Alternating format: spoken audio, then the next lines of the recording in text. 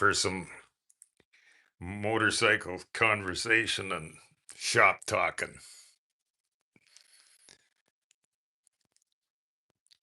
If you're scrolling by this morning, drop us a comment where you're from and we'll stick a pin in the map for you. With I'm on the injured list and not riding my motorcycle, so anybody dropping by for some live motorcycle time, drop me a comment and we'll stick a pin in this huge world map of where you're from. Some awesome fun stuff of YouTube. Click a button and connect with people from all over the world that are motorcycle people. So awesome. I love it.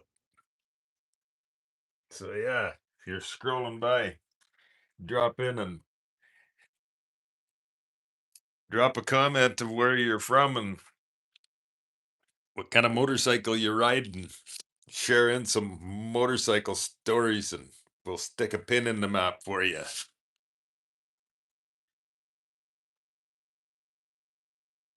And what kind of motorcycle is your passion? We love it. We love all motorcycles. New, old, big, little. Doesn't matter what brand. We love them all. So, yeah, if you're scrolling by and drop in and leave us a comment where you're from and we can stick a pin in the map for you. Fun stuff. The motorcycle passion of people around the world is the same. Awesome. So come and drop in and drop us a comment of where you're from and share your motorcycle story with us. Hanging out for some Sunday morning coffee, scrolling shop talk, motorcycle adventures and road trip stories. What's your favorite most memorable road trip you've been on? Mishaps and breakdowns and the memories that last forever with our old motorcycles or new motorcycles. Whatever kind of motorcycle is your passion. We all fit in. So, yeah, welcome in for some Sunday morning motorcycle hanging out in the shop conversation. If you're scrolling by this morning, drop in and drop us a comment and let's see your custom built wild motorcycle creation and I love it. Yeah, and drop a comment where you're from and we'll stick a pin in the map for you from whatever part of the world you're from. Awesome fun stuff. I hope you all share the same motorcycle passion as I do. Doing lots of cross country road trips and traveling with your motorcycle. This one's my 1943 45-inch flathead. Who's rode one of these before? Or rode with the old style rocker foot clutch?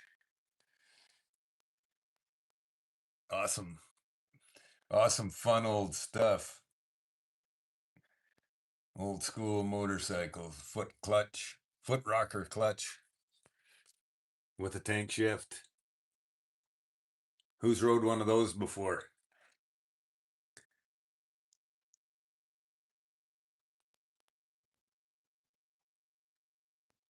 Old school, awesome, fun motorcycle living. motorcycle life and motorcycle living. Hanging out Sunday morning, shop talk, coffee scrollers. Welcome in. Welcome in for some Sunday morning. Grab your coffee and come and join in and drop a comment where you're from and what kind of motorcycle you ride. That's all we're doing, just hanging out in the garage here. I'm on the injured list and can't ride my motorcycle, so this is my motorcycle season, hanging out in the garage, doing some live beside the 45, built from a basket case of parts, 1943 45-inch flathead, built into my awesome fun little chopper to ride. So how about you guys? Drop in and drop a comment of what you ride and where you're from.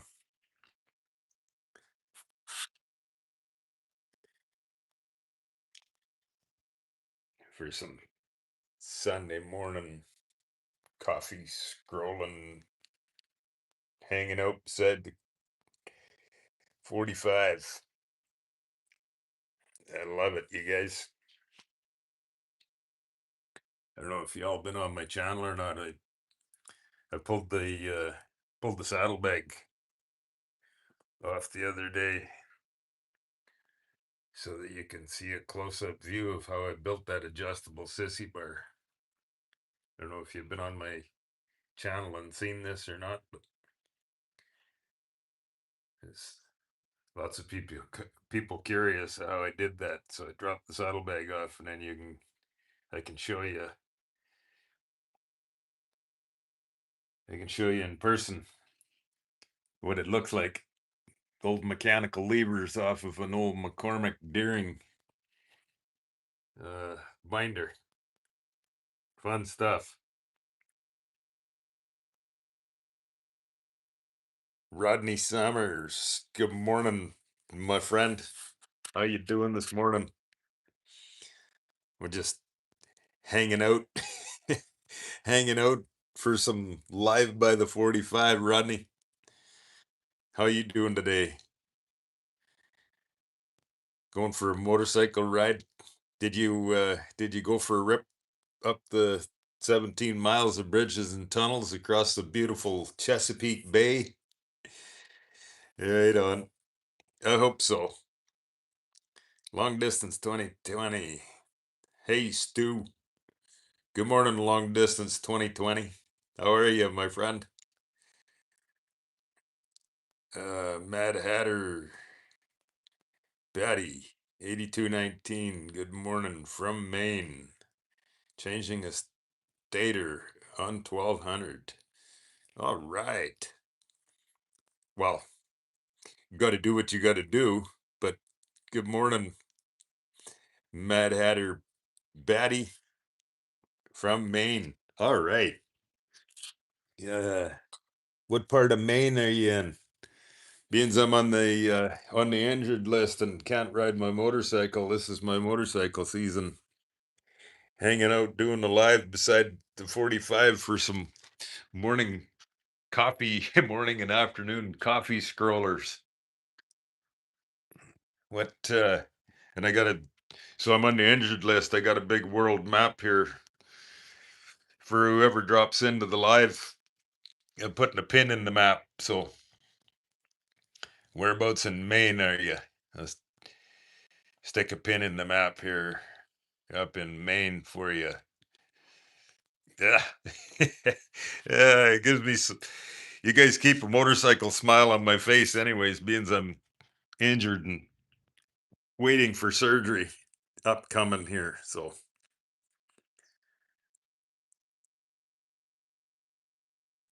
Rodney Summers, doing all right, sitting at work watching you. Oh, right on. That's awesome, Rodney. Hanging out at hanging out at work and doing some YouTuber live. Nothing wrong with that. Not yet. Both bikes down at the moment. Oh man, got to get at that there, Rodney. Get him running. It's motorcycle season there, buddy. Mark Thomas, 4716. Good morning, my man. Good morning, Mark. How are you, buddy? Good to hear from you. Long distance. Gonna ride to Skull Valley,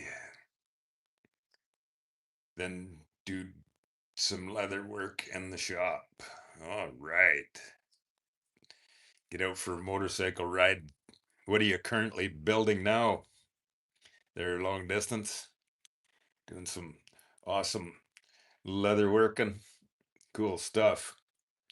I love leather. Not that I'm a leather worker, but I love the way them I love the way them bags turned out on the front of my on my 53, and then well, this fork bag I built on here, I built that in about 15 or 20 minutes. A hunk of leather I had left over in the last minute before I took off on a road trip, wrapped her up around a log and put a couple rivets in it.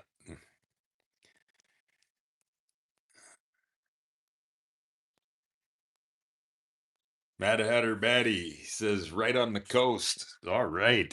Up on the beautiful coast of beautiful Maine. Well, I got you up.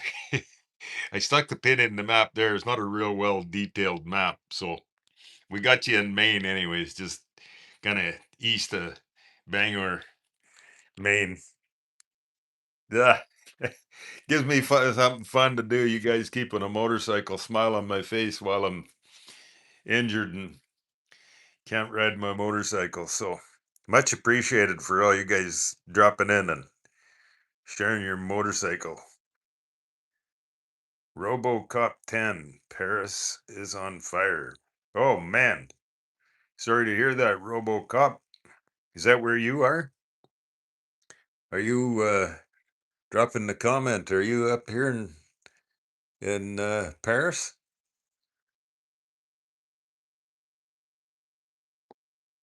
Sorry to hear that you're on fire over there, if that's where you are, my friend.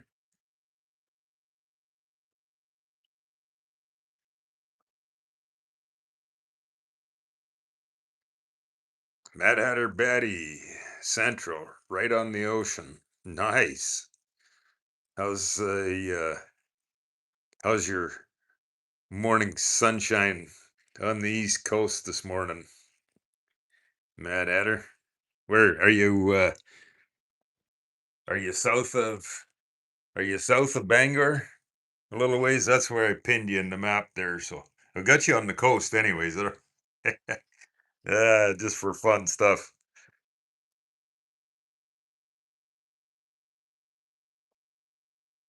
Long distance. He's going to Skull Valley, Arizona.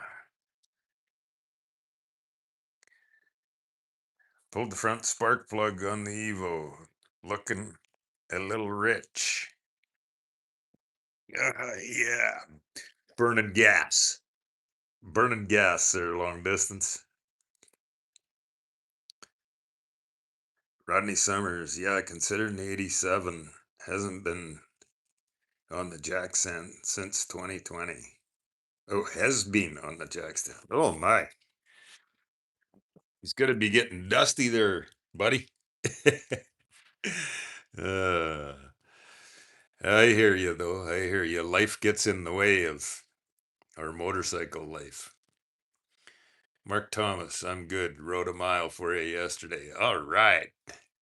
Thanks, Mark. I love it. I love it, my friends.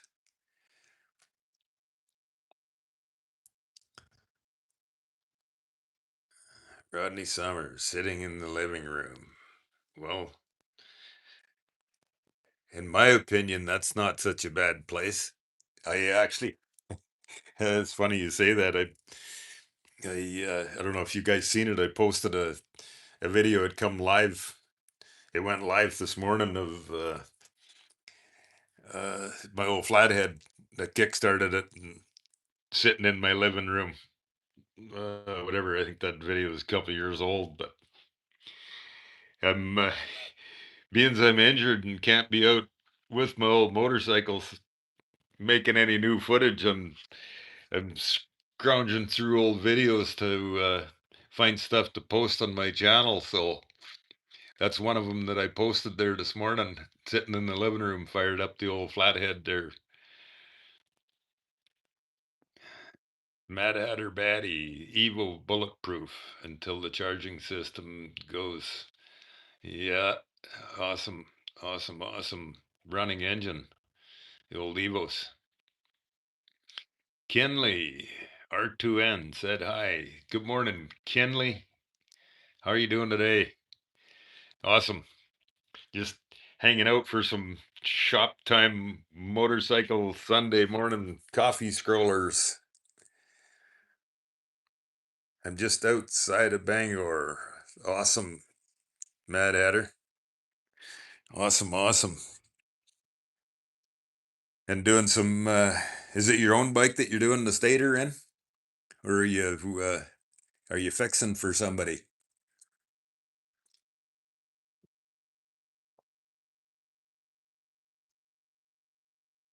Rodney Summers. Rodney Summers. Nothing wrong with a good smelling leather product. Oh, absolutely.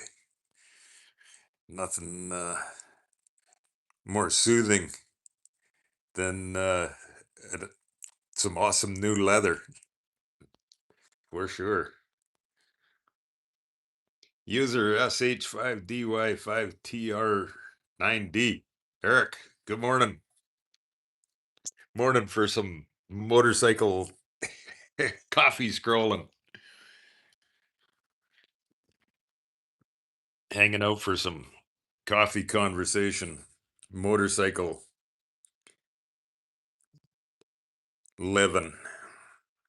Long distance. Yeah, I will check battery charge. Start with weak spark test and then check carb. Yes. Tinkering time. They're long distance. Mad Hatter, 50 degrees here, sunny, cold as ice. Oh, yeah. Morning northeast.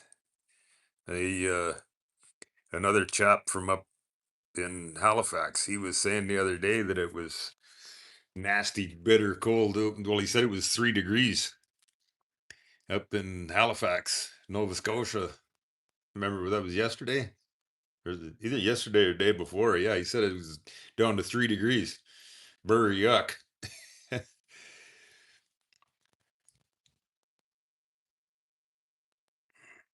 Long distance 2020. Need to do 3-holer two. 3-holer two. Oh, yes. Springtime. Springtime refreshments. This one here, it's only got two. It only needs two done. But that's the fun part of running the open belt primary. Got one less spot to leak, especially on these old ones. Not that it makes a big difference; it leaks everywhere else. So, uh, to be fair, my old flatty, because I'm on the injured list that hasn't run for months, and so it sumps real bad.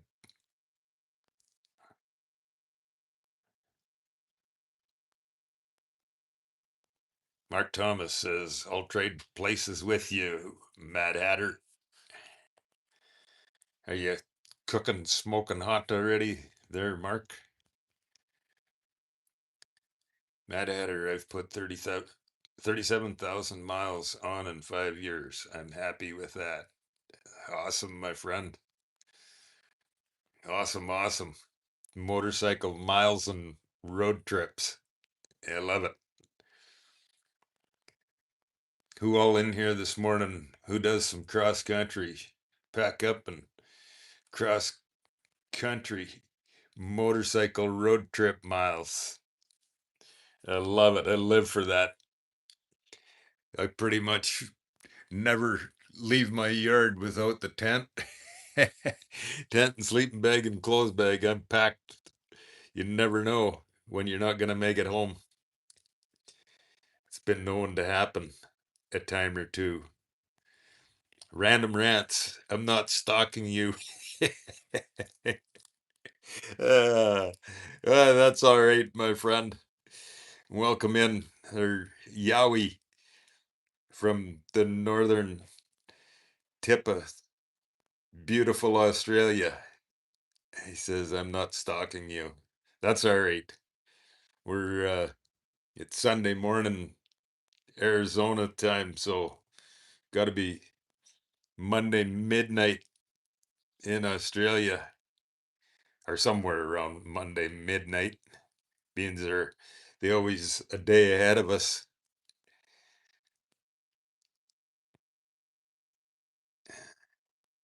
Mad Hatter of Hat, you riding? What are you riding? Dang autocorrect. Yeah, well, it's funny how this autocorrect is smarter than all of us, but it changes the word to what we don't want it to be. Mad Hatter always my own bikes to fix. No time to fix anyone else. LOL. Yeah, there you go. Mad Hatter, I'm a sporty nut, Rodney. That's awesome, my friend. Have you got a collection of them too, Mad Hatter? Collection of, are they old ones too? Anthony McCoy, 08V2R. Good morning, Anthony. Welcome in for some hanging out Sunday morning motorcycle coffee scrolling, whatever you want to call it. Welcome in, my friend. Where are you from? And where are you from, Anthony? I got a beans. I'm on the injured list and can't ride my motorcycle. I'm asking everybody that drops into my live, drop a comment where you're from so I can put a pin in the map for you. And what kind of motorcycle you ride, Anthony? Cool. Welcome in. Rodney Summers, gotcha, Mad Hatter. Got a couple FXRs. Awesome. Um, long distance. Next time I get down to the valley, I'll buy you breakfast again. Awesome, my friend. Yeah, you're heading down. Give me a shoot me a message and catch up for some breakfast or lunch or whatever works out. Absolutely, my friend. Eric, I've been browsing used bikes a lot. Probably better to wait until fall or winter though. Oh yeah. This wait till and or until the right one comes along. The right one that your eyes get glued to and you just whatever you do, don't ever walk away from it and then kick yourself in the butt forever. Dang, I missed that one. Don't so many times so many times I get comments of guys, damn, I missed that one. I didn't buy it. I walked away from it. And or don't ever sell your old motorcycle either. Once you sell them, they're gone. Mad Hatter, FXR, the greatest bike Harley ever made, in my opinion. All right. What year did they first build an FXR? Does anybody in here know that? What year the first FXR come out? Mark Thomas, Houston. All right. Are you this time of the year? Are you already getting hot and humid there, Mark?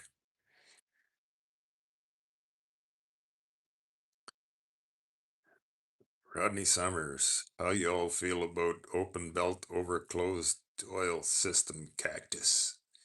Oh, I I love it. I love the open belt. whatever. I love the look of them. Love the dry clutch clatter. And one better than the other. Belt, there's less, in my opinion. I mean, everybody's got their own opinion. The open belt, there's less maintenance to them. Do they last as long? I wouldn't say that. That's that's why you see whatever, if you're on my channel scrolling through, that's why I've always got spare belts. uh, they don't like rocks. So, and whatever, I've posted one video there. I was on my 53, left, was leaving Saskatchewan. I didn't even get out of Saskatchewan. Well, I got out of Saskatchewan. I was down in southern Manitoba and blew a primary belt. So there I was on the side of the road. I was heading to Chicago, and then that was the year that I rode down to Born Free in California. So yeah, whatever. It's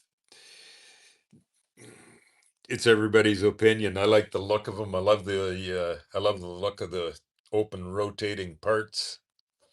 I posted a video this morning on my channel of kickstarting the old flathead in my living room, and picked the camera up. Once I started the bike, I picked the camera up and went down and did a close up of, yeah, whatever. Whatever puts a smile on your face. So yeah, I don't know. Everybody's preference and opinion.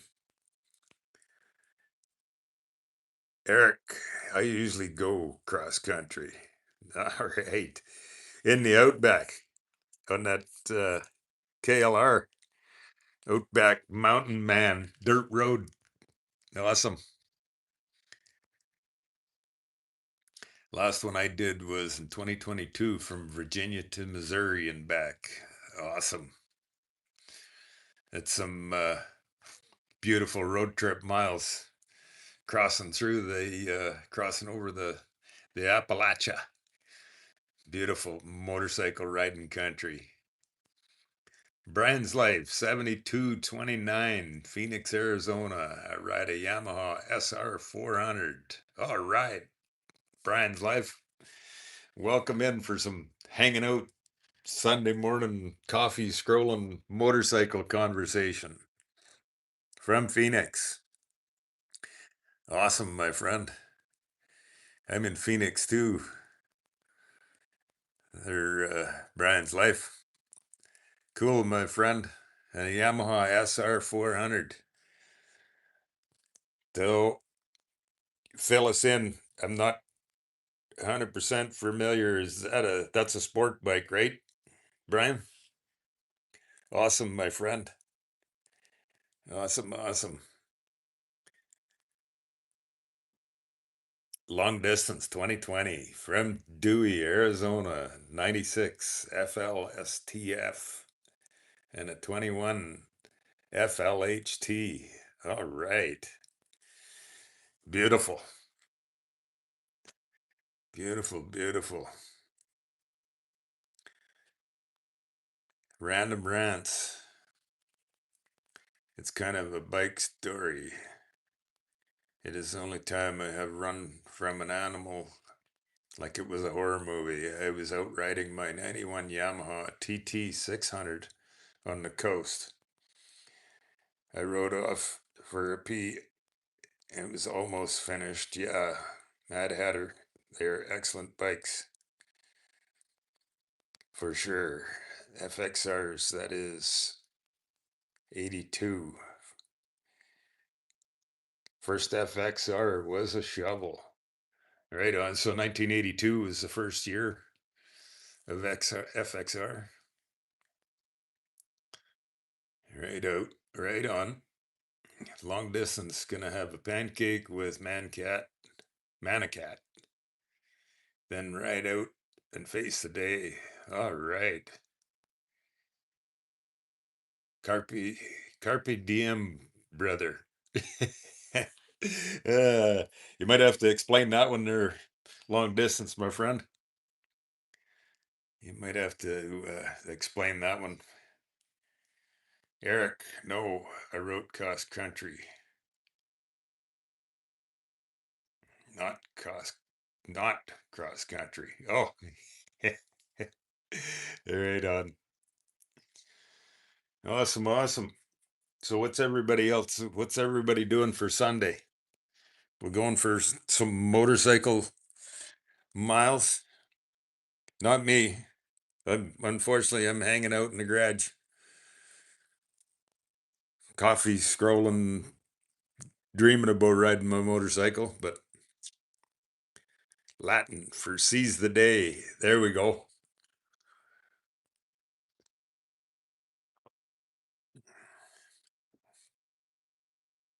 Carpe diem. Knows some Latin. That's awesome, long distance. Rodney Summers, production years for the FXR was 82 to 94 and 99 to 2000. Shovel and Evo power plants. Right on. That's cool. 82 to 94. So there's 82, 3, 4. So there was 3 years of Shovelhead in the FXR model and then went Evo. That's funny how they drop models and pick models up, and that's like I just heard whatever month ago or whatever, Harley, they quit building the Road King. So anybody sitting there hanging with a Road King in their garage, don't sell it. They quit building them. Random rants. When I started to hear a low human, a low hum getting closer, it wasn't familiar, but not at this volume. Around the corner came 3 meter diameter ball of long distance. All right. Cheers, my friend. Happy hour. Cheers. Well, I'm still on the morning coffee yet, so not cheers time quite yet, but it's coming.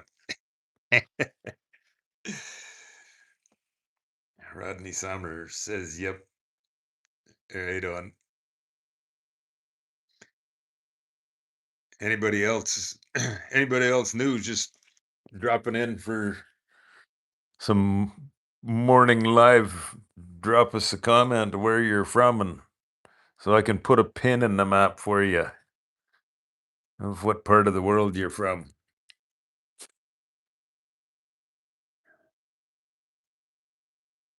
Rodney Summers, there's guys doing FXR builds with twin cam engines, and now the Milwaukee 8 engine. Doing some old school garage tinkering time, Rodney. Fun stuff, old motorcycles and playing around in the garage. Doing some little bit of custom built, one of a kind. Yeah, that's some of the fun stuff I like doing because I can let your creative imagination run wild and do what you want to do.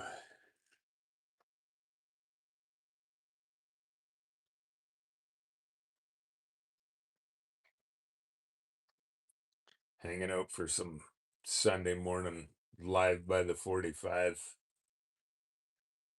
Are you, Rodney, you gonna try and make her for Born Free Texas this fall? Random rants, mosquitoes. It was what was pretty dark cloud. There must have been a million. of the little vampires, and it was a big ball of mosquitoes was coming for me. Lucky was in the right position for what came first. Oh, they that's like you go to any part of northern North America, the bug season is brutal, brutal, brutal. Oh my gosh. I went for a motorcycle ride. I don't know if it's, oh yeah, it's on, I don't know if it's listed on the map here or not. Oh yeah, here it is. I went for a motorcycle ride just for a weekend. I can't remember. I was down around Calgary, and I took off for the weekend, and I went and rode up around the big lake up here in the Northwest Territories. Rode up to Yellowknife up in the north, and oh my gosh, the right time of the year. So anywhere you get up anywhere in this northern Canada, and the bug season is brutal. Pull off on the side of the road to stop and take a picture or take in the scenery, and not even 10 seconds. You can't even, you can't stand still. The bugs are just swarming in your eyes and your ears, and oh my gosh. So, yeah, I know the experience. plus, plus, I've spent lots of time working in the north through the summers, and oh my goodness, when the bug season comes, it's nasty.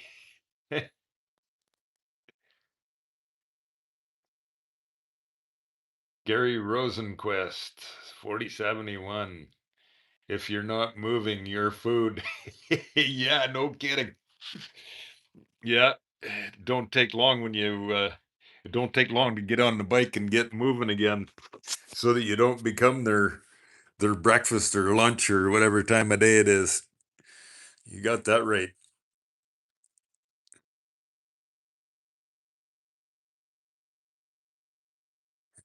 Gary Rosenquist. Where are you from, my friend?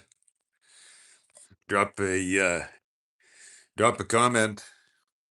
Drop a comment there, you guys, if you're just new dropping into the live, and so I can put a pin in the map for you of where you're from. Started a big map here, being I'm injured and can't ride my motorcycle. Get see how many countries we can get pinned in the map while I'm hanging out doing some live streams. There, yeah, Gary, what kind of motorcycle? Are you a motorcycle man? Wave Mill, Wave Mills, the NB Mosquitoes. Yeah, absolutely, my friend. Where are you from? Wave Mills. Awesome, you guys. Welcome in for some hanging out Sunday morning shop talk, motorcycle, coffee scrolling, whatever we want to call it. Share your motorcycle stories and adventures and your custom builds, everything motorcycle, whatever kind of motorcycle.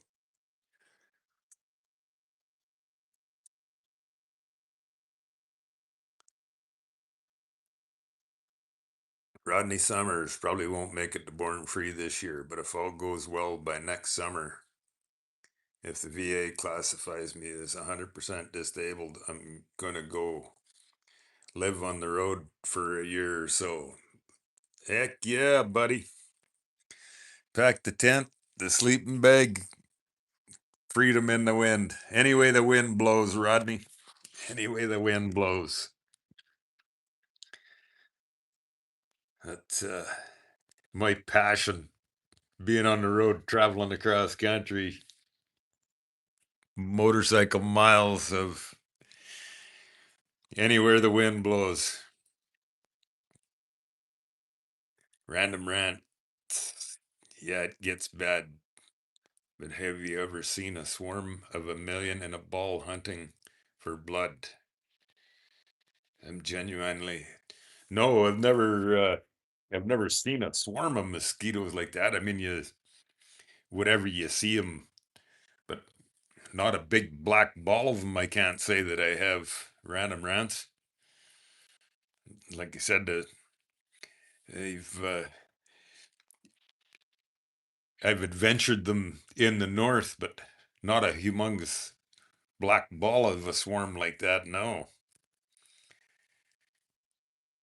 that it sounds like stay close to your motorcycle when you see them come and get moving. It's amazing how they can smell the lunch. Mad Hatter Batty. I heard a great quote. Sport bikes are fluorescent lawn darts that only ride 12 miles to a vape shop. Hilarious. Oh, fluorescent lawn dart. Oh, geez. Everybody's creative imagination. uh, them, I mean, whatever. The sport bikes, I've never rode one, but I sure, uh, I sure admire the capabilities of the sport bikes. You watch some of that MotoGP and Isle of Man racing. Incredible. Incredible. Random Rant says it was insane, bro. I've never seen before or after. Wow. One of them things in nature. That'd be fairly interesting to ride through and that would smear your glasses up in a fairly quick hurry there, Random Rants. Mad Hatter, I say, bike is a bike. Get on it, ride it. Absolutely, my friend. Absolutely. You living up there in Maine. I know you have the pains of dealing with winter like I do, and so well, I ride a bunch of old Harleys and whatnot, but I spend lots of time of the winter months with the TV on watching MotoGP and Isle of Man racing. And incredible, man. I love it. I love watching them guys. And not only the capability of the motorcycle and the tires, but the skills, the guys that ride them, the skills they have, man, oh man. Incredible. Awesome. You watch, well, you see them guys on MotoGP, they're going around the corners, they're dragging their shoulders on the pavement. Wild, man. Did you see the footage that launched his sport bike up and on the overhead traffic light pole? Oh yeah, I did. I seen a video clip of that. He run into a car. Yeah, he hit a car and a bike launched up and it hung the front forks over the light pole. That looked like a pretty serious, nasty impact. That poor fella. Mad Hatter, as long as the roads are clear of ice, I'm usually on them. I'm getting old, so each year hurts more and more. Yeah, for sure. For sure. Age is catching up. Catching, huh? Unfortunately, Mad Hatter, I got rear-ended by a stupid, distracted driver. So that's why I'm not currently riding my motorcycle. I'm booked in for surgery here in June to get my shoulder sewed back together. Otherwise, I'd be out making some motorcycle miles too. But Eric, sure love an inline four, but not the sport bike riding position. Oh yeah, for sure. How about Whatever, it's not my style, but the power and the handling capabilities is amazing on them in the inline four. How about the old model in Indian with the inline four, Derek? That's a pretty cool old motorcycle. Worth a pretty pocket full of change, those, if you own one. I got a few friends that are pretty big in the old Indian community. The one friend of mine, he's done complete restoration on, I think he's getting close to 140 of the old Indians, both the old Indian chiefs and the inline fours, worth big bucks.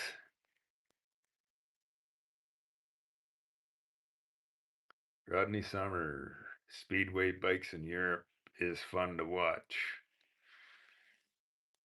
Is that Rodney? Is that a race circuit called Speedway? Not sure if I've seen that one. That's whatever. The stuff that I Google most of the time is just MotoGP. Gary Rosenquist. I'm from Chicago, 2015 Fat Boy. Whoa. Welcome in, Gary, from Chicago. Beautiful. Got a 93 GL 1500 and a 82 GS 1100 and a 73 CB 750K. All right. Got a, yeah. Gary, you got an awesome motorcycle selection in your garage that you can pick from daily, whatever style or ride you want to do up there in the beautiful windy city, and stick a pin in the map for you in big bright lights of Chicago. All right. That's cool, my friend. Do you with the sport bike models, you spend any track time or just on the GS 1100. Hang on. That's a BMW, right? GS? Yeah, but that's the adventure model bike, right? Cool. Some backcountry dirt trails. Awesome, Gary. Well, welcome. We're just hanging out in the garage for some Sunday morning live coffee, strolling, motorcycle shop talk. I love it, my friend. I'm on the injured list, booked in for surgery. Unfortunately, I was rear-ended July 18th, 2024, and it dislocated this shoulder. And after doing physical therapy twice a week for over a year and a half, only to get to a point where the big muscle in the front of our shoulder here, where it goes out and ties into her arm, I got it completely tore off the bone now. So this left arm, no motorcycle miles for me, and I'm booked in for surgery here coming up in June. So I'm asking everybody that's when you're out on your motorcycle, make a few miles for me too. So awesome, Gary. Yeah, welcome in. Hanging out in the garage, shop talking motorcycles. Random rants. I must have really laughed my downhill mountain bike one day. I did a drop, then stacked. I tumbled a bit, then sat up and thought. You're a wild man there, Random Rants. You're a wild man, but there's nothing wrong with that. You're a Yowie. Explain that to us, sir, Random Rants. Explain to everybody in the live here who hasn't met you. Everybody, or Our friend in the comments here, Random Rants, he lives up in the north end of Australia. He's a motorcycle man too. Swims with crocodiles and all kinds of wild stuff.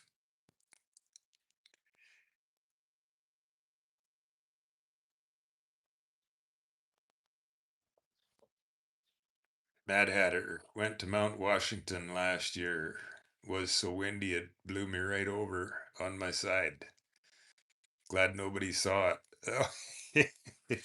Yeah, the some of the priceless moments that get missed, getting caught on camera there, Mad Hatter.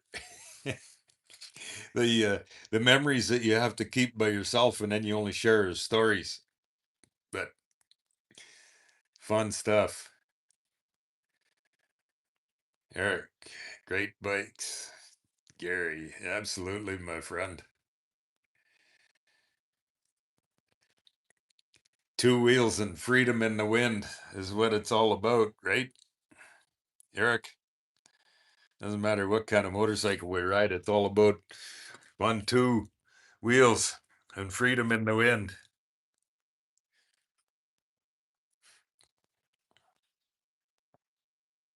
Random Rants, where did my bike end up? Just as it landed on me. Oh, here it is. Let's fucking go. Right on. Optimistic Taco Truck BP4E. Good morning, my friend. Welcome in. Hanging out for some Sunday coffee motorcycle conversation. How you doing today? My stepfather rides a 2025 Indian Pursuit. It's like a leather lounge chair with a big motor and a headlight. Oh yeah, right on.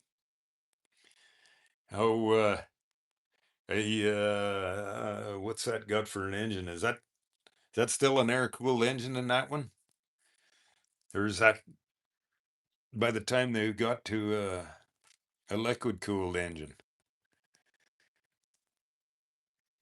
I haven't kept up. I've seen some of the new Indians, but I don't really keep up paying attention to what they are. But yeah, comfy, the big comfy cushion, leather comfy chairs. I love it. Mine's not an Indian though. Uh, that's awesome. Optimistic taco truck. Where are you from, my friend? Welcome in for some Sunday morning live. Drop us a comment and we'll put a pin in the map for you. Random Rant says, launched my bike. Eric, GS is Suzuki muscle bike. Oh, okay. Isn't that what BMW's adventure bike? Aren't they a GS? Maybe I'm wrong. Yeah, I thought GS. I thought that was a BMW's adventure bike model.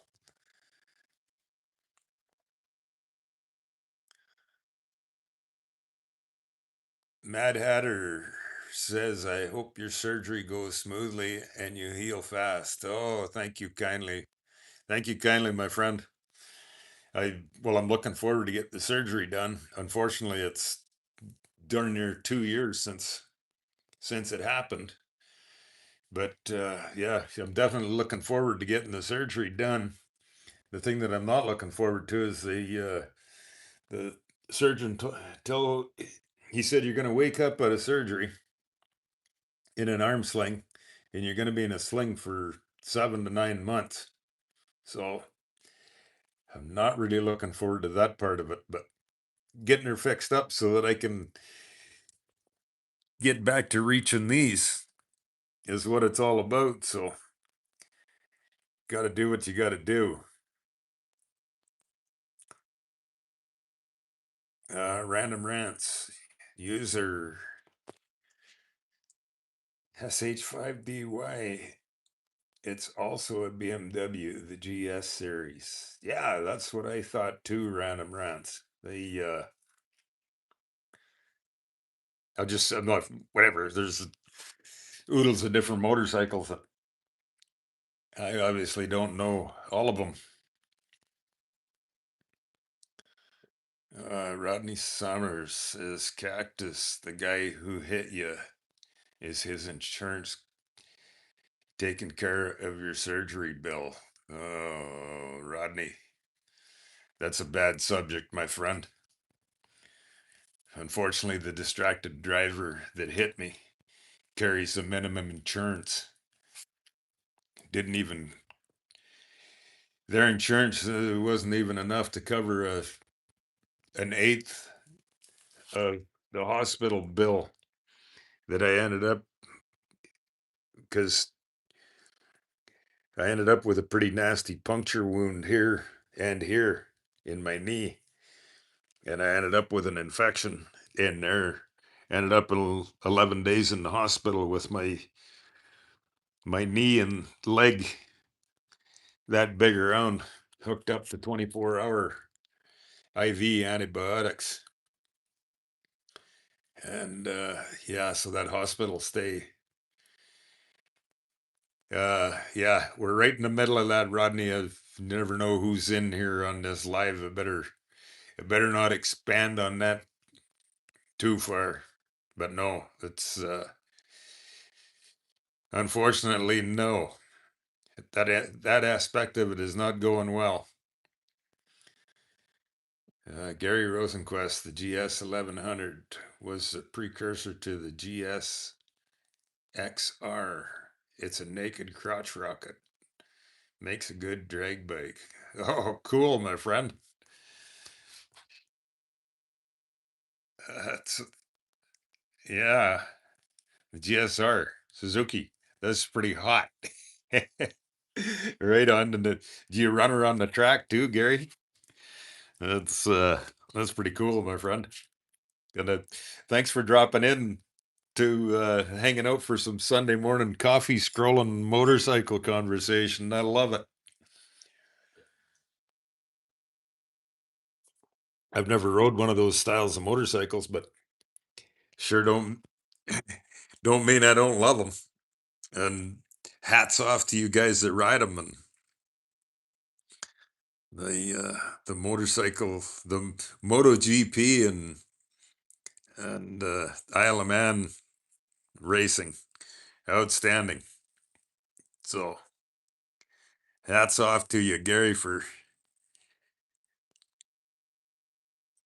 and everybody that rides them. I love it.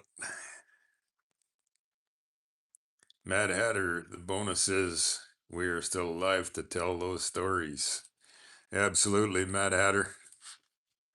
Absolutely. And never give up, never quit. That's why I just so unfortunate. So unfortunate after the accident, after I got out of the hospital with the infection and out of my leg. Um, I went to I went and had MRIs down to an orthopedic surgeon. He said there's no tears bad enough in your shoulder that would warrant doing surgery, that it'll heal on its own. And so I started going to physical therapy and twice a week for over a year and a half. And time after time when I'm going to physical therapy and I'm in there, and of course they're doing their thing and they've got a hold of my arm and they're moving going all over the place with it. And I'm telling them, like, you're hurting me. You're hurting my shoulder. It feels like you're tearing my shoulder apart. Oh no, we got to keep motivation, keep it mobile, and so we don't lose mobility. And yeah, yeah. Well, and then finally it's getting worse and worse. And so I went and seen an orthopedic surgeon again, and he he tried one arm movement. And he said, "Oh no, there's something not right." He sent me for a new MRI and go back for a follow up visit. Yeah, and this he said this ain't getting better. This all this big muscle here where it all goes out and ties into her arm, completely detached off the bone. So I got no choice. There is no healing time until after surgery. So unfortunately, that's where I'm at. And that's the story I got. That's where the story's at, Mad Hatter. uh, more to be continued. It's just a slow pace getting there. That's all. Unfortunately, and this is well, July 18th, 24. It's that's the real crappy part of it.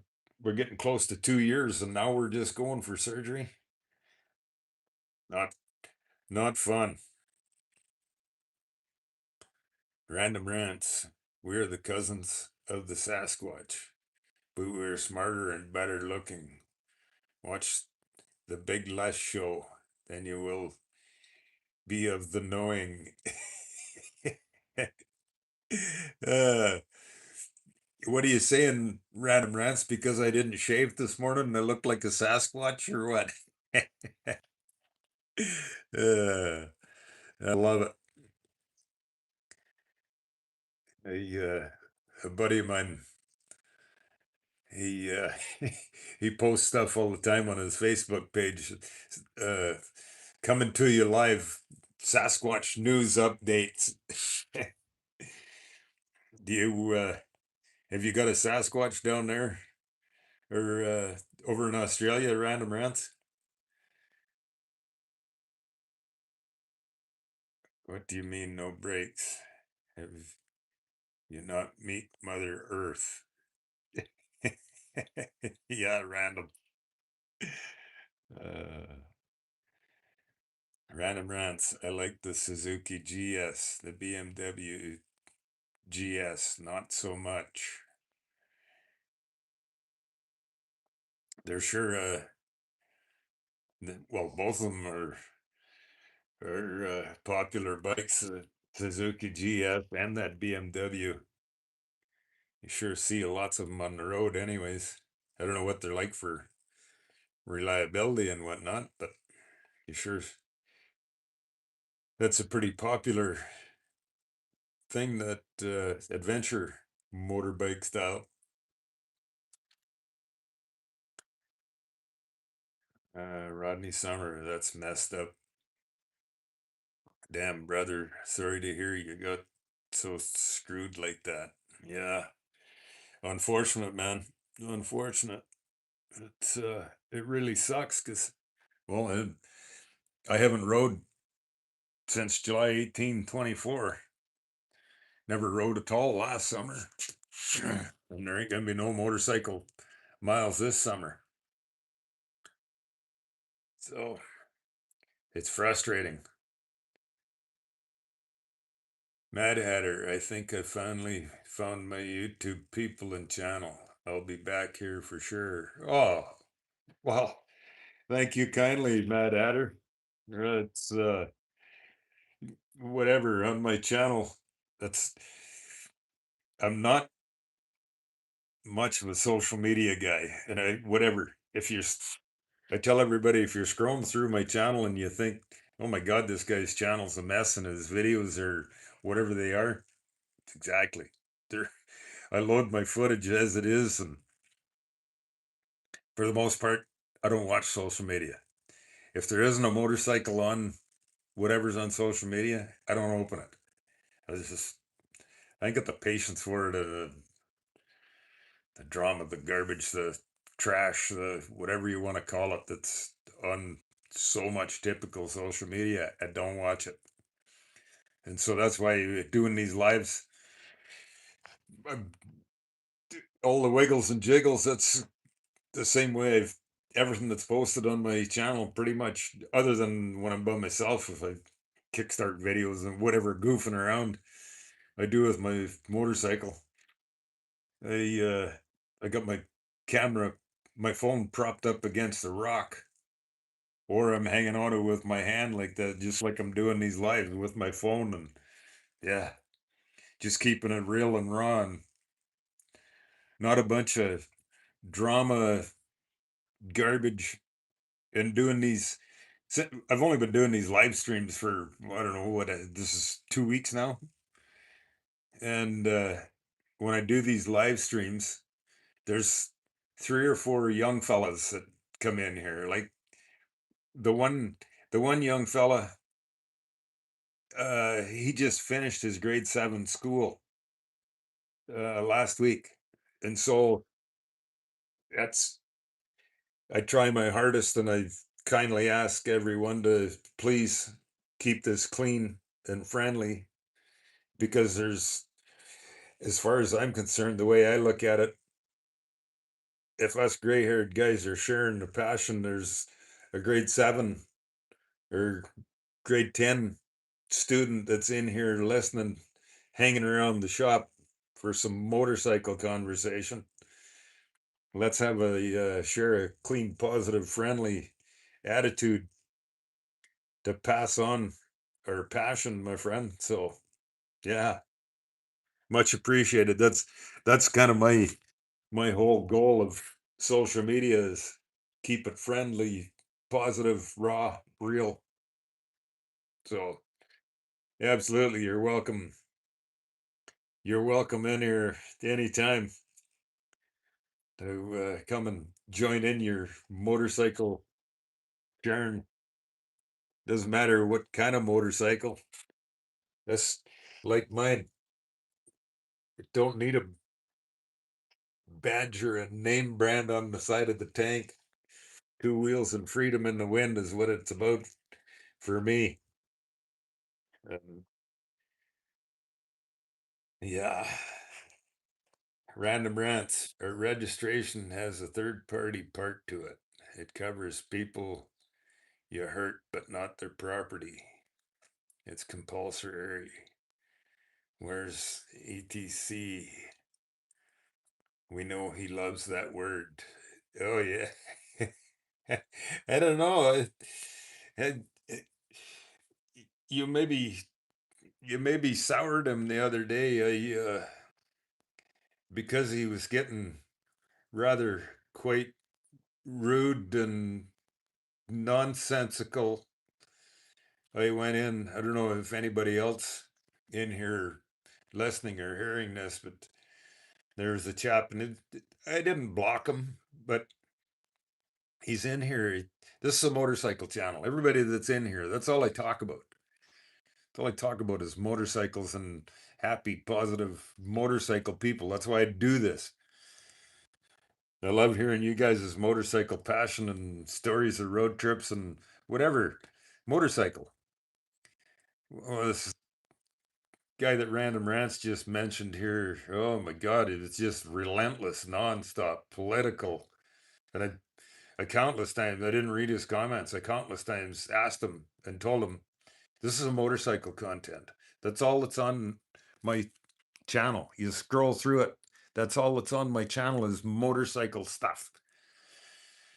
And so, anyways, he on and got to the end and the end of the live. And so I went in and I set up a bunch of the parental controls to keep that out of. So I'm sure you guys know that you can set up parental controls to however YouTube does it, that certain words, if you type them in, won't be made public. So specifically on his behalf, Random Rants, I went in and set up some parental controls to keep our motorcycle conversation happy, positive. That's the way my whole channel is, and that's the way I absolutely intend on keeping it. Especially because, well, I've there's grandmas that watch my channel, as well as there's lots of young fellas that drop in here, and I want to share happy, positive motorcycle content with them, not a bunch of political garbage. I'm sure that if he searches that, he'll be able to find a channel on YouTube that specifically supports that kind of performance. Random rants. Chiropractors are the same. My back was never so consistently sore as when I was seeing one. Oh, yeah, the good old bone cracker. The biggest thing I find of that random rants is stretch. Get out and do some stretching. Makes a huge difference in all the world. Eric's is looking at another 80 Yamaha XS 1100 special. My beloved first street bike long ago, cruiser style, shaft drive, inline four. All right. That's awesome, Eric. Don't let it slip away, my friend. If it puts a smile on your face, take it home with you. Take it home with you now. Don't hesitate. Random hat. Random rants. Mad Hatter. Keep it real on the back wheel, mate. Yeah, I love it, random rants. Keep it real on the back wheel, mate.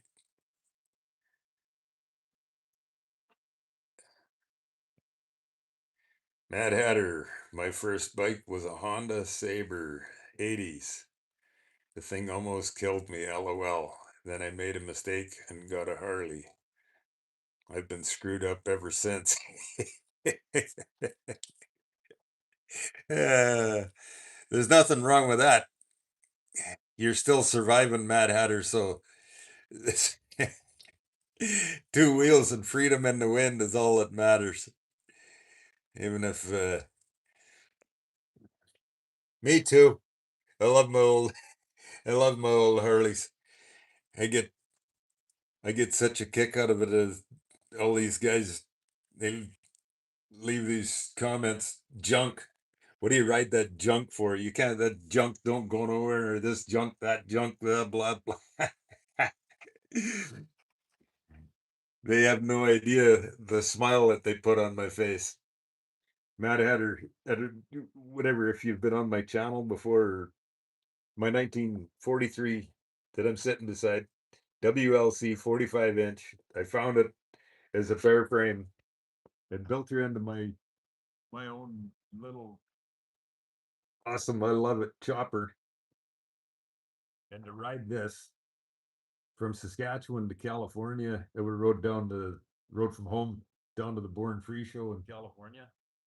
I tell you what, man, all 45 cubic inch, 3 speed, tank shifting, foot clutching, motorcycle trip across country puts a smile on my face every day, my friend. So, absolutely, it don't matter how screwed up you are, as long as your old motorcycle puts a smile on your face, that's all that matters. Mad Hatter says, I'm not a graybeard yet, getting there fast. The big 49er this year. Oh, right on, my friend.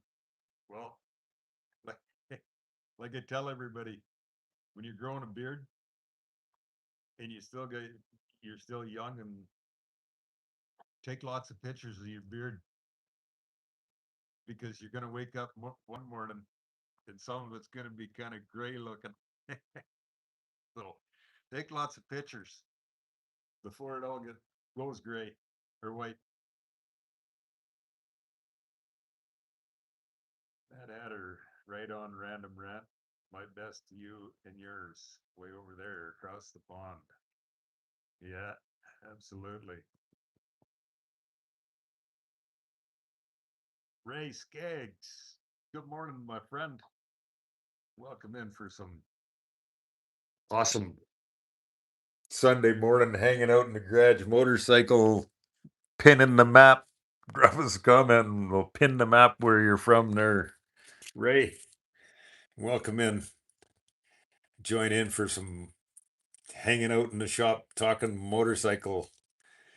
Awesome stuff.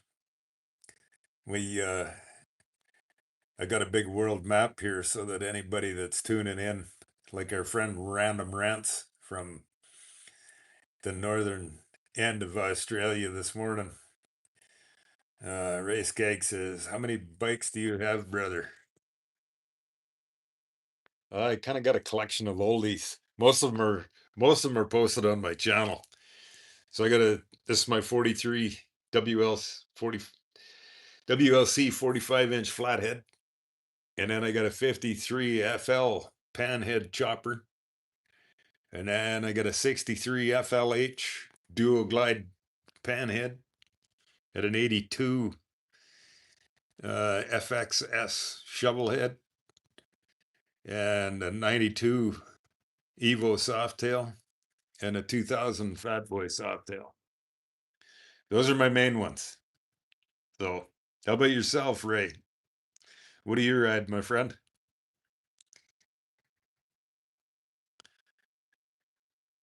Rodney Summers. What was he going on about? The ETC. Oh, just nonstop political this, political that, this. Blah, blah. I'm not going. I'm not going to repeat any of it, Rodney, because I refused. I refused to. I won't even read those comments on my live because this is motorcycle comment or content, motorcycle only, and so whatever. If like I said, I went in and I had to go in and set up the parental controls for out of control people that come in the live and want to act like that because this is I consider this to be everything from the kids to grandma friendly, and I intend on to keep it that way. Random rants. What, now you're telling me I've got parental control? I haven't pinged it once tonight. Damn it. Yeah, random rants. You're you're under parental control, my friend. No, the no, it's just well, anybody that was in here the other day when he was on here, it was nonstop. I have asked him politely many times, and so I whatever. I didn't repeat any of his comments. I let him go on, let him carry on, and then when I ended the live, I went in and I set up the parental control so that if you write those comments that are within the parental control, nobody will see them. That's all. And that, yeah. So you're under parental control. There are random rats. uh,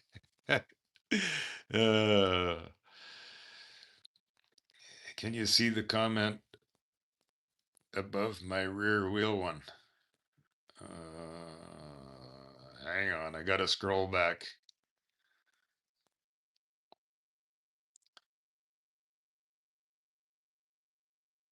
The one about the chiropractors? Above your keep it real on the back wheel.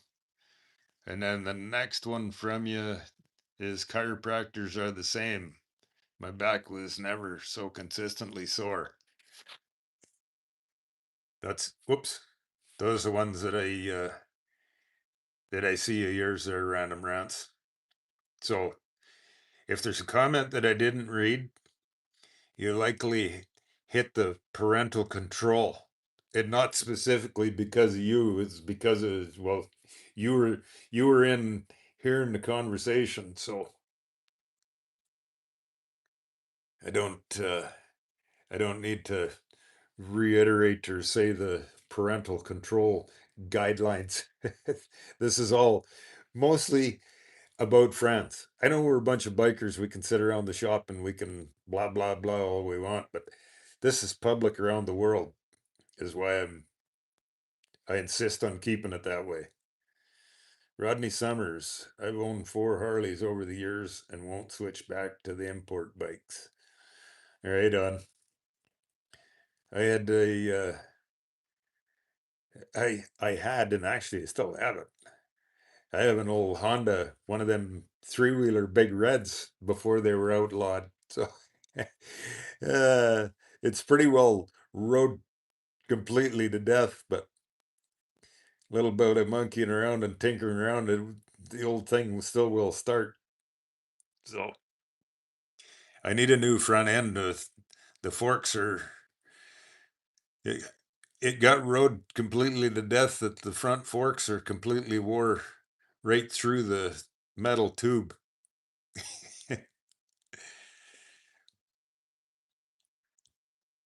What are your Rodney? You own four Harleys. What do you still have all four of them, or what? Where are they? Mad Hatter. I'll never ride anything but a Harley. However, I will be the first one to always say, "Don't get a Harley." Ha ha. Yeah, Mad Hatter. Don't get a Harley. But even more fun. Even more fun to add to that, you guys, from wherever in the world you're from. Look at that. I love that. What is it? It's 48 by 78 world map. Just so I can pin you guys to the map when you drop me a comment where you're from. But yeah, Mad Hatter, don't buy a Harley. Buy a bare frame. Buy a bare frame and baskets and boxes of parts and build what you want. Love it. That's what that's where I started with this one. It was from a basket case, bare frame boxes and baskets, and built into whatever you want. I put a 6 over stock length Springer front end on it. No front fender, just so that I can call it my chopper. The neck's not cut, but it's old enough that 6 over stock Springer front end. I'm going to call it my chopper because I can. So yeah, Mad Hatter, don't buy a Harley. Buy a basket case. And don't put a name on the side of the tank. No name or no badge. I did the same thing with my 53 panhead chopper that I built. That one started from a basket case of bare frame and boxes and basket case of parts. And I love the way that one turned out too. That's actually that's the first one that I come up with the straight up handlebars idea. And I love how it turned out. Fun stuff. Random rants. I was 54 on Thursday. All right, my friend, congratulations.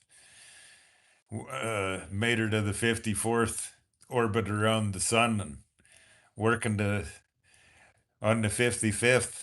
Awesome, my friend.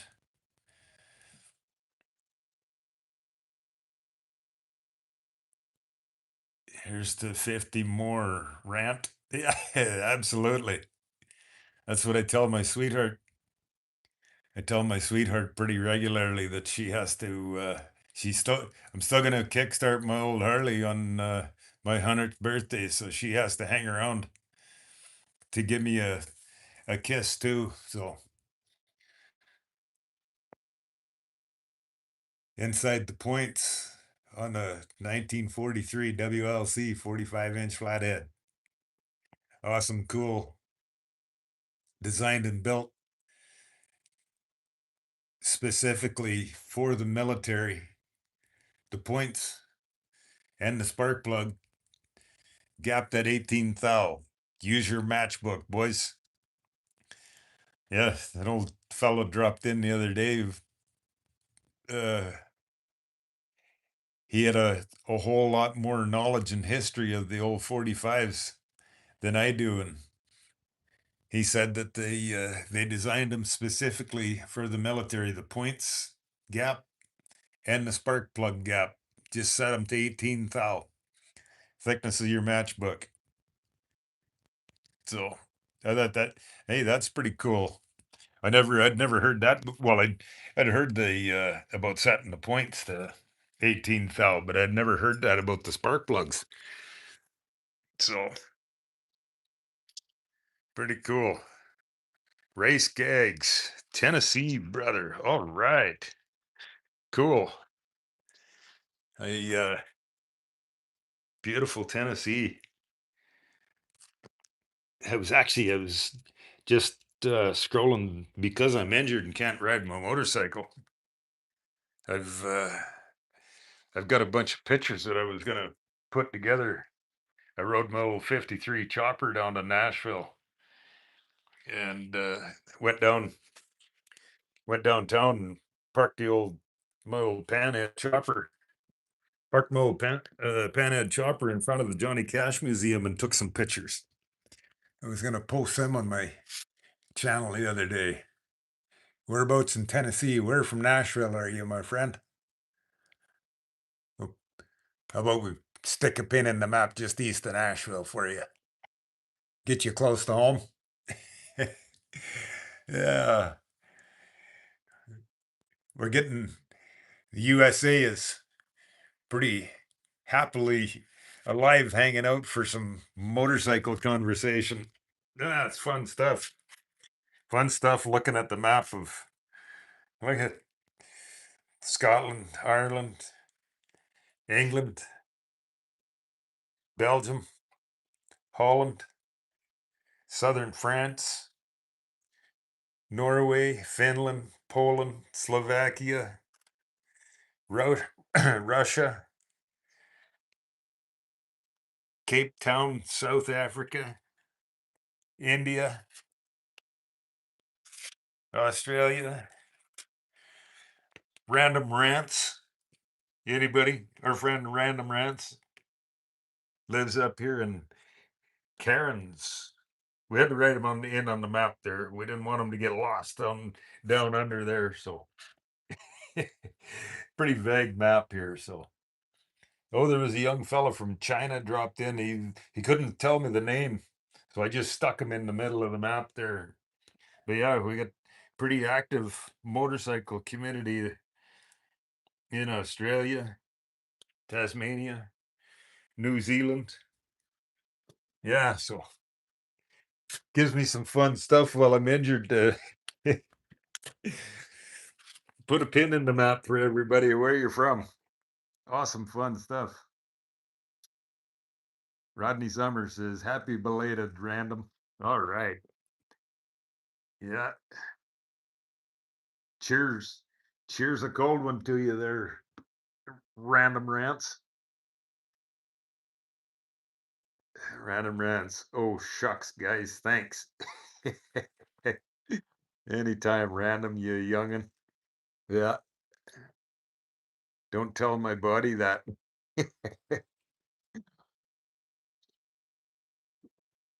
I bet you your body is fine. It's all them rough landings that you've been telling me about there, Random Rants.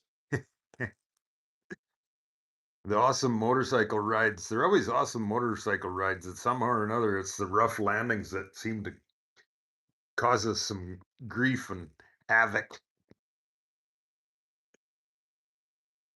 Rodney Summers only have the two FXRs at the moment.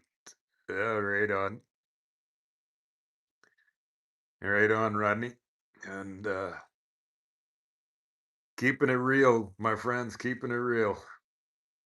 Mad Hatter, I do, however, have in my collection a 1986 Yamaha Exciter. Remember the old Nintendo game Excite Bike?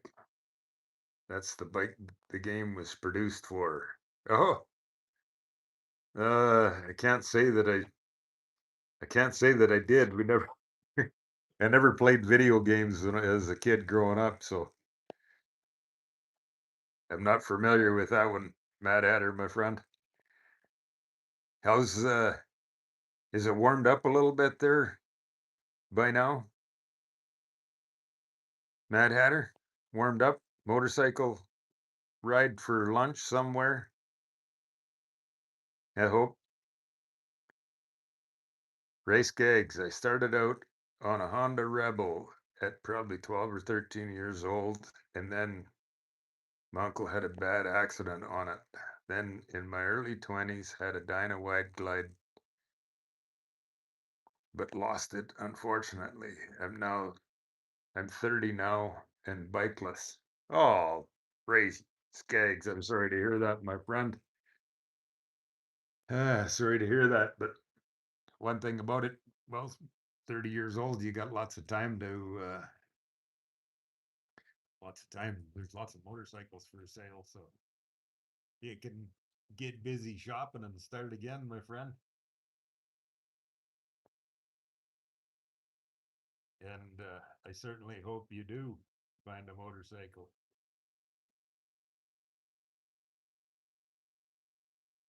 Gary Rosenquist, Frankenstein bike the best.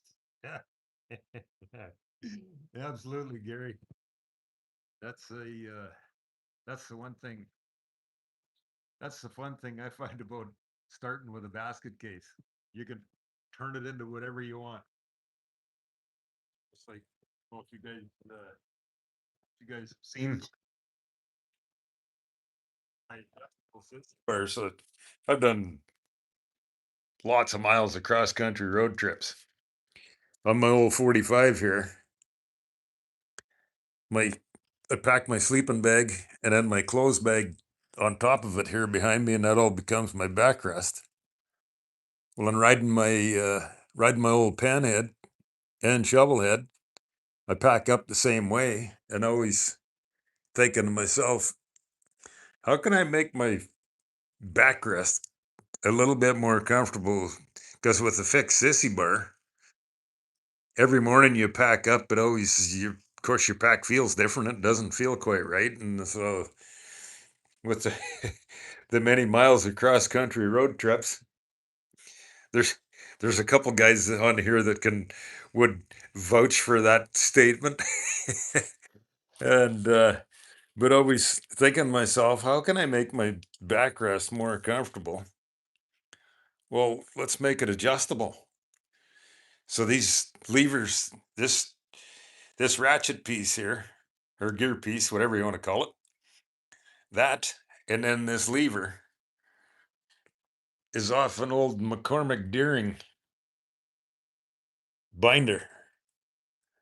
And so I thought, well, if I take a set of them, that would make a real simple function adjustable sissy bar. So this handle, squeeze the mechanical lever,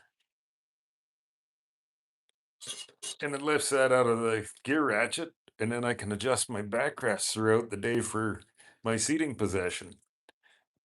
Sitting up straight, paying attention, square up riding, or lazy Sunday afternoon, laid back cruiser.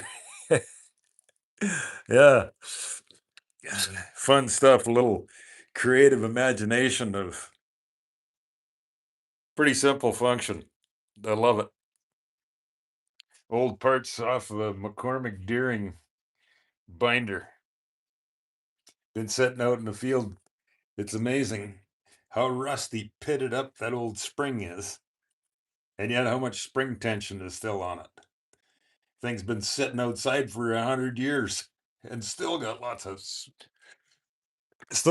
spring to it. Sit that. Oh,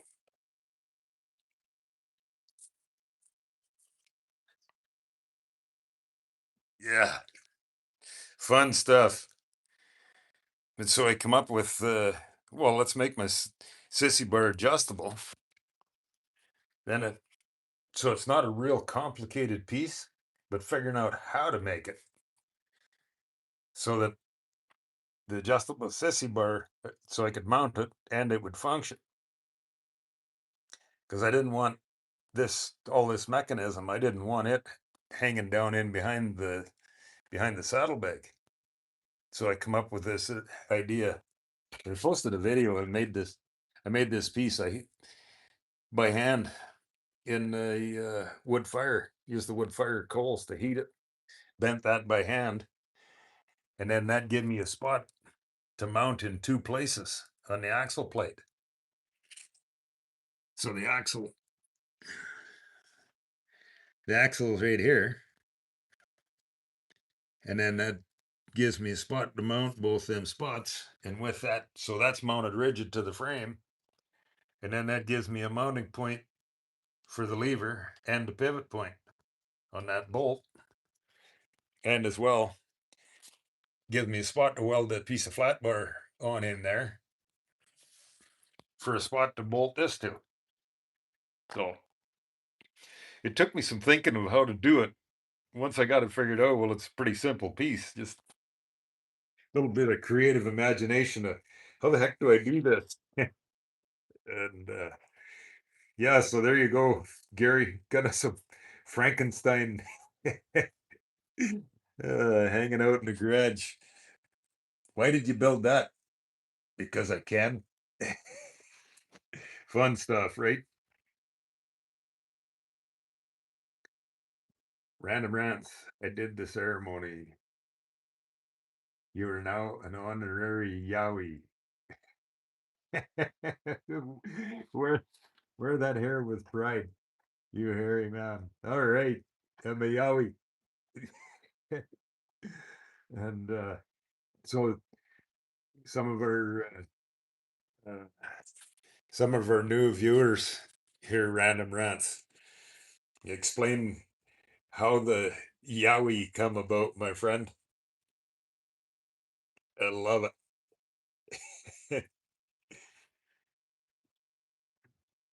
Mad Hatter, I've built 3 basket bikes, 2 hardtail Springer Sporties, and a Triumph 120 oil in frame. Oh wow, that's cool, my friend. Isn't that fun building them from a basket case? You can use your creative imagination and turn it into whatever you want it to be. That's how I come up with this. Originally, whatever, if you've been on my channel or not, my 1953 panhead chopper. That's where I come up with the straight up handlebars as I was starting to. Well, once I got a front end put on it and the wheels and the motor sitting in there, it's like I'm gonna build myself a set of handlebars. And so the handlebars on that one, both the handlebars and sissy bar, are made out of 1/2 inch square bar, and I tied them in a knot just because I could. And then when I to run them straight up like that, they're awesome, comfortable to hang on to. No arm strain, no wrist twisting. So yeah, that the ones that you built, Mad Hatter, from a basket case, or what are they? Did you do some crazy wild stuff? Uh, long front ends on them, long Springer front ends. Rodney Summers, I want to build out a panhead Springer trike to resemble something from the 60s and 70s era. Heck yeah, that's awesome, Rodney. Do you have a project or you're shopping? Mad Hatter says one was an old Arlen Ness digger frame. Was a fun build, the old boat anchor iron head. Oh yeah. You, is that one that you still currently own, that one too, Mad Hatter? That's cool. Currently 50 degrees and sunny.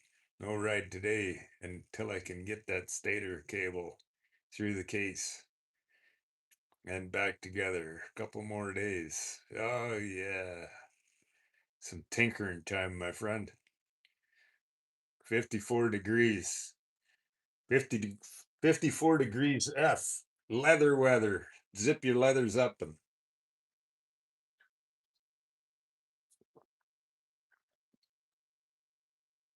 I, that's what I call it, anyways. Leather weather. Leather weather motorcycle riding. Rodney Summers. Dang, I've been riding longer than he been alive. Hell, I'm feeling old now. Now,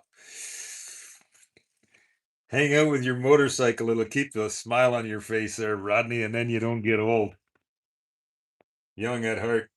Like I said, did you hear me earlier? I keep telling my sweetheart that she has to she has to hang around, and she's still got to kiss me on my 100th birthday when I kickstart my old motorcycle. So,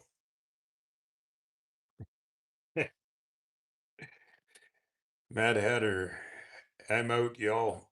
Very cool to meet you all. My best to you and yours. Rubber side down. All right, Mad Hatter, my friend. Cheers and awesome. Good to meet you, my friend, and welcome back anytime. Awesome. Love your motorcycle passion and stories too, my friend. Cheers. Rodney Skaggs. Oh, sorry, Ray Skaggs.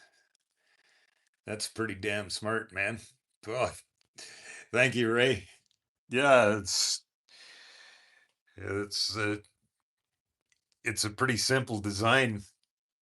Once I figured it out, it was just figuring it out was it took a little head scratching and humble bumbling, and but yeah, it's pretty awesome, especially on them long cross country road trips, and so simple function, right? Squeeze the lever, and yeah, laid back, relaxing, hanging out. And then well, this is just the one side. The lever on the other side, same thing. There's a right hand and the left hand. So uh, yeah, pretty awesome. Not even not even 5 seconds. You can adjust the your seating position for the backrest. Rodney Summers, have a good one, Mad Hatter. All right. It's still outlive any of the new stuff. Heck yeah, man. There's uh you know there isn't even, oh, hang on. I was gonna say there isn't even a piece of plastic on here, but I found a piece. I found a piece. my my my plug-in. That's the only piece of plastic that's, well, I guess I got some electrical tape on the spark plug wire. I guess we can consider that plastic. But oh, well, I don't even know about the knob on the shifter. That's probably not plastic either. Yeah, there's not much plastic on this one. So yeah, this old iron, it'll out survive many. Got the international or McCormick Deering timestamp on the old rusty iron. Fun old stuff, Ray. Rodney Summers, I was telling someone about the backrest in your steel tractor seat last night. that's that's another fun one too, Rodney. A good old John Deere tractor seat on my shovel head. That's what Rodney's talking about there. I put one on there because I could, and it's real comfortable to ride with. And I when I say it's comfortable to ride with, I rode it from Saskatchewan to down to Nashville and over to Oklahoma and Texas and back to Saskatchewan. So yes, sir. Awesome, awesome, awesome. Fun stuff to do something different. Why? Because I can. Random Rant says we didn't come about. We were always and always will be. Absolutely. Rodney Summer is a new member of the Yowie clan.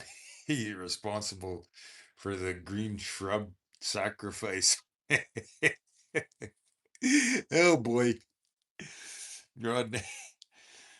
I had some volcanoes earlier. My- uh, I've never heard it put that way before, Rodney. The green shrub sacrifice. Oh dear. Oh, you guys make me laugh. I love it. I love it. You guys keep a motorcycle smile on my face means I'm injured, sulking because I can't ride my motorcycle. So, hey, does my green shirt count? Does that my green shirt? Look at I got my 45 shirt on today. Does that count? Does that count for in the green shrubbery?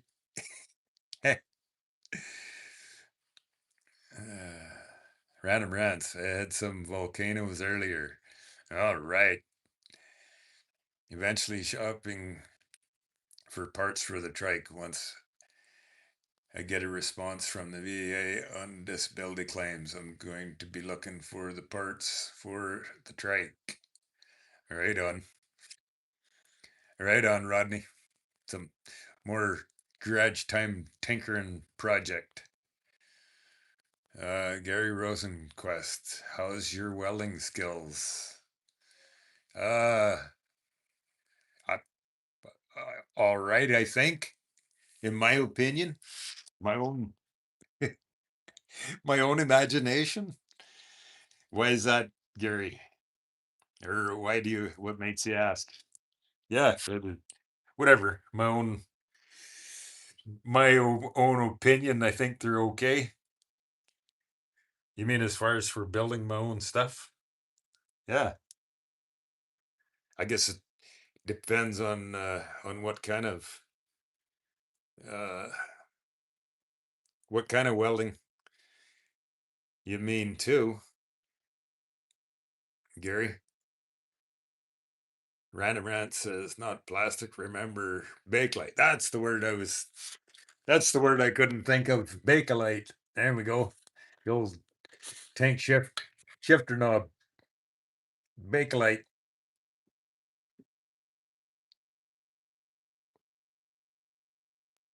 Awesome. Thanks, Random Rants.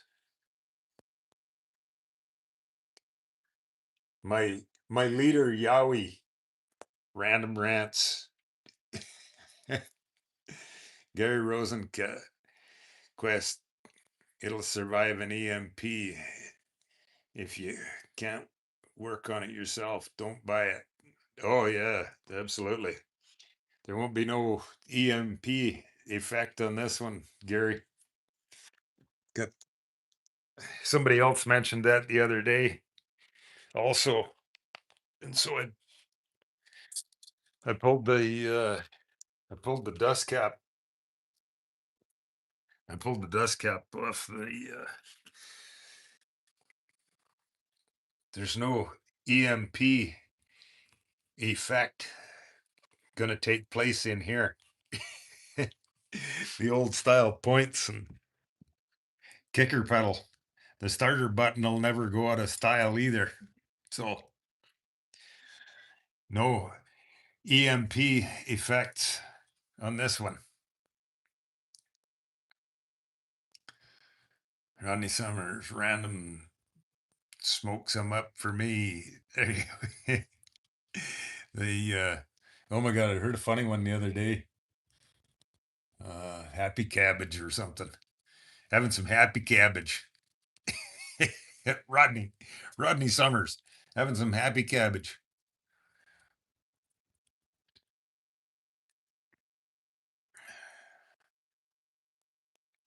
Gary Rosenquist, very cool. You are bro. Love your bike, man. Oh, thank you kindly, Gary.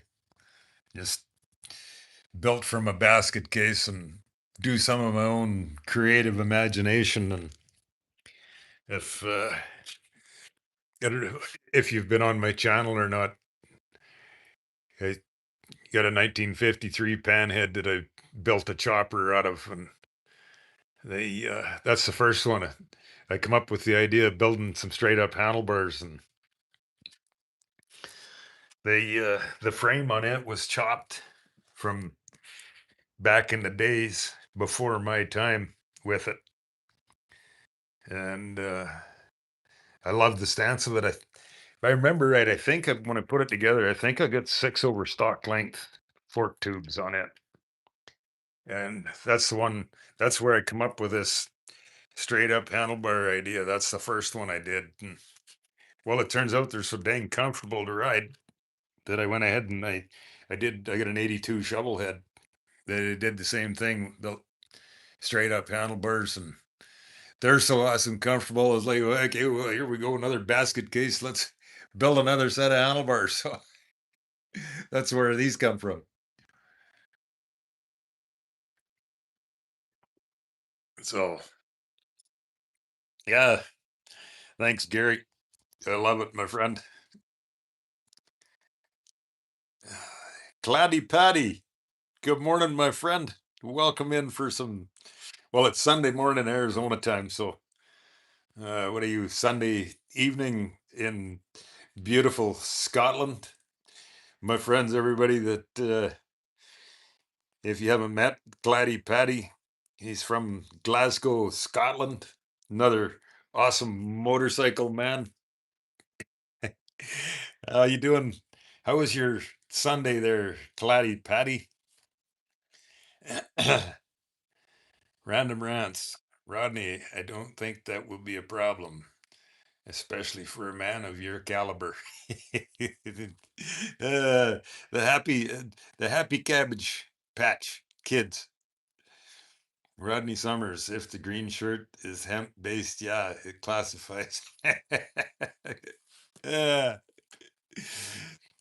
I don't know if it is or not, but isn't it pretty close to the green? I had to. This is my sweetheart. I went with her to she had a work meeting over in Hawaii, so I went. It was just a tag along, tag along for a trip to Hawaii uh, last year, and so I typically always just wear a black T-shirt, but when I seen this one because it's an original WL WLA motorcycle. It's like heck yeah, old flathead. I got to buy that one. So I don't know if it's made of hemp, but it's cabbage patch green, and it's got an old flathead on it, and it puts a smile on my face just like you guys do. By the way, you guys, I love your conversation and sharing my motorcycle passion and being I'm injured and can't ride. Gary says I'm getting my feet wet with a little arc welder. You mentioned welding something in your fabrication. Oh, yeah, cool. So, are you a welder, Gary, or you're just grudge time tinkering, uh, learning on your own? And what kind of welding machine is it for? Yeah, arc welder. So you're stick welding. What kind of electrodes are you using, and what is the machine? Is it an AC current or DC current? I I'd happily share you share some fabrication and welding tips with you if you want. Not that I know everything, but I share what I know. Random rants. See, it's lucky you got your whippersnapper like me around. I don't have dementia. uh, Yowie, Yowie, my friend, whippersnapper. That's awesome. I hope that you don't. I would hate to see you heading out in the hills somewhere and then forget where you were going. Not to mention find your way back. There, random rants, whippersnapper.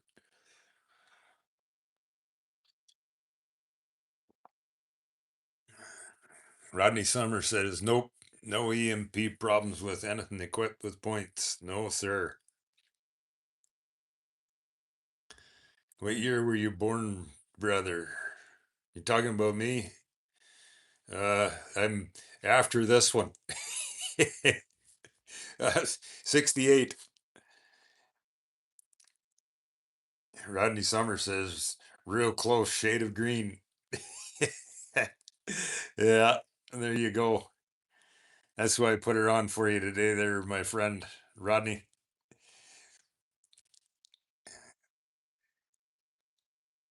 You can pass as my brother. Gary says you can pass as my brother.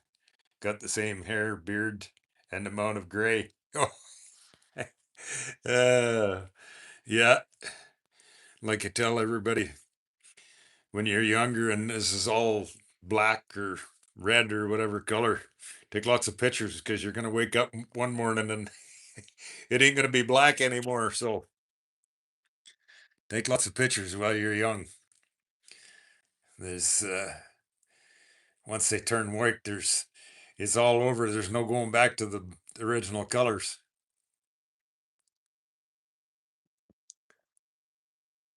There's a company out there that makes clothing from hemp, shirts and skivvies. Oh yeah, I think I've seen advertisements of them hemp, whatever they call them. Yeah, it's supposed to be tough material. Random rants. Please do not tell Gary I'm fully qualified metal fabricator. All right. Did you hear that, Gary? Our Yowie buddy.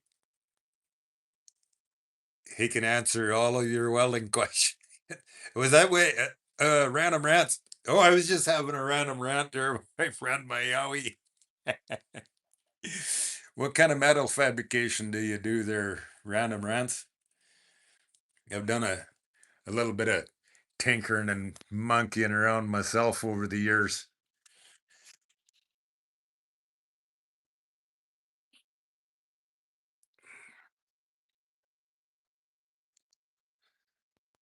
Yeah, random rants. What kind of fabrication do you do?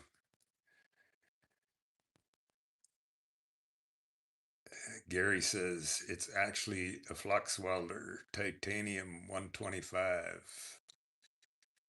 Yeah, so a little flux core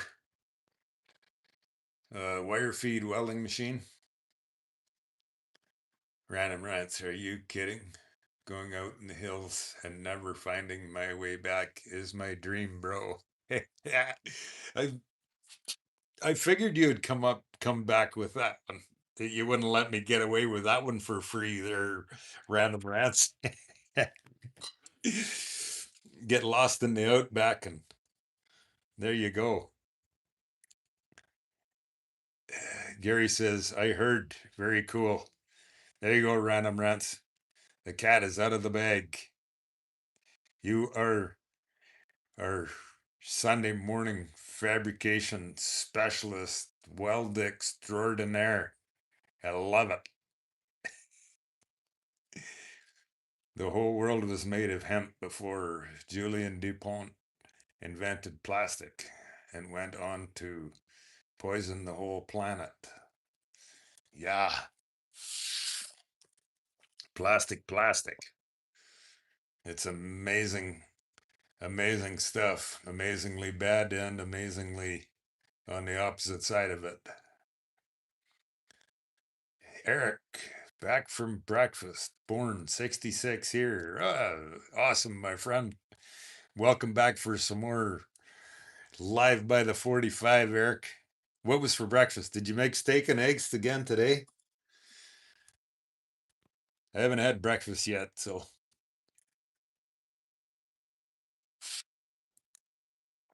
hanging out, hanging out for some Live by the 45. Oh, hey, by the way, uh, random rants. Did you watch that video that that just went live this morning? That I titled. It was in my living room where I kickstarted the old flathead and no music, no talking. Does that fit in with the ASMR thing? I think that's right. I think that's what I titled it, the ASMR. I'd never heard of it before, and I thought, well, let's post a video of the old flathead. Did you watch that video this morning? There, Random Rants? And if you did, what's your opinion? Is that does that fit in with the ASMR thing? Random Rants. I have done it all, mate. Just not underwater. Because that's where the Bunjips live. Yowies and Bunjips are mortal enemies. Yowies and a Bunjips. There's another one. You're gonna have to explain. If you and me are Yowies, who do I gotta watch out for? The Bunjips. Who are they? Eric had 4 eggs, leftover ground lamb, and protein shake. Oh, heck yeah, man. Sounds like pretty carnivorous. Get your day going breakfast. That's awesome, Eric. I eat pretty carnivorous myself, so I love it. Maniac Vortex. Don't forget not to put your feet down when you come to a stop. ETC might show up and scold you. Oh yeah, that was a that was quite the that was quite the go around. He gets himself fairly wound up over some of the. It makes me it makes me want to take the old bike and get out in the sand and do a complete Fred Flintstone stop. Yeah, that was quite the episode the other day that he got pretty riled up about what everything that I do wrong, and oh yeah, he was in here yesterday morning, and him and he was getting pretty riled up again. It's like, oh my god. And I was telling our friend Random Rants that after that, well, I didn't read any of his comments. He got so stupid that I went in, and after the live session ended, I went in and set up a bunch of parental controls to, to like, this is motorcycle content, not political bunch of garbage. And so, anyways, well, he hasn't been back yet since, or unless he is, and he's trying to carry on, but he's maybe getting caught up in the parental controls, and so I don't really want to do that to anybody. So, but anyway, whatever. You you come on the live. This is Motorcycle Channel of awesome, friendly people. Here we are. Here you are joining in this morning. We got Claddy Patty from Glasgow, Scotland. Um, we got Random Rants from Northern Australia. We got Rodney Summers from over there up on the beautiful east coast of the US. And Maniac Vortex. Where are you from again, my friend? Sorry. Where are you from? We got all friendly motorcycle people in here that we join in and enjoy some hanging around the garage motorcycle friendly conversation. Yeah, there we go. Michigan, right? So, yeah, I had to go in and set up a bunch of parental controls for for people that like that can't be happy within their own cup of coffee or eyesight or whatever you want to call it.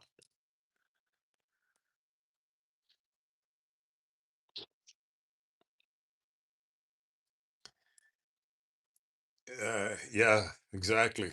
Maniac Vortex. He was over the top for sure. Exactly. Yee yee. TTV. Welcome in, my friend. Where are you from? Yee yee TV. Where are you from, my friend? Drop us a comment and I'll stick a pin in the map. from where you're from. And welcome in for some Sunday morning hanging out in the garage motorcycle conversation. And yeah, drop a comment what kind of motorcycle you ride. Everybody, two wheels and freedom in the wind, or who's welcome in here.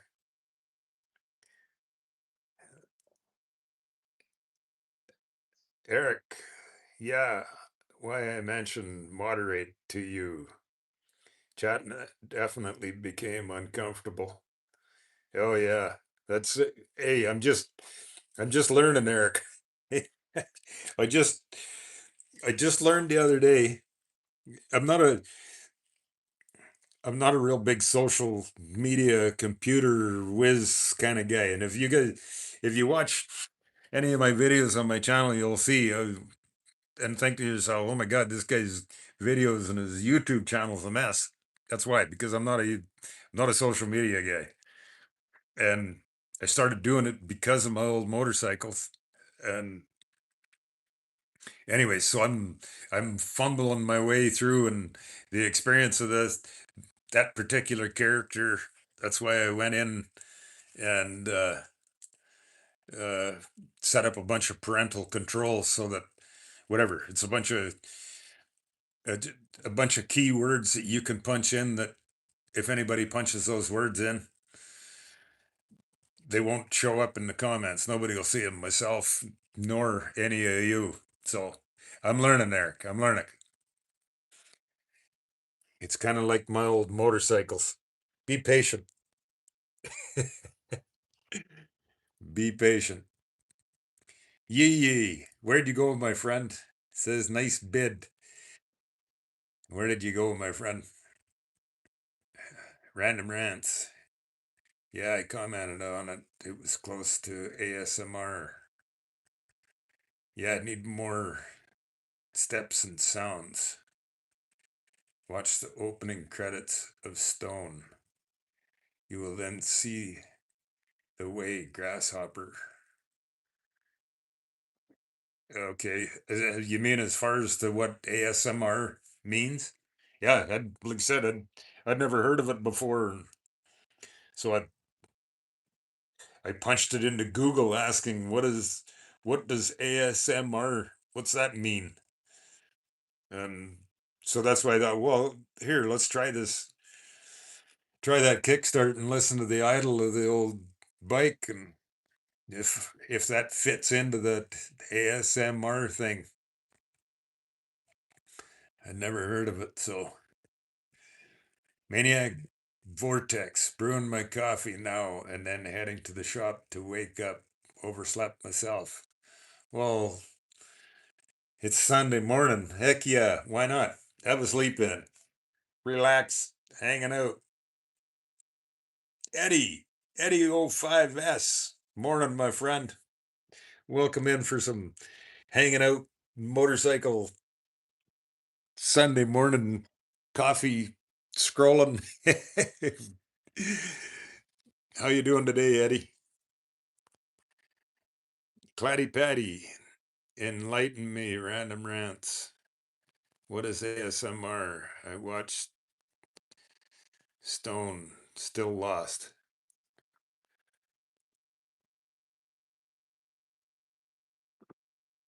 Yeah, Clatty Patty. I'm the same way. I'd never heard the term before. And so I Googled it, and that's it. What I understand of it is it's a mechanical sounds. So I thought, well, here, that's why I posted a video. Went live this morning of, and I titled it with this ASMR. I don't know if it actually fits into the class or not, but I don't know.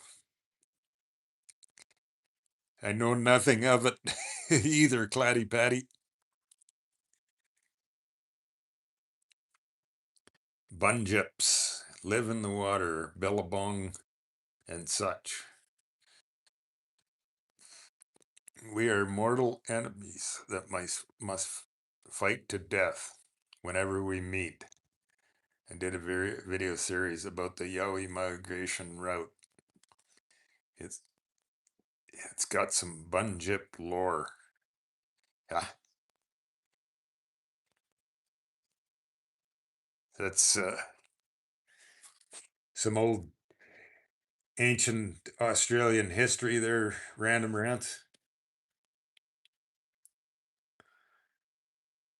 Eric, that open clutch is awesome looking. Was wondering if you ever had any loose laces or straps get caught on anything with that old girl. No, I don't. I haven't, Eric, running these. I always wear boots. So I always wear boots and then the pant leg. And so no, I don't wear shoelaces. I don't wear lace up boots or shoelaces. So no, I've got three of them open belt primaries. My 43, my 53, and my 82. I've got open belt primaries on them,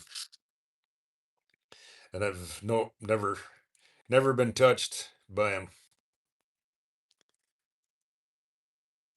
And yeah, I love the open rotating parts and the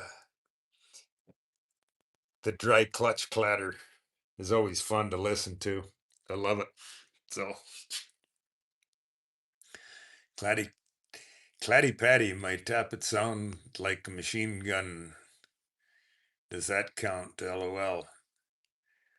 Uh, in my to my understanding, it would clatty patty if that's what ASMR stands for. I'm not sure. Like I said, I know nothing about it. Random Rants, I couldn't believe that ETC. I wound him. I wound him up and then let him go. I went out for a while, and when I came back, he was still spinning away. Sometimes I can even impress myself. Yeah, you certainly did wind him up. So after I just whatever, I let him carry on there, and then I went in I went in afterwards and did some AI searching and figured out how to. So he's definitely in the parental controls point from from then on. So I don't know. He went on the kind of the same way the other day when I posted that video. when when I when I was my old pan stopping in the sand on my driveway, that it wasn't really going to jam up on the brakes, so I planted my foot on the ground and did a couple of Fred Flintstone stops. That got him fairly well wound up too. So Claddy Patty, two old duffers stuck in the past. Hey, there we go. I love it. Two old duffers. Geez, I haven't heard that for a few years. Years ago, I worked with an old Scot, old Jimmy Stewart. He used to, he used to come up every morning and, how are you doing today, Duffer? He either called me Duffer or Lad. I always got a kick out of him. He was a good old boy. Always fun to, always fun to chat with. Random Rants, the opening credits. It's a sound-based content. It's all different sounds, and some of it is very weird. But if you like, you love it. Huh. I'll have to look that movie up and see if I can find it. I still don't, I still don't understand this ASMR stuff. That's why I thought, well, I'll post the old flathead video there, that kickstart, and then some close up zoom in, and can hear the gear train noise and everything rotating.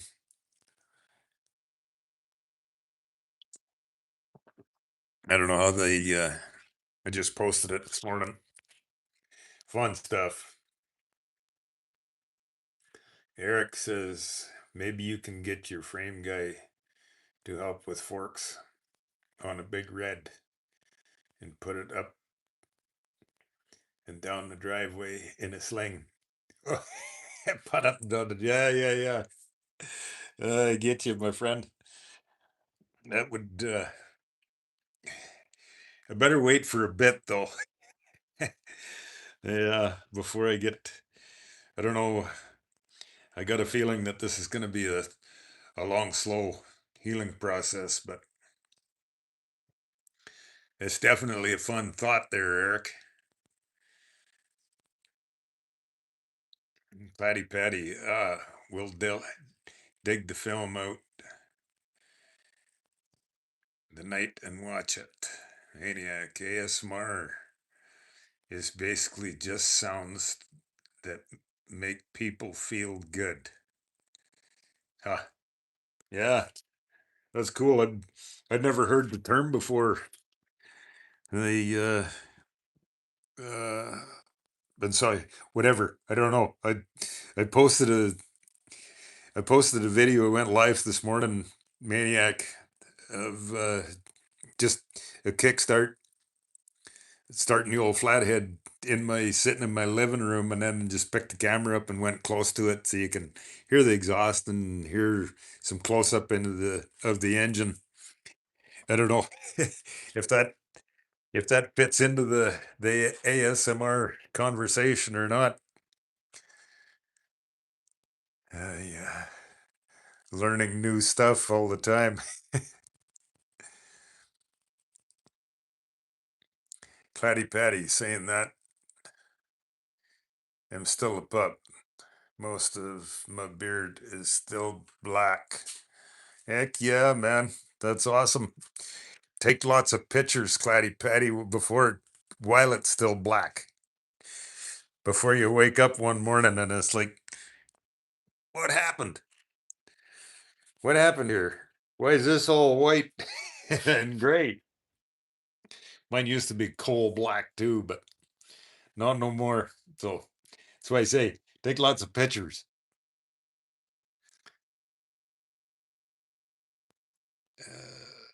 Maniac. Oh, hang on here. Wearing. Oh yeah, here we go. Random rants. You probably don't want to fully understand it. Trust me, bro.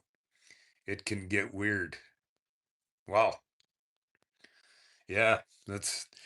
I only learned the term here a couple days ago, so that's why I thought, well, let's try this video. Put that on the. I don't know what the views are doing. Like it's since I posted it this morning, if it had much for views or not, I never looked. But Maniac Vortex says that's ASMR for bikers. So you nailed it. LOL. Oh, cool. That's awesome, my friend. Thank you, Maniac. I guess so. The ASMR, it's kind of a broad range of whatever your interest is of this ASMR. Hmm. Interesting. Rodney Summers, Cactus. Make sure to listen to the docs during your recovery and PT. Take it from a slightly older fart than you. Listen to the docs. What do you mean, Rodney? Listen to the docs during your recovery. Oh, yeah, yeah, the doctors. Oh, absolutely. Unfortunately, Rodney, it's so disappointing after the aggravation and the pain of twice a week doing physical therapy for a year and a half. Only Oh, my throat's getting dry. After a year and a half of doing physical therapy, and only to progressively make this worse. In other words, to me, I should have probably sat for 6 months so that this could have healed and grown back together instead of physical therapy. And now I got it completely tore apart off the bone. So long, frustrating ways to go yet, Rodney. But yeah, absolutely. And yeah, slightly older fart than you. I love it, Rodney. I love you guys joining in and sharing your motorcycle passion and stories with me. You keep a smile on my face. Eric, love the sounds of nature like Annie's song. You fill my senses like a night in the forest. Oh, yeah. Can't beat Mother Nature's magical tunes of birds and frogs and you name it.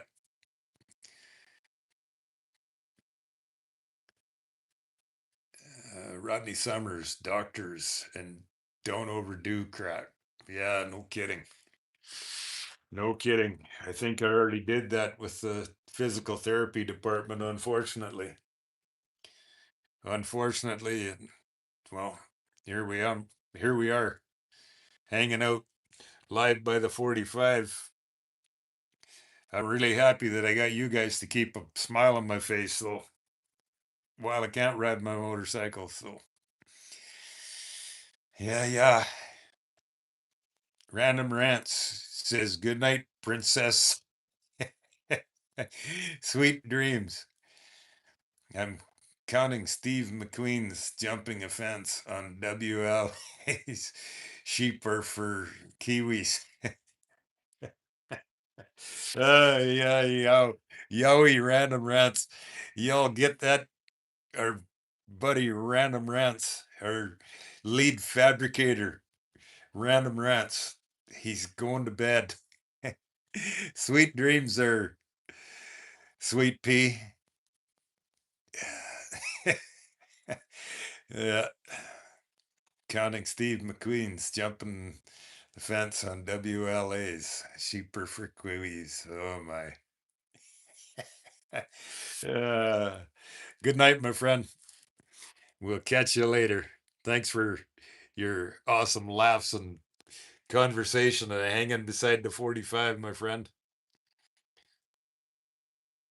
Maniac Vortex, old fart in a young body here, 35, and I spend my morning drinking coffee, hanging out with you guys in a garage. Absolutely, you fit right in. You fit right in. Other than when you, once I get this shoulder fixed up, we're gonna have a coffee in the morning, but then we're gonna go for a motorcycle ride. So they actually, you're up there in Michigan. Do you ever have you heard of that? There's a place called Steel Horse Ranch up there in Michigan. You ever, or heard of who I'm talking about? They're on Facebook. Look them up on Facebook. They sound like an awesome bunch up there. I can't remember exactly where they are, but look up Steel Horse Ranch. They're an awesome motorcycle hangout bunch of group, and look them up there if you haven't heard of them guys. Maniac.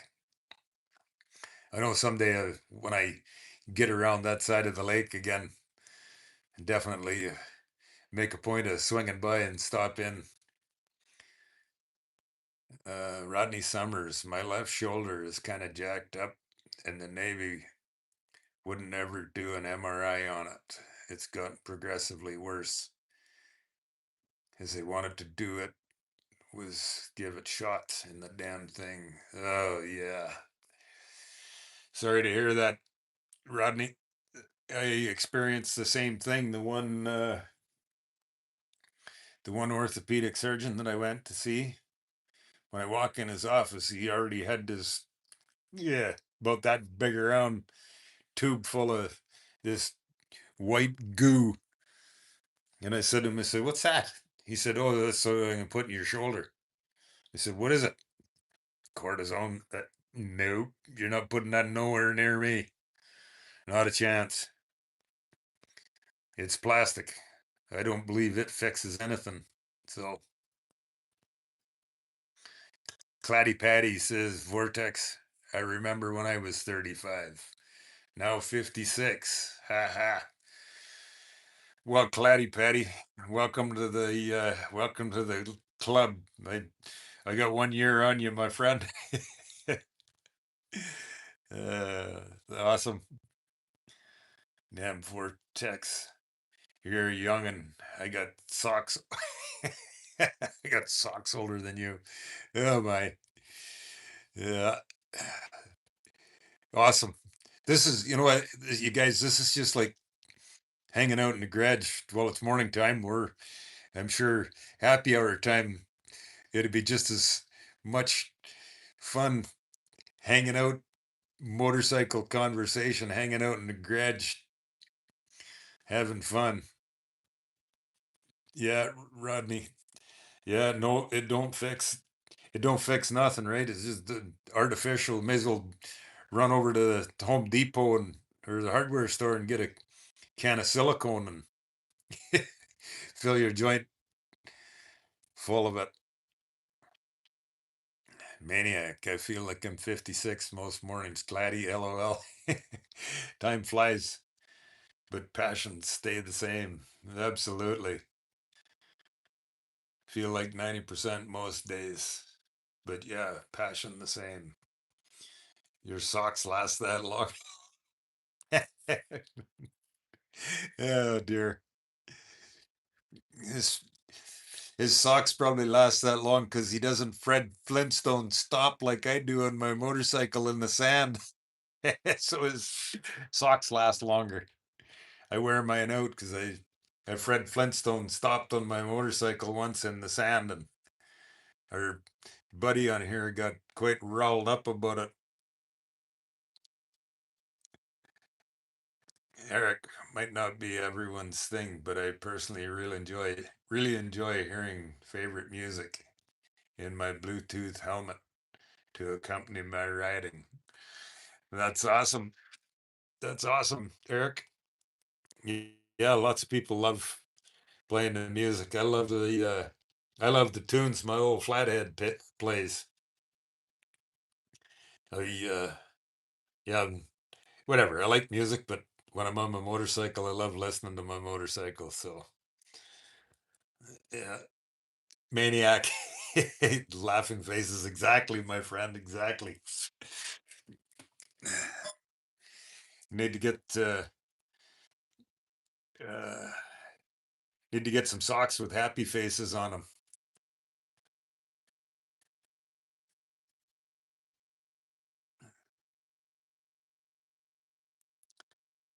Claddy Patty. I love my music when riding, but my poxy radio packed in on the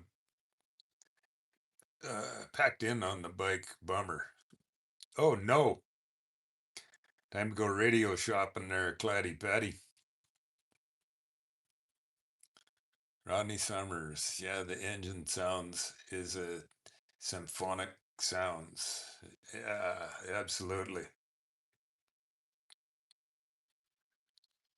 That one video that the one that we're talking about where I got the severe gear grinding about dragging my feet when I stop. That one, if you right near the just as I ride by the camera, you can hear the old panhead gear churning as I rolled past the camera. Yes, pretty cool sound. Uh, I had that nice of a helmet. Oh, lol. Those are pricey. Where do we go here? I wear a Bell Rogue ATM with no headset yet. I need his brand of socks. I hate buying them every few months. LOL. Oh yeah. Yeah. Sucks. Or maniac. Maybe maybe you got the same habit as me, dragging your feet in the sand as I come to a stop. Oh my God, that was funny the other day. The guy gets himself fairly largely wound up over what seemed to be fairly small things. Random rants. I forgot to tell you, Kane's first owner was a Miranda Kerr's dad. She is a famous Aussie supermodel. I wouldn't recommend sniffing his seat now, though. Oh, random rants.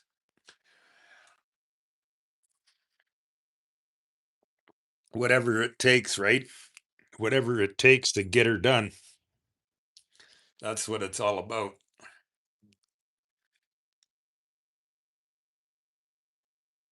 Maniac. Sorry for the typos. My phone hates me. Ah, no worries, Maniac. We all do the same thing. We're uh, we're more concerned about our motorcycles and sitting around the garage having fun than we are worried about spelling errors. My my spelling skills are very minimal and not too concerned about it. We all, one way or another, get the point of why we're here, our motorcycle passion, and sharing that with one another.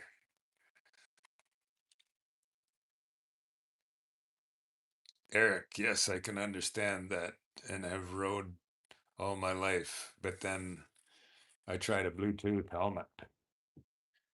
And so when you're saying that Bluetooth helmet, that so it's built right in, so you can play music off your phone into your helmet. Is that what you mean, Eric?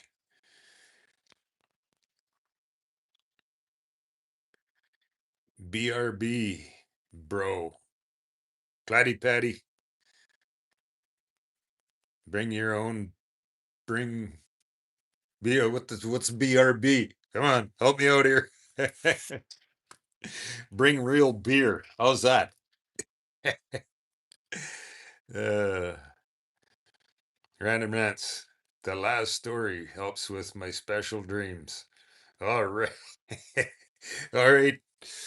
Go hop some fences on your WLA Random Rants. Awesome, my friend. Always a pleasure. Always a pleasure having you drop in and share your awesome motorcycle passion and stories and hanging out for some Sunday morning garage motorcycle conversation.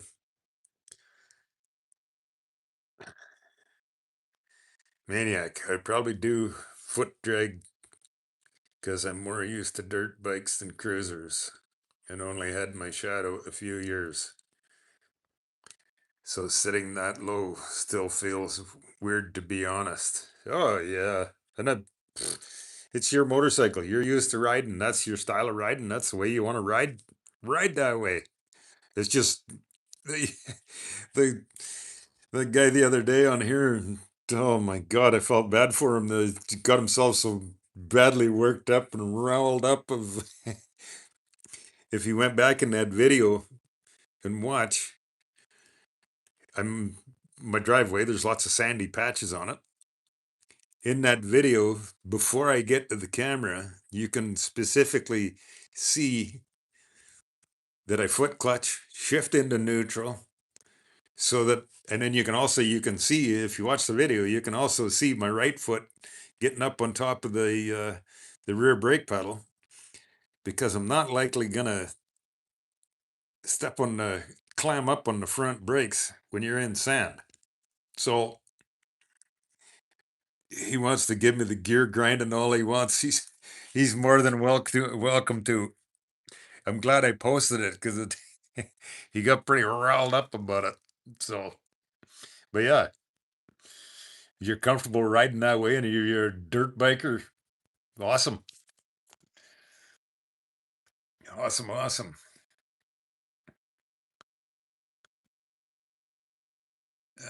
Where did we get to? Yeah, I just 2-4. Welcome in, my friend. Beer o'clock on the East Coast. Okay, beer o'clock. Well, I'm still, I'm still on my coffee, but absolutely, beer o'clock on the East Coast from our buddy 2-4 up in beautiful Nova Scotia, south coast of Nova Scotia. He's been in some. Hopefully, the weather's smartened up and you got some sunshine and a little warmer temperature. Anybody, our buddy 2-4 from up in Nova Scotia today, he said the weather is, the other day it was 3 degrees and about to snow. Yuck. It's end of May. So hopefully you're having a better sunshine day today there, 2-4. And yeah, absolutely. Cheers. And did you get out for a few motorcycle miles today, my friend? 2-4. Rodney Summers. Be right back, young'un. Come one. All right, Rodney. We still got some pretty awesome motorcycle conversation, so we'll keep hanging in there for you. And well, you're always welcome in. Love it. By the way, everybody, uh, love your motorcycle passion and stories. For some, depending on what part of the planet you're from, some good morning coffee scrolling to afternoon uh, cheers up in Nova Scotia to Claddy Patty uh, evening, late evening cheer, early evening cheers over in Scotland. Cheers to a cold pint of Guinness or a snifter of Scotch. I love it, my friend. And our buddy Random Rants, he finally packed her in for some good night Princess Z's here. It's, you know what, you guys, I think this is pretty awesome fun hanging out in the garage from basically around the world of 24 hours of the clock of I'm having morning coffee to you guys on the East Coast are already into the early afternoon coming evening cheers to over to Scotland in the evening for a late night cheers or nightcap to our friend Random Rants just tucking in for some early morning Z's. It's pretty cool. I think it's pretty cool that you guys come and join me here and we'll get together for around the clock motorcycle stories and passion. So I love it, you guys. I hope you guys get as much of a cheers and smiles out of it. Oh, Random Rants. I thought you went to bed. Quaternarians is good if you in a lot of pain, but then you can hurt it more because you don't feel the pain of hurting it. Oh yeah, my opinion. That's why I try to, at all cost, avoid taking anything like that.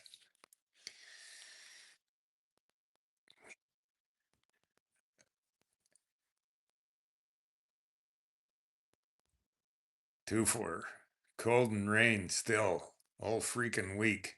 Oh man, sorry to hear that. 2-4. Sorry to hear that you're still in that yucky, gross, good old Canadian weather. Everybody that lives in the south or in a warmer part of the climate country, wherever you're from, some of uh, some of our Canadian climate can be of choice words different than we appreciate. Many times into May, we still get gross, yuck weather. Maniac. I'm sure you also experience that. You get some nasty spring weather there too. Maniac. Thought they weren't working. Nope, they weren't. LOL. All right, on.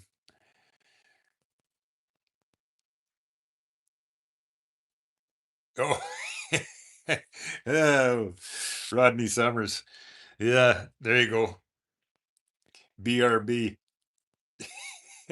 Be right back. Okay, we got you, my friend. We got you. Sorry about that. Some of the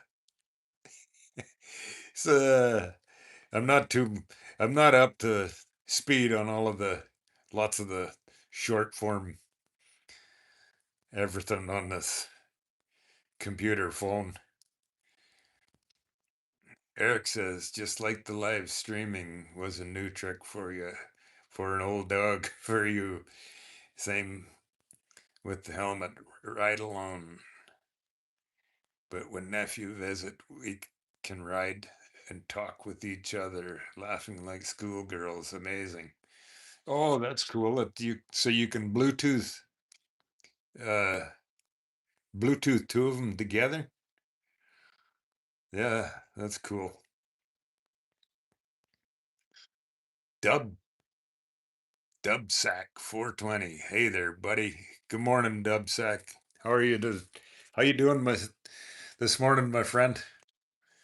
Awesome. In for some hanging out, coffee, scrolling, afternoon. Cheers to around the around the globe. Morning, afternoon, evening. Cheers wherever you hail from. How you doing, Dubsack?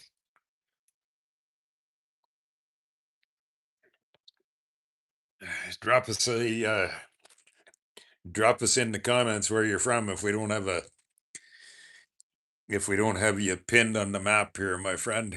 Anybody else new in here just dropped into the live? Welcome in, just hanging out for some motorcycle conversation with awesome people from around the globe talking about motorcycles.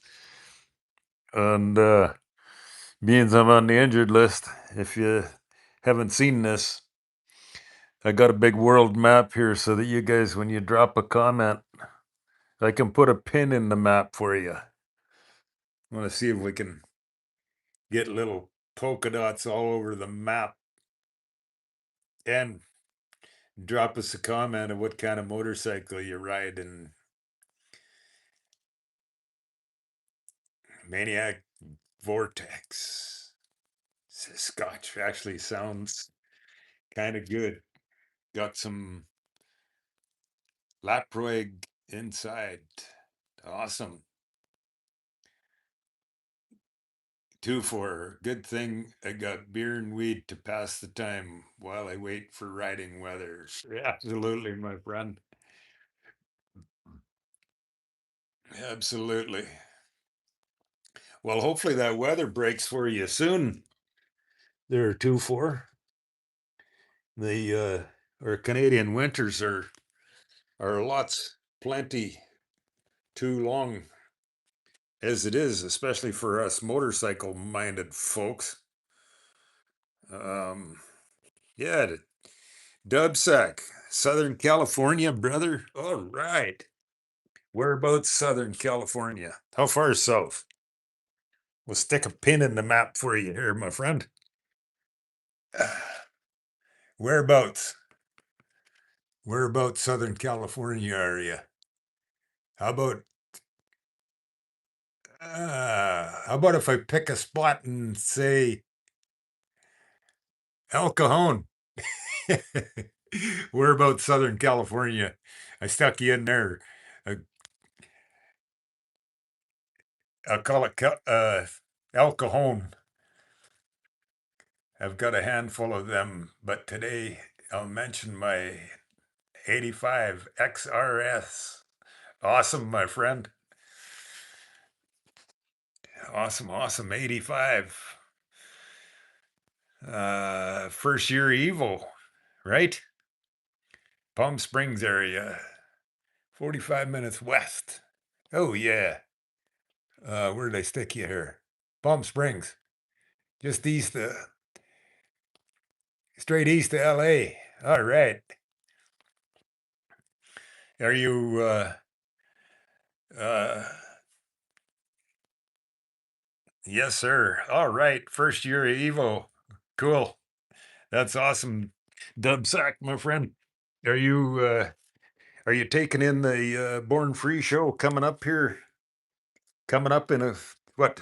It's, what's Born Free? 2 weeks away? 2 or 3 weeks away, the Born Free show.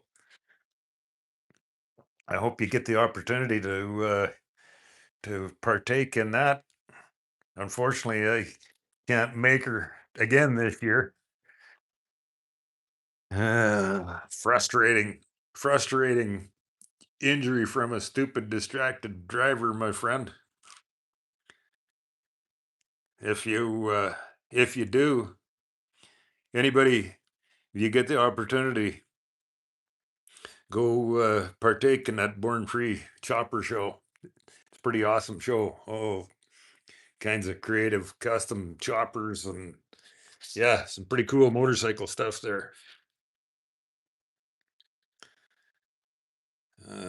Yeah, and that's only what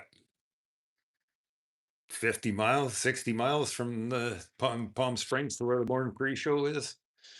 Awesome. Awesome, awesome. 2-4. We had some good riding days up until last weekend. Oh, I'm sorry to hear that, my friend. It's got to come sooner or later. Sooner or later, it'll get nice for you. Go for some awesome motorcycle miles on the east coast of Canada. Some beautiful motorcycle riding. Maniac Vortex. It's surprisingly perfect weather today. 68 blue skies. I'd go for a spin, but got work stuff to catch up on. Oh, that darn work stuff always cuts into our motorcycle fun time, doesn't it? Unfortunately. Dubsack 420. Yes, sir. All right. Going to the Born Free show. Cool. When you say hi to everybody for me there and you know Cosmic Joe? Cosmic Joe, Cosmic's Metal Art.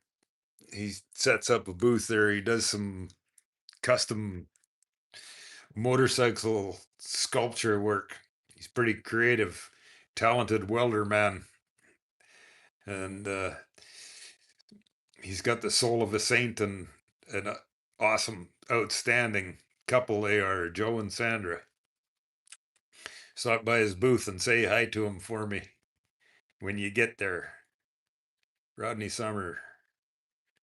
No, first year at Evo was 84. Oh, okay. Yeah, I for whatever reason, the Evo, I always forget the if it's 84 or 85. But yeah, 84 was the first year Evo. Good riding conditions all over SoCal. Oh yeah.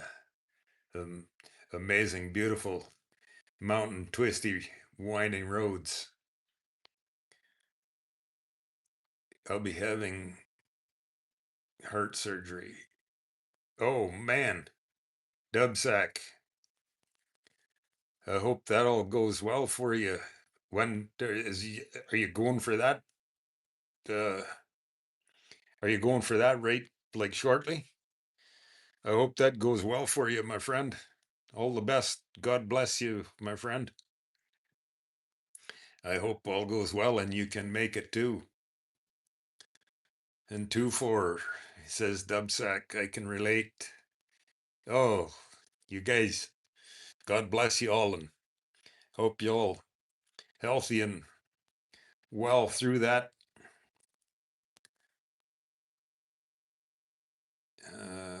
Dubsack, yeah, I'm actually in oh, how do you pronounce that? Yukai? Not many people know it. Dubsack says, thanks 2-4. Dubsack says 85 was the first year of belt drive. Oh, cool.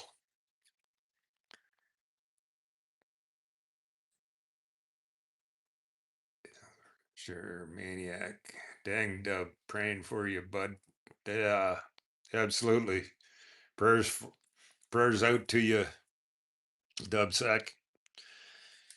Prayers out to you that it all goes well and you do get the chance to attend the Born Free motorcycle show.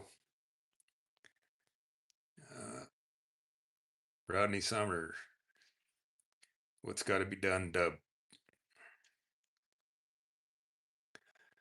Eric, I'll have a good day headed out on the Great Pumpkin Lava Orange KLR with my music and collapsible Zebco 33 in the top box with gym clothes for the gym later on. Awesome, my friend Eric. You have an awesome day, my friend, and have a good ride and find a pond to drop a hook in the water. And did you get that cast iron frying pan for some fresh shore lunch before you go to the gym there, Eric? Have an awesome day, my friend, and make a mile for me and on the great orange pumpkin. Right on. As a pleasure, as always, Eric. It's a pleasure. A pleasure you dropping in for some live time. Dubsack, aorta replacement. Let's get back to motorcycles. Absolutely, my friend. Chin up, Dub. Absolutely. What else you got in your garage? A collection of motorcycles there, Dubsack. This one, uh, this one I'm hanging out because I'm injured, waiting for shoulder surgery. This is my main one that I'm hanging out doing, keeping my motorcycle smile on, doing these live streams. Built from started with a bare frame, boxes and basket case of 1943 WLC 45-inch flathead. It's an original frame. I didn't. I refused to cut the neck on an original frame, so I put a 6 over stock length Springer front end on it, new style, and no front fender, and some straight up crazy handlebars, just so that I can call it my chopper. She puts a smile on my face every day. I love this little motorcycle. It's so cool. 45 inches of 18 horsepower, 3-speed transmission, rocker foot, rocker foot clutch, 3-speed transmission, shifter gate on the tank, kickstart.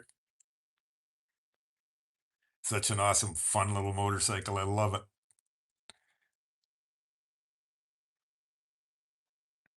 How about Dubsack? Yeah, what else you got in your garage, my friend?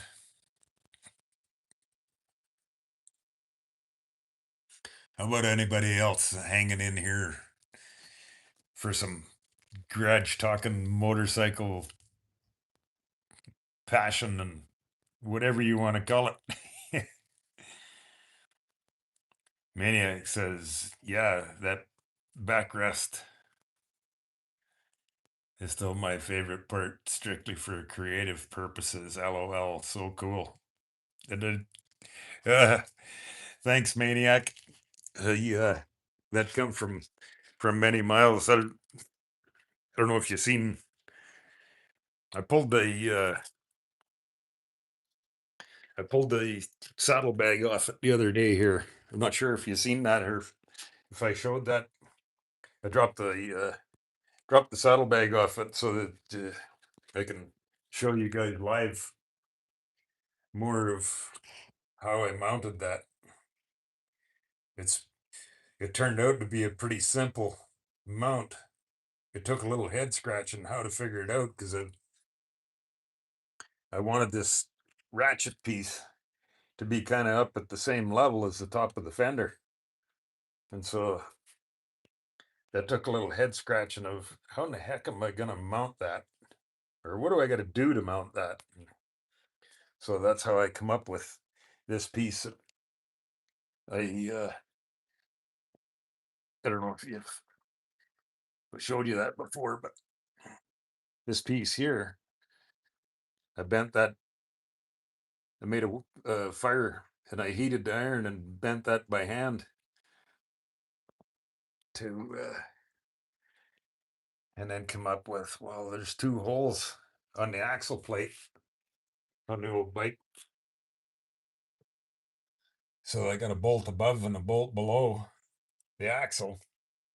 So that becomes a solid frame piece and it gave me a perfect spot. So this bolt, that's the mount of the bottom of the lever and the place to weld that piece of flat bar onto it. And then it gave me a spot that I could mount that ratchet or that gear tooth piece or whatever, whatever you want to call it. And yeah, just fun stuff. Fun stuff for an adjustable sissy bar. Works pretty awesome being able to, whatever, you change your backrest throughout the day. Pretty awesome, fun stuff. Maniac. A little bit of creative tinkering time, and why not, right? So yeah, thank you, Maniac. Dubsack, well, 81 shovel. Nice. Awesome. Still original or you got her built into a chopper and an 05 FXDB 07 Deluxe custom chopper frame 66, 67. Nice. And 69 Triumphs, 13 Dyna Wide Glide, 74 Shovel Project, Sporty Chop. I'm a mechanic here, so I'm also a collector. Oh, that's awesome, Dubsack. Wow, you got quite a nice old garage full of goodies there too. Awesome.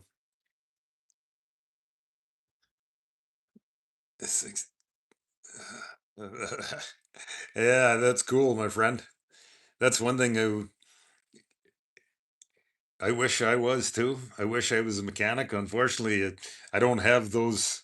I don't have those skills, but I know enough that it takes air, spark, and fuel to make them run, and I'm not scared to go for a ride across country on any of my old ones. But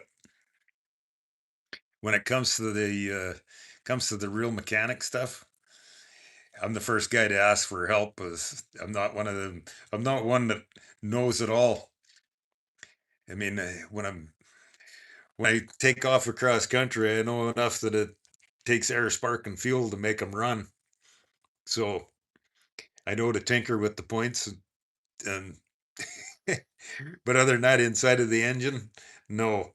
Unfortunately, I rely on guys like yourself that knows what they're doing, and I'm not shy to ask for help and shared knowledge and skills.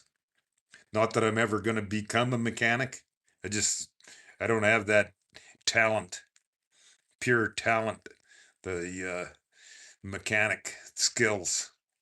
So hats off to you for being one of those guys, my friend.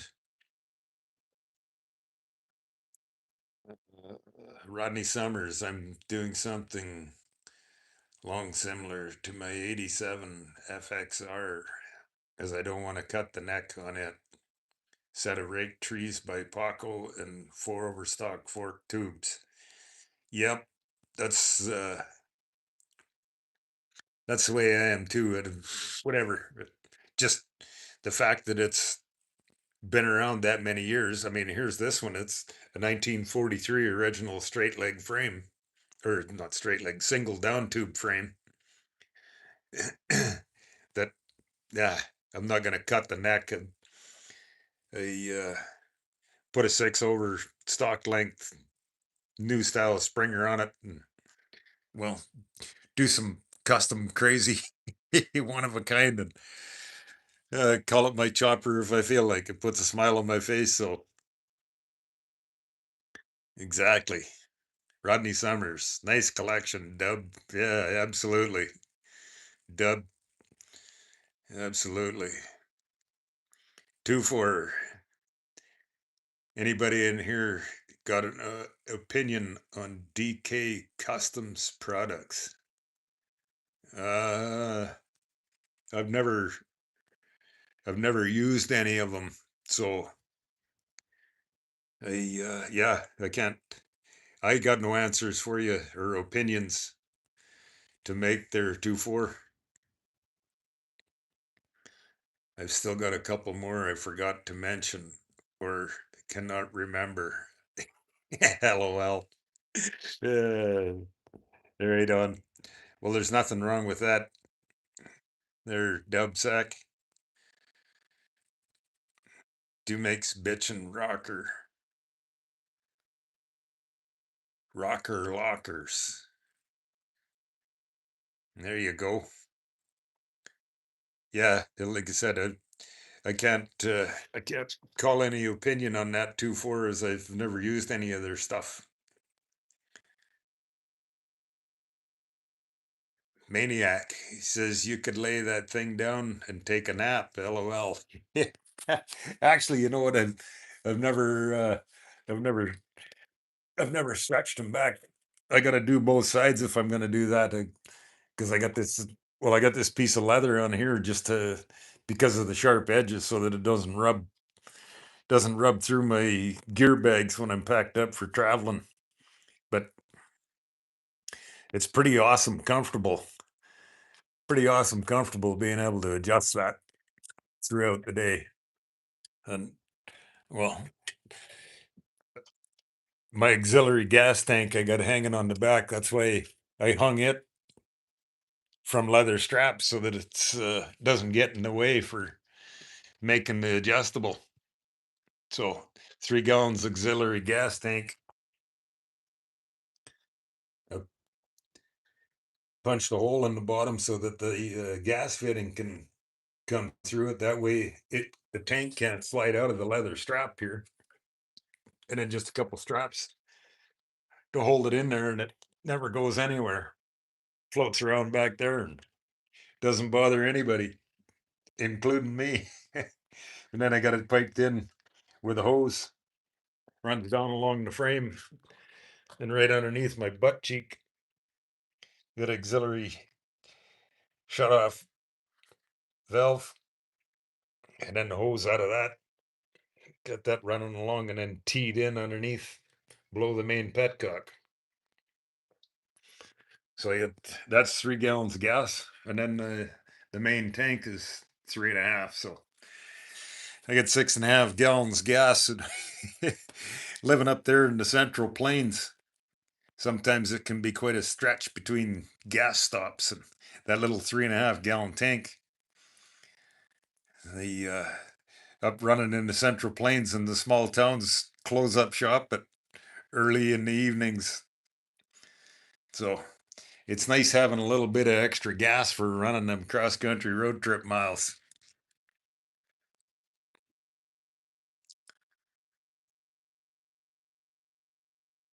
Dub sack, not original.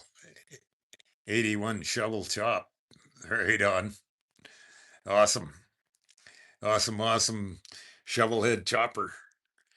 What how long a front end you got on your shovel chopper there, Dub sack?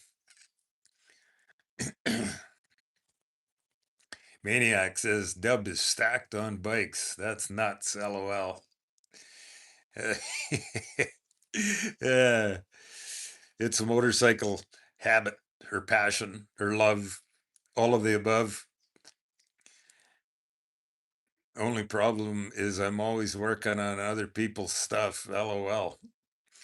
That is the one disadvantage about being a motorcycle mechanic. You always end up fixing everybody else's creations. uh, but like I said, hats off to you. Thanks for being one of those guys. Some of us rely on you for them special talents you have. Rodney Summers, you still do all right for a displaced Canuck. uh, thanks, Rodney. Much appreciated. Yeah. Anybody, if if you're wondering what Rodney's mentioning there, that's where I'm from, Saskatchewan, up there in the middle of the central plains of our continent of North America, Saskatchewan. That's home sweet home where I grew up. So that's what he means. I'm a displaced Canuck. Dubsack. Neither am I. My old man is the wizard.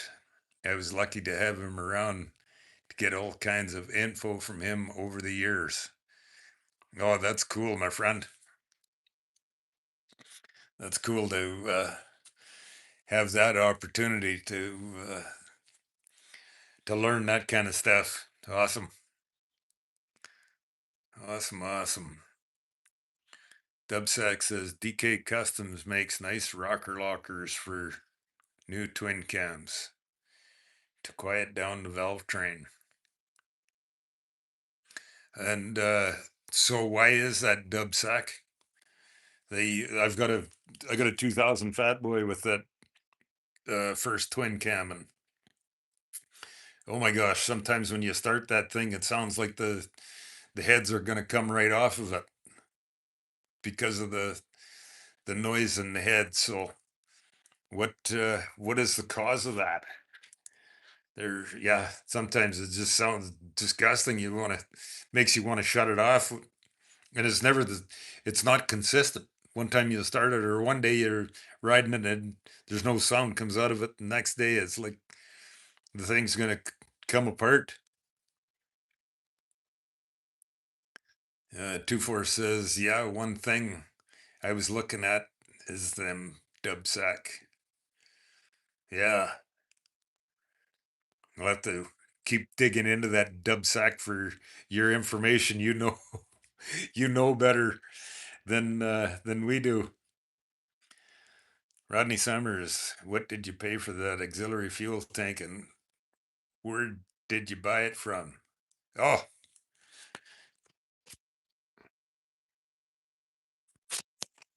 let me. All right, we're gonna go for a walk here. I I screenshot. I found it on Amazon.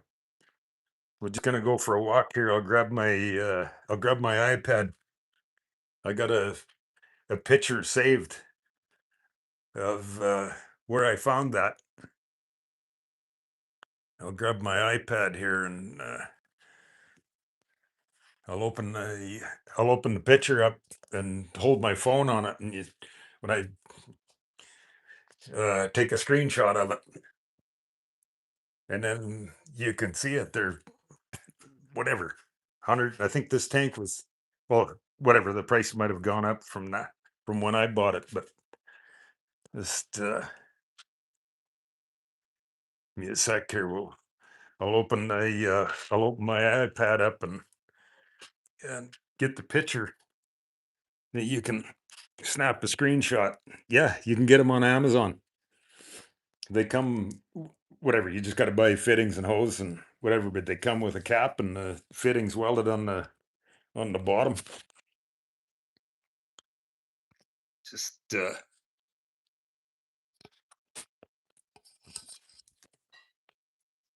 bear with me here for a minute. I'm just gonna set you down, give you some open bell primary view here for a minute. Let me I don't drop my iPad here on the cement floor, and I'll find that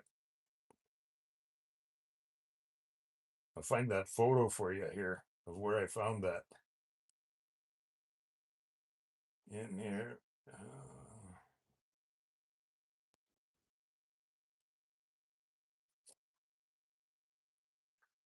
There we go.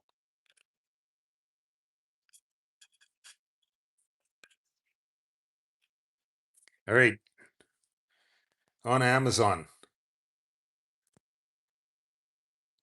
there's I screenshot that off of Amazon, so just punch that punch that in on your Amazon search. JSD Auto Parts. They make all different kinds of. So this is the same place where I got. Uh, this is a vertical mount tank, and then they make horizontal mount tanks like I have on my shovel head and my pan head. They're horizontal mount. They come with them two little black mounting straps, and yeah. Did you get a screenshot of it there, Rodney? Just punch that in your, yeah, $109. And come with the mounting straps and a couple bolts and pretty pretty awesome easy mount.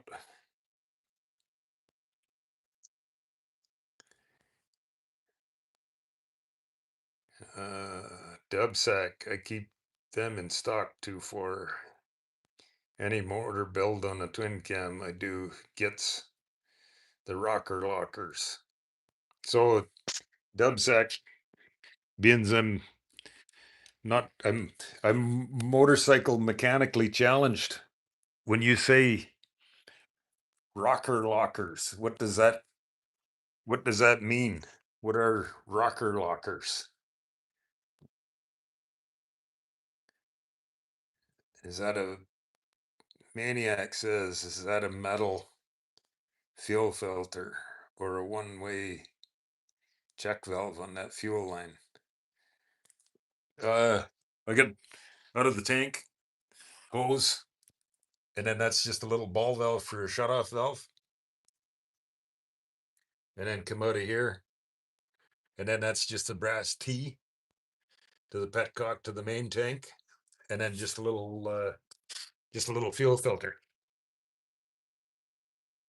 inline fuel filter. That's it. So it's all, well, obviously this tank's higher than the front one. So when I fill both tanks, I I keep this one closed because otherwise the back tank, with it being a higher, it'll gravity overflow and the gas will run out of the cap. So when I fill up, I keep the main tank closed and I run the back tank empty first. And then when it goes empty, I shut this off and then run off with the main tank. So yeah, that's how I do it. But yeah, just a shut off valve, a little brass ball valve for a shut off, T, and a inline fuel filter. That's it. Pretty pretty simple mount and hook up and works awesome. Two for good info. Dubsac, thanks. Awesome, my friends. Rodney Summers, beautiful country to get lost in Canada is for sure. I, oh, you know what?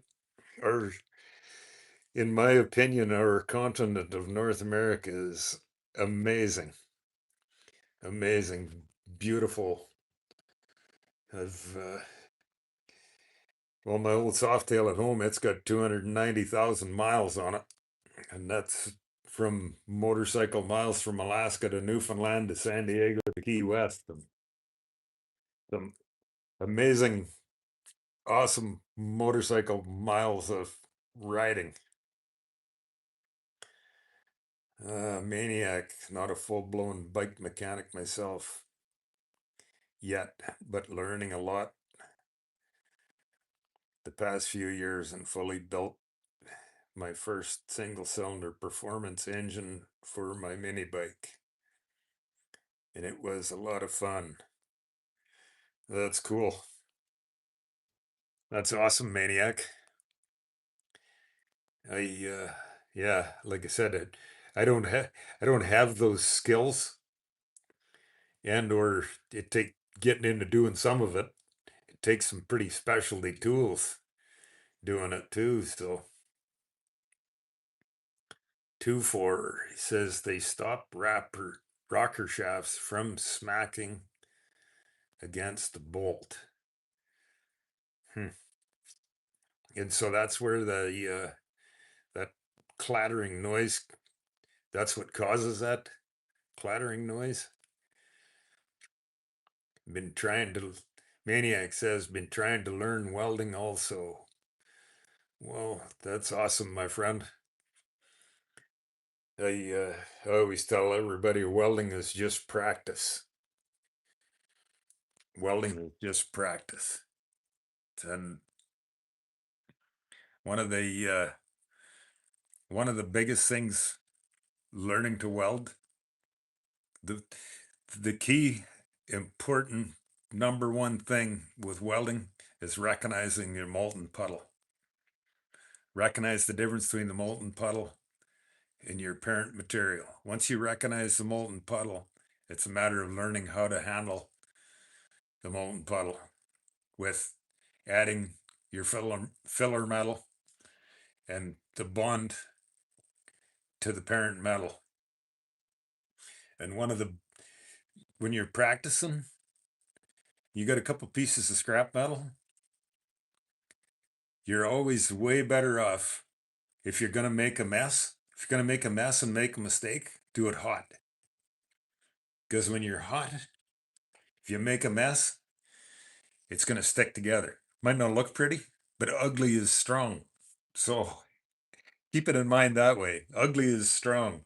If it looks ugly, that's just your your physical eyes that see it. Being strong is what it's all about. And when you got a way less chance of making a mistake when it's hot, because then your pieces, you're melting the parent metal, and that's what it's all about. So if you're cold, it isn't going to melt into your parent metal, and that's going to cause you more grief than anything. So if you're hot and make a mess, you know it's stuck together. So when you're in the shop practicing, wherever you think uh, you're too hot, or on a piece of scrap, turn the heat up wherever don't be scared to turn the heat up and make a mess. When you make a mess, stand two pieces and weld them together, and then pull into the weld and break it apart. If it breaks real easy, or and then you can see if you get infusion. So that's why I say it's just practice. Just practice, practice. So don't ever be scared to try.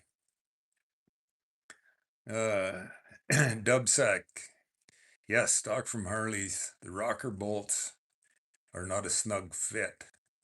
DK Custom makes a sleeve, a brass sleeve that fits down in the rocker bolt hole location to take up the slop from the rocker pins. Oh,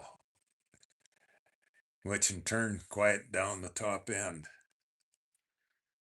Yeah, wow, that makes sense. I understand that. Dubsack, that's sounds like an engineering design failure that somebody missed out on. That's interesting to learn. And someday the top end of my twin cam ever got to come apart again. Definitely an add to it. Uh, put to assemble it and put it back together. Awesome. Thanks for sharing that, you guys. Rodney Summers. Yeah, I snagged it. Yeah, there you go. Perfect. That's why I saved that photo in my favorite so I can find it when somebody asks where did I get it? Maniac. Okay, it is a fuel filter. Yeah, fuel filter. Looked like a check valve. Yeah, no, it's one of them little glass body fuel filters, that's all. Yeah, no check valve required. Like I said, I run that when stop and fuel up, I run that back tank empty, keep the front one closed. And yeah, it works pretty awesome.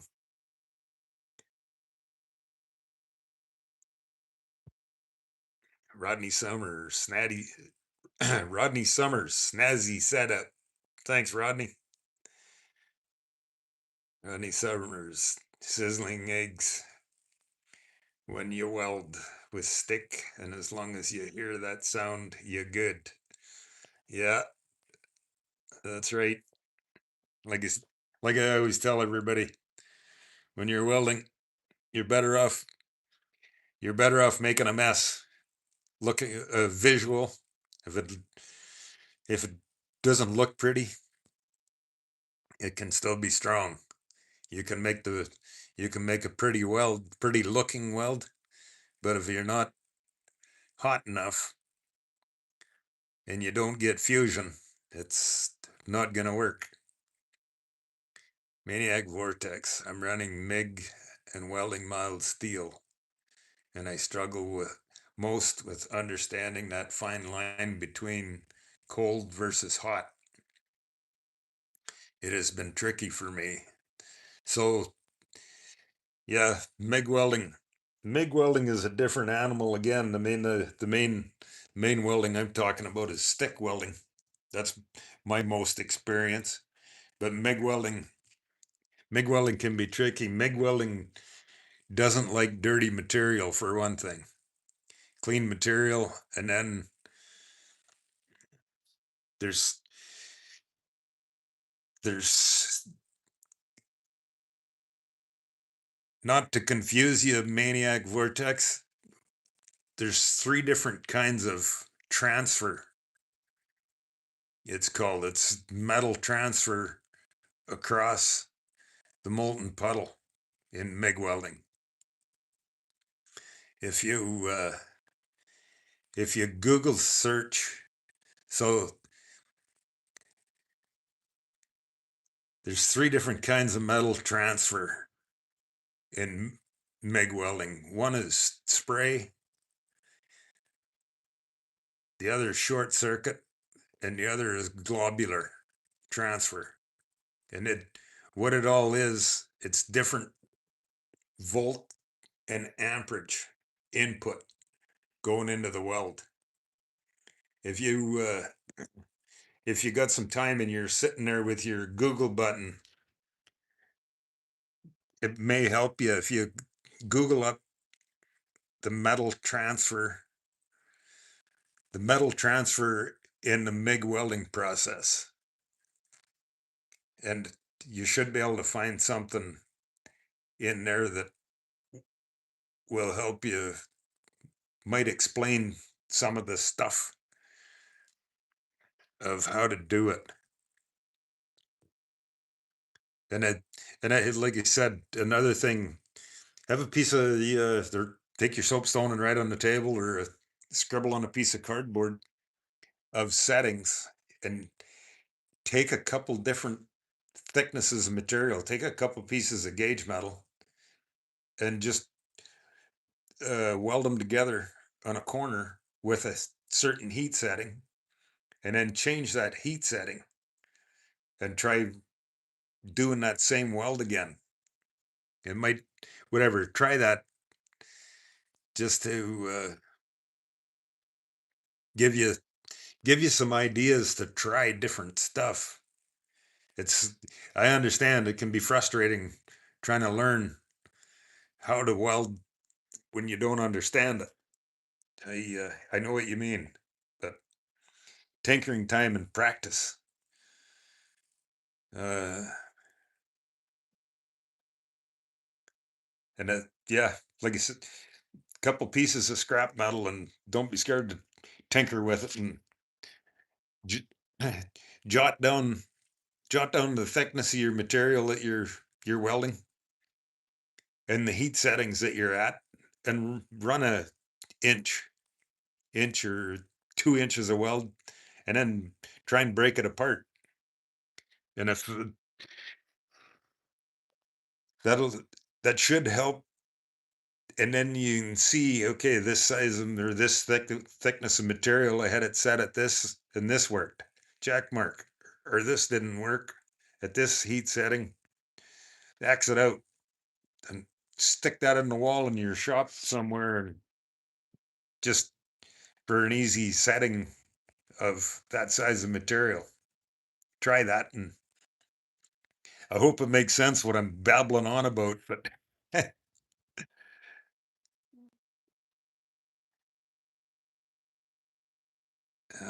Maniac, I'll remember that. For flux, mostly use 75-25 for now. Yeah, and as far as the flux, and that's flux core welding you're talking about. I don't have, I have virtually no experience with that kind of welding. So most of my experience is stick welding. Big Dog Cat says, "Good morning, Cactors. How's the shoulder doing?" Good morning, Big Dog Cat. Welcome in, hanging out. Oh, my shoulders, my shoulder's not good. I, I'm all right. I'm all right if I keep my elbow down here and I do this kind of stuff. But this, this big muscle that's all in the front of our shoulder where it goes into your arm, that functions all of this movement. I got none of that movement. I can't do that with my left arm. So it's frustrating. Waiting for surgery there, Big Dog. So yeah, it's extremely tender, slow going, don't matter what I do. Rodney Summers, morning, Big Dog. Big Dog, hey. Maniac, been welding a new swing arm from scratch for an engine swap on my two-seater cart for a first project. All right. Awesome, my friend. Maniac says, I appreciate the tips. I've been trying all of those things, just seeing undercut versus it sitting on the top is not super noticeable to me yet. My cousin is really good welder and was critiquing my welds. And another another really simple thing to always remember is, so it's called angle and inclination. So always think about your weld is you're dealing with a liquid, right? So you got molten metal, and what's molten metal? Gravity. You're always, being a welder, you're always working against gravity. And so if you can, if possible,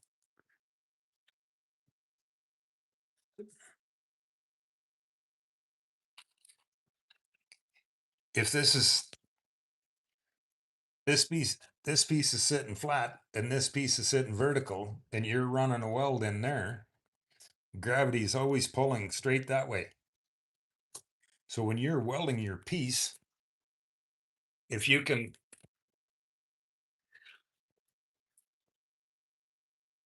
if you can tip your piece up on a 45 angle, and then when you're welding, so you have your electrode pointing into the joint, you got gravity pulling right straight into the center of the joint. You understand what I mean? So gravity pulling straight into the center of the joint versus being in this position.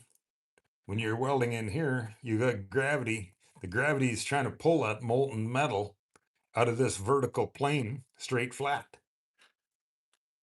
Does that make sense? So if you can tip your piece up to where gravity's pulling right straight into the center of the joint, that and it whatever until you get more practice and skills into it, try that. It uh might help you. It's just some more practice points and tips there, Maniac. That always remember that gravity. You're dealing with a molten metal and gravity. Big Dog Cat, I'll pray for you. Hope your surgery goes well. Thank you kindly, Big Dog. Thank you, my friend. Tank Odinson, air cleaner on the left side. Yes, sir, my friend. Air cleaner in the carb on the left-hand side on the old 45s. She's a 1943 45-inch flathead. So yeah, the carburetor comes out on the left-hand side, and air cleaner. 1943 45-inch flathead, the old military motorcycle.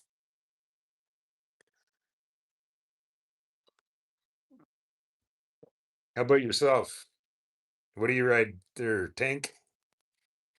You ride an old motorcycle too, my friend? Welcome in for some hanging out in the garage motorcycle conversation. Just I'm hanging out by the big world map. Drop me a comment where you're from, and we'll put a pin in the map for you. So yeah, the old 45 military bikes car on the left hand side. Here's the right hand side. The original old flathead. So the jugs, the intake, they'll point that way. The design of them 80 plus years ago, or well, as probably before that. They made the flatheads long before the 40s.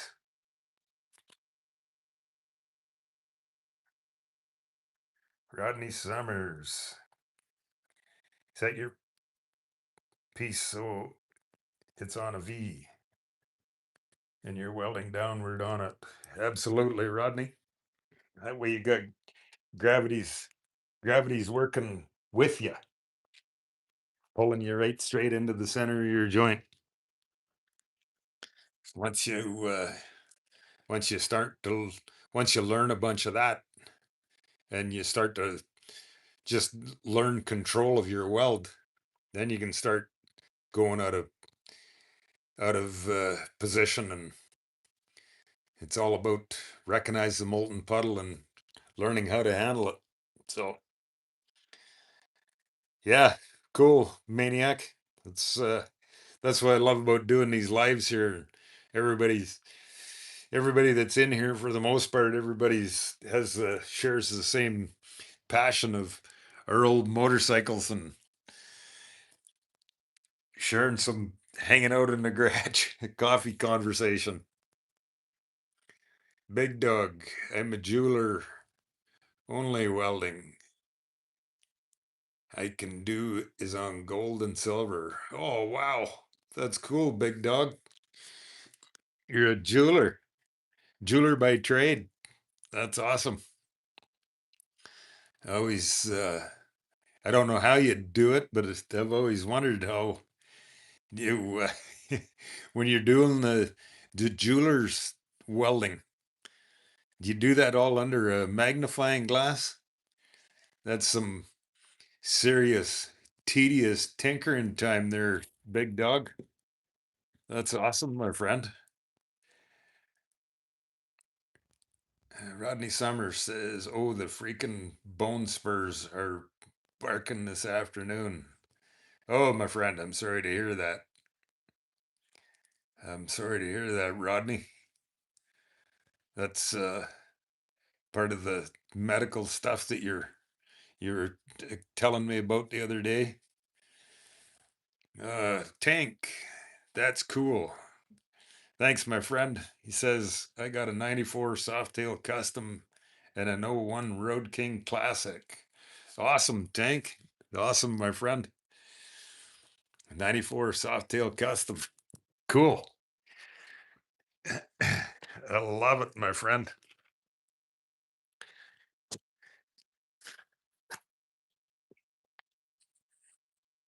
Mine's a 92. 92 with an Evo in it. Softail. Awesome. Beautiful motorcycle. I love them. So that's cool. And you got a Road King. Did you, I just heard whatever a month ago or whatever, Harley Davidson quit building the Road King. Have you heard that one? So, in other words, don't sell your Road King because they don't make them anymore.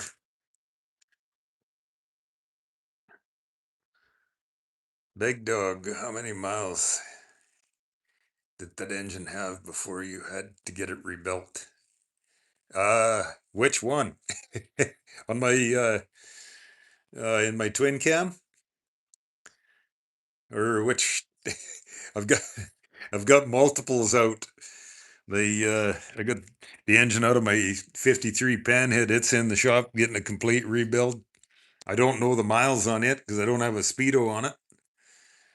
And then my shovel head, its engine's getting completely rebuilt, and I don't know the speedo don't work on it, so I don't know excuse me, I don't know the miles on it. So yeah, big dog. Which, or are you talking about this one? This one here, I bought it as a basket case, and so I had the engine done in it, and there's not many miles on it yet.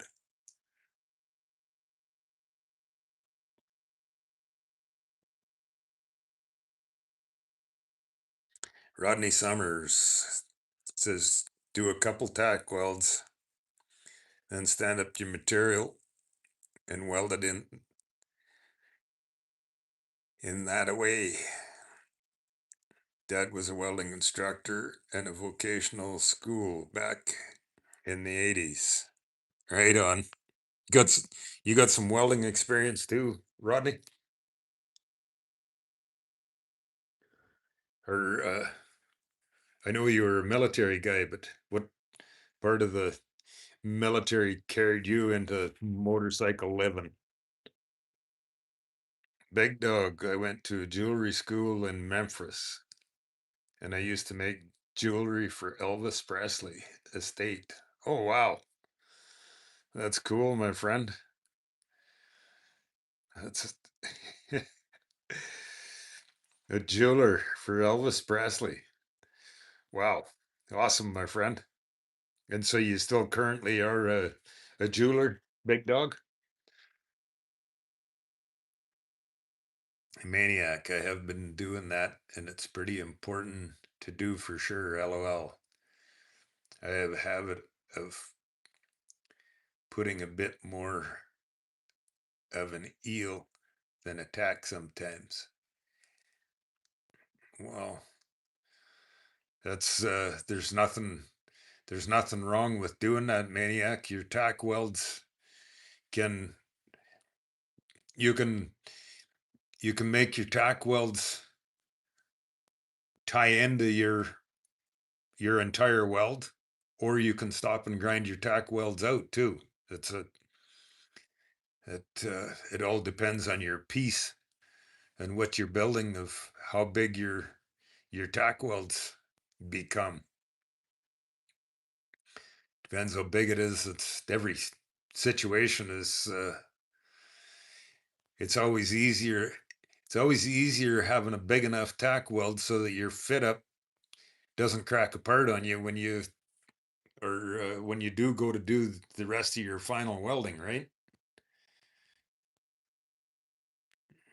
Gary Rosenquist, my starter just went baff on my daily, a 93 GL 1500 wing. Sounds like rocks in it when it turns. Push starting her is a bear. Oh man. Sorry to hear that, Gary. Ay, ay, ay. Yeah. I've experienced that myself, not on a wing, but I, I've experienced that starter gone a couple times, and it's like, oh man, not again. Sorry to hear that. What's the starter like to change on a wing? Is it a is it anywhere near as nasty of a job as it is changing on a Softail? Getting a starter out of a Softail is a Softail Harley is quite a bear of a challenge, as you put it. Tank Tank Odinson. I'm from Alaska, and you can't beat an old Evo. All right, Tank. I got to put a pin in the map for you. Being I'm injured, being I'm injured and can't ride my motorcycle, I'm hanging out in the garage doing these live streams. And so I bought a big world map of anybody that drops in to share some live stream. And heck yeah, my friend, you're the first pin. Whereabouts in Alaska are you? I'm gonna stick a pin in the map in Alaska. You're the first guy from Alaska. Give me tell me whereabouts you are in Alaska. It's not a real well detailed map, but awesome, my friend. You're the first guy dropped in the live from Alaska. Yeah, drop me a comment here, where, and we'll pin you to the map, my friend. And absolutely, the good old Evils are an awesome running engine, my friend. Big Dog, my job was making the TCB lightning bolt pendants. Right on. For the four at Elvis's estate, Big Dog. That's cool. Maniac, that's awesome on the jeweler stuff, man. My cousin runs a gold shop, but he usually sends that stuff out for that kind of work. Yeah. Talented, steady hand, patience, working with that small little stuff. And I'm sure a good magnifying glass. Maniac says, bit more of a weld, not eel. I hate this phone sometimes. No worries, my friend. We uh, we all suffer the same autocorrect. It changes words on us before we realize it. Big Dog, yes, I'm still working barely. I'm getting old and shaky now. Will retire soon, do more bike riding. All right, my friend. I love it. Rodney Summers says all stick welding is for experience. I actually went to the vocational school for auto mechanics. I ended up as a survival technician, maintains flight gear for guys who flew F-14s, F-18s, A6s, and C9s. Wow. Two SH-2G helos. Wow. That's some awesome life experience there, Rodney. Maniac says, that's awesome, Rod. I just have been learning from YouTube and calling mechanics. I know personally with questions I have while I tear things apart and put them back together. Well, awesome on you, my friend. Awesome, Maniac. Hey, where did he go here? Hang on. Tank Odinson. Where are you from, my friend? We're in Alaska. Stick a pin. I'll stick a pin in up here in Anchorage for you until I hear back from you. All right. Our first guy from Alaska. It's taken a while, but cool. Gives me something fun to do, you guys, while I can't ride my motorcycle.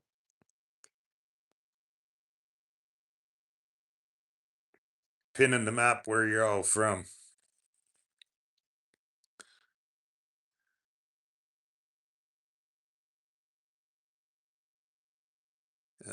Gary Rosenquist. How many guys are in the chat? Currently, right now, 11. Gary. Yeah, 11 right now. The number of people in the chat floats around all the time. I guess guys dropping in and whether they stay in or not, but currently 11 right now. Rodney says one of the best ways to learn Vortex. There's 10 Gary.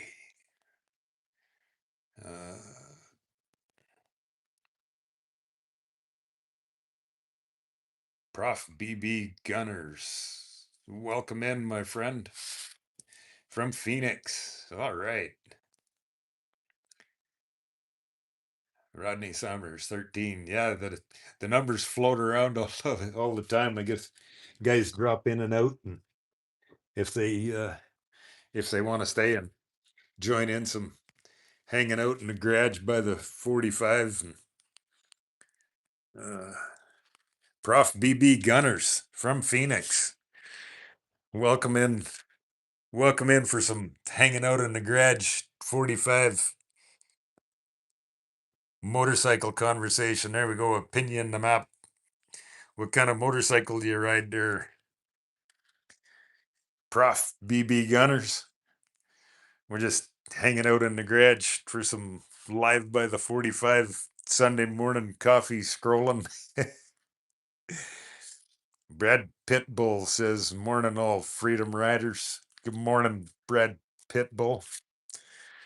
And Prof BB Gunners. Just hanging out in the garage, motorcycle conversation.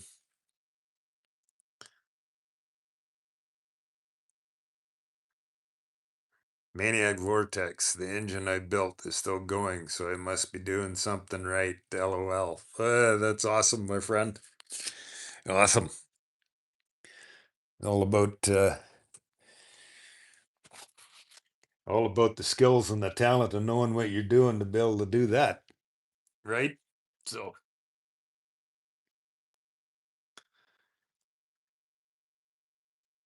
where Prof BB Gunners? Where'd you go, my friend? Drop in the comments. Anybody else just new dropping into the comments here? Being I'm injured and can't ride my motorcycle, I got a big world map here, so drop in the comments where you're from so I can put a pin in the map and see how many countries we can get pinned to the map. Anybody that drops in for some motorcycle live hanging out, telling motorcycle tales and stories. Share your what kind of motorcycle you're riding, your favorite motorcycle road trip, and do you pack up and go for cross country motorcycle road trips? That's one of my biggest passions is being packed up with my old motorcycles and going for a ride across country. I rode my 1943 Flathead, rode from Saskatchewan to California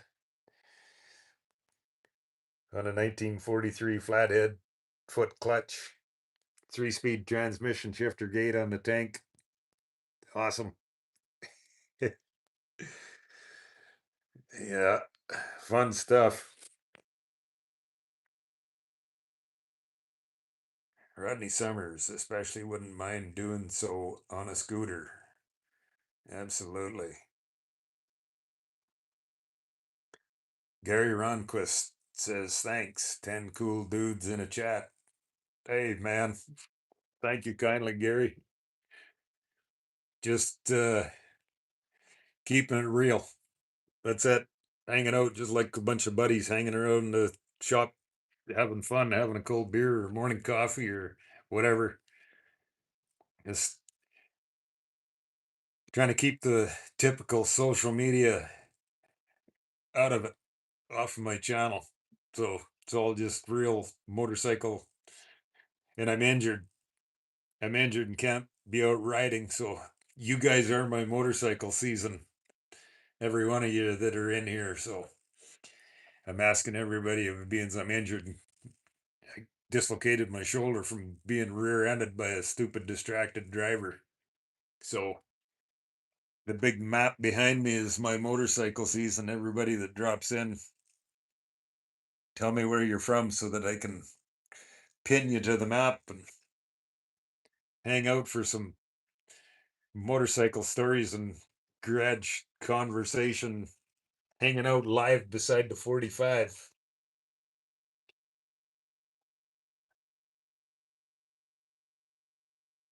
Rodney Rodney Summers on the trip to Cali. Did you ride to the coast of Canada, then down the coastal roads? No, I didn't.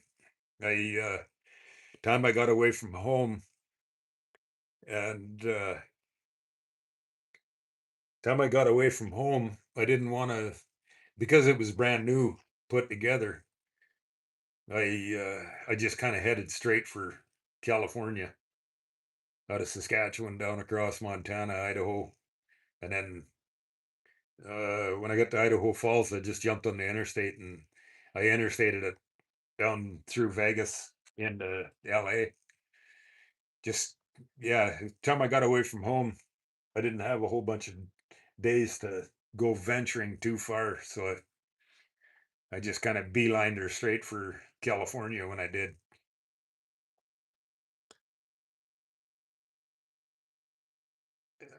Gary Rosenquist, hopefully once you're healed, we can ride.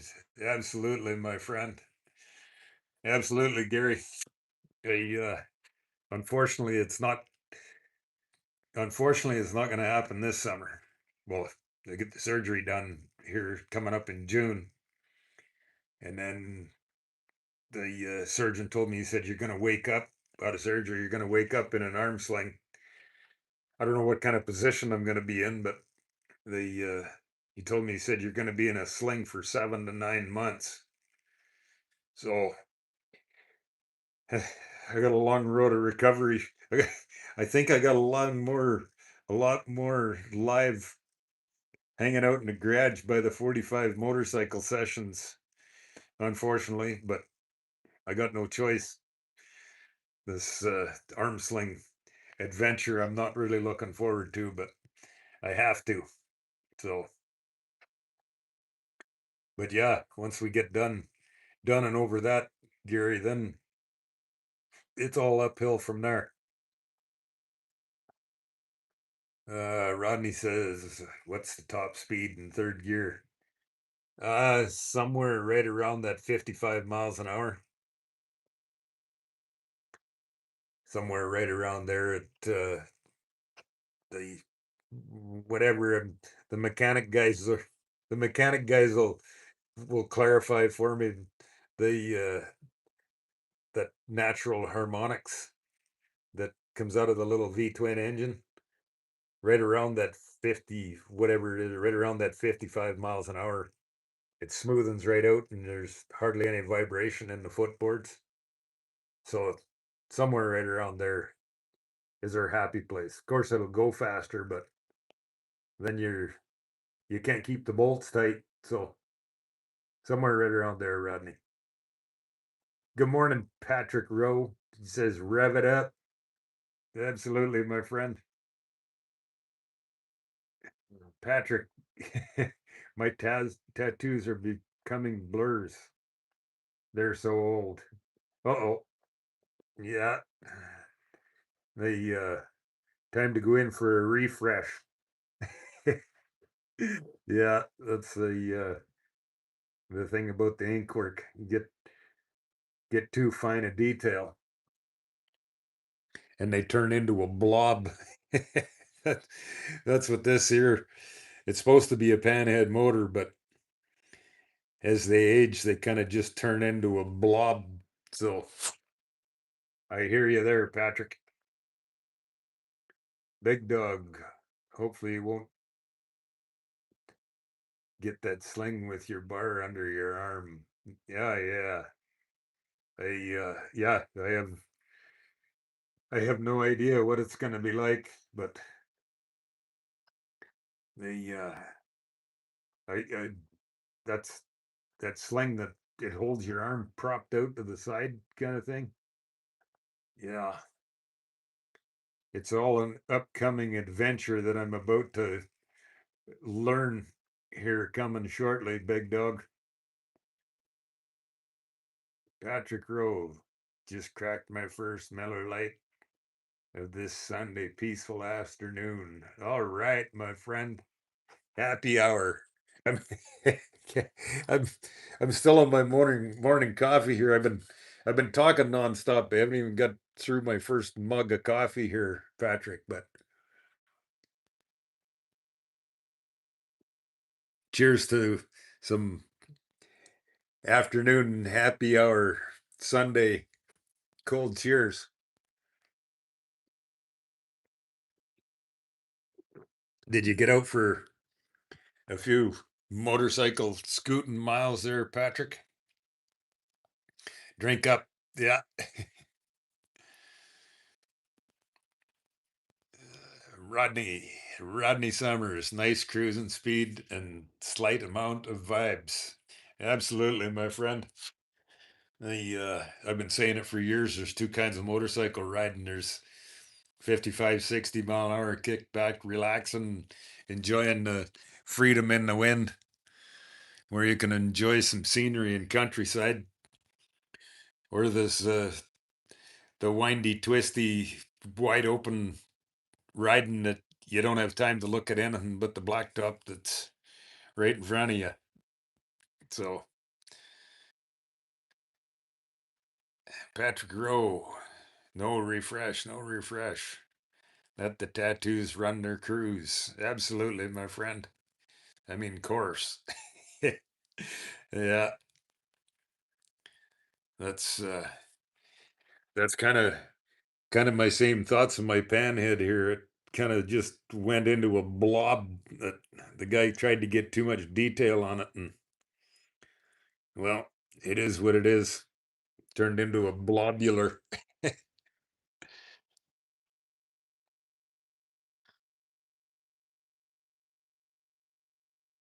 Although it could be construed as a curse by some people, I suppose. I see you're having the same problem. Yeah, la la la la la.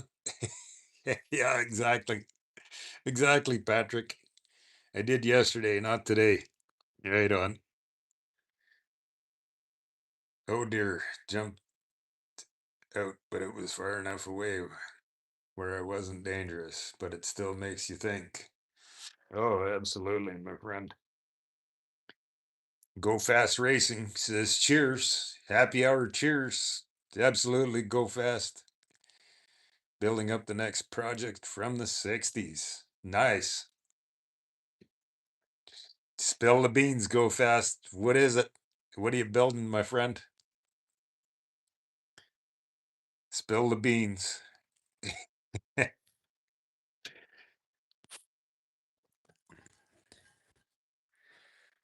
Who else we got hanging around? Anybody else new dropping in for some morning live hanging out? Shop talking motorcycles, building, riding. Pin it or drop a comment where you're from so I can pin the map for you where you're from. We I don't know where he went. I think he skipped out already. Actually, finally had a guy drop in this morning from Alaska. Got the first pin in the map of Alaska this morning, you guys. Awesome.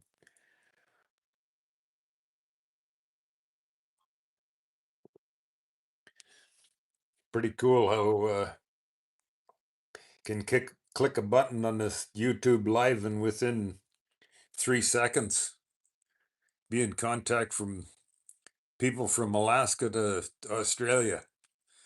So cool. Maniac had over 3 people die from deer out here just last year, selling the shadow for an enduro with dirt tires soon. LOL. We get more dirt than pavement out here, so it only makes sense. Right on. Yeah, that's a pretty big sport too. Maniac in that dirt style enduro motorcycle. Jimmy Sturgis, welcome in, my friend. Welcome in for hanging out in the garage, doing some live by the old 45. Built her from the basket case of parts, and yeah, some awesome fun stuff.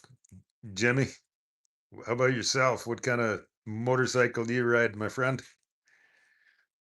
And where are you from? Being I'm on the injured list and I can't ride, so I'm hanging out in the garage doing some live streaming. So I got a big world map here so that whoever drops into my live, if you're interested, drop me a comment where you're from and we'll stick a pin in the map for you. And what kind of motorcycle you ride, Jimmy? Awesome. We're a motorcycle channel here and share everybody's motorcycle passion. Doesn't matter what kind of motorcycle you ride. But yeah, welcome in, Jimmy. Go Fast Racing. That do-it-all handmade framer made in Southern California. Aluminum 4-pound swing arm. Twin shock adjustable steering tube angle. Pivots to vertical rake to full-on chopper. Oh yeah. That's the one you were telling us about the other day. Cool. Cool. How's that project coming along? Go fast. Jimmy Sturgis. I'm from Ukiah, California, just north of San Francisco. All right. Cool, Jimmy. I don't know. Ukiah is probably not on my map. It's not a real well detailed map here, but just north of San Francisco. We'll stick a pin in the map for you there, Jimmy. I don't know how far north of San Francisco you are, but we'll stick a pin in the map for you there. Get you close to home, anyways. Awesome. Welcome in for some hanging out in the garage motorcycle conversation there, Jimmy. Rodney Summers, yes. I got into bikes earlier. Older brother took me on my first bike ride on a HD 175 Sprint back in the early 70s. when Evil Knievel was a huge draw. Oh yeah. Started the passion. Started the passion and it carries on. That's awesome. Awesome, awesome. Rodney. Patrick Rowe up here where I ride in Pennsylvania. I just ride the old country 2-lane roads. I just moved back after years and years of being gone. Some beautiful country, beautiful countryside up in the Appalachia Mountains through Pennsylvania. Jimmy, I got a Sportster. Awesome, my friend. Awesome, awesome. Every motorcycle, two wheels and freedom in the wind. Jimmy, that's what it's all about. That's uh that's the way I do all my whole motorcycle channel is all two wheels and freedom in the wind. This is my 1943 that I built from a basket case and into my little chopper. So little custom fabrication work on the handlebars. Put a 6-inch over stock Springer front end on it. No front fender. Just so that I can call it my chopper. Fun stuff. And then on the back end, I built a little bit of an adjustable sissy bar there, Jimmy. Found some old mechanical levers off of an old McCormick Deering binder. And so that doing lots of cross country road trips, I pack all my gear, my sleeping bag, and then my clothes bag in here, and that all becomes my backrest. And so I built the adjustable sissy bar, this mechanical lever here. Well, I got it all set up for my backrest. Then I can adjust my seating position and my backrest throughout the day. Works pretty awesome. Fun stuff. A little bit of garage built, one of a kind. Makes for some awesome, comfortable being able to adjust your backrest position throughout the day, Jimmy. Patrick, I doubt if I take my bike back out on a big highway ever again. Yeah, crazy, crazy, stupid, distracted drivers. Go Fast Racing, twin down tube frame and cradle, single top tube, chrome moly thin wall, steering stem is cast aluminum. Before 8-inch travel, factory racing forks. Wow, this is gonna be quite the build. There, go fast when you get done building that one.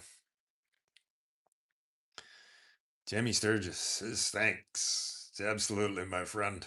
Welcome in for some hanging out in the garage, just talking motorcycles. Patrick Rowe, I thought about getting a trail bike, but my happy-go-lucky ass will probably go get smacked up out in the woods. I'm too damn old, out of shape for that stuff. Oh, uh, never too old, are we, Patrick? Never too old. Jimmy Sturgis says, that's good. All right, my friend. Go Fast Racing, about 5 different engines swap into that I know of so far. It's much further along than when it had started. About 25 pounds lighter now.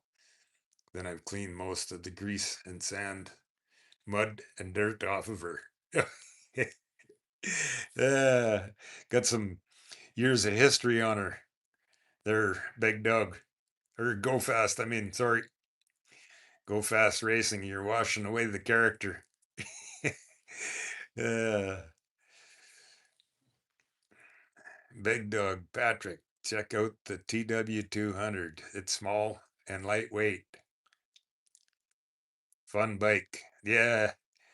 I, a buddy of mine in Canada's got one of them little TW200s. That's a little Yamaha, right? I tried buying it from him a couple of years ago, but he said no, no. His his wife likes it too much, so I still didn't. I still haven't talked him out of it yet. But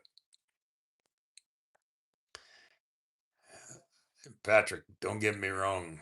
I'm only 59, but I burn it at both ends, so I look like I'm about 79. uh, but the good thing about it, Patrick, you're living. You're living, my friend. Big Dog Cat says, me too. But we're living, boys. We're living. That's what it's all about. And Patrick says, it's me out on the trail trying to get down that I'm worried about, not the motorcycle. Right on. If you get my drift. Yeah, yeah. We got you, buddy.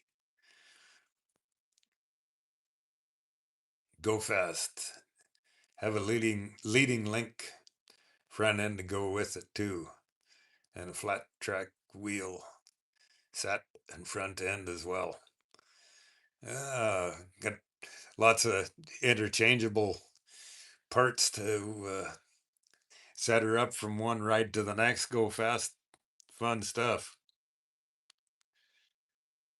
Patrick, when I was younger, I had anything from a 100cc Kawasaki all the way up to a 370 RM. Those days are long gone.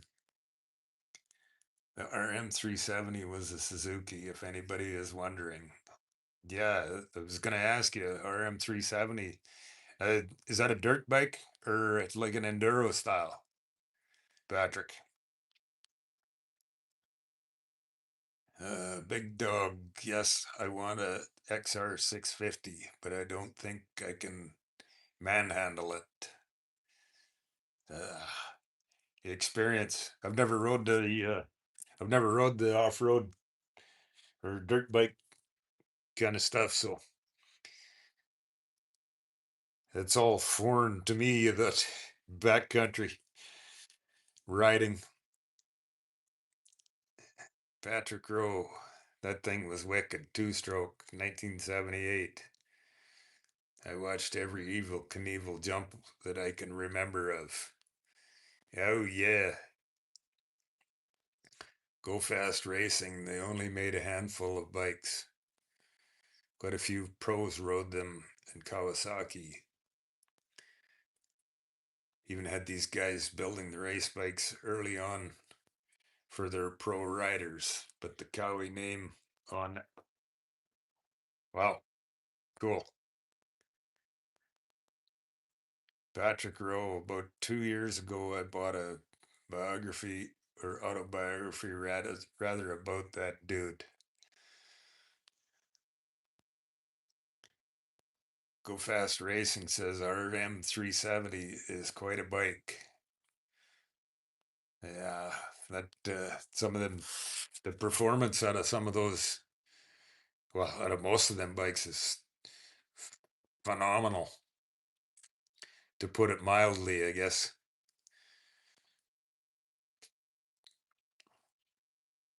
Rodney Summers, I hear you, Patrick. I remember a lot of Evil Knievel jumps. There's a pretty good documentary on Evil Knievel and some of the stuff he done, and some of the Humpty Dumpty hospital stays is like, holy man, this guy's crazy. Patrick, I had the Evil Knievel jump motorcycle toy. Right on. Go Fast Racing. Terry Good has plenty of RN 370 stuff from Roger DeCoaster. He has some videos of them here on YouTube. International Motocross Museum. Well, cool stuff. Rodney Summer, same here, Patrick. Had to mow few grasses, shovel some sidewalks to get it. Had to mow through grasses, shovel some sidewalks to get it. Some kid time workout stuff, Patrick. The 5 and 10 used to let you do the layaway plan. Like it was about $12. Go Fast Racing, plenty of tricks as seen on the early stuff. Terry shows off and is present on this bike I'm working on now. Cool. There ain't nothing wrong with us Gen X guys. Keeping it real, Rodney, right? Keeping it real. Patrick Rowe, when you could buy a bicycle for $5. I mean, a used one. Big Dog says Gen X rules. Old school awesome, boys. Old school awesome.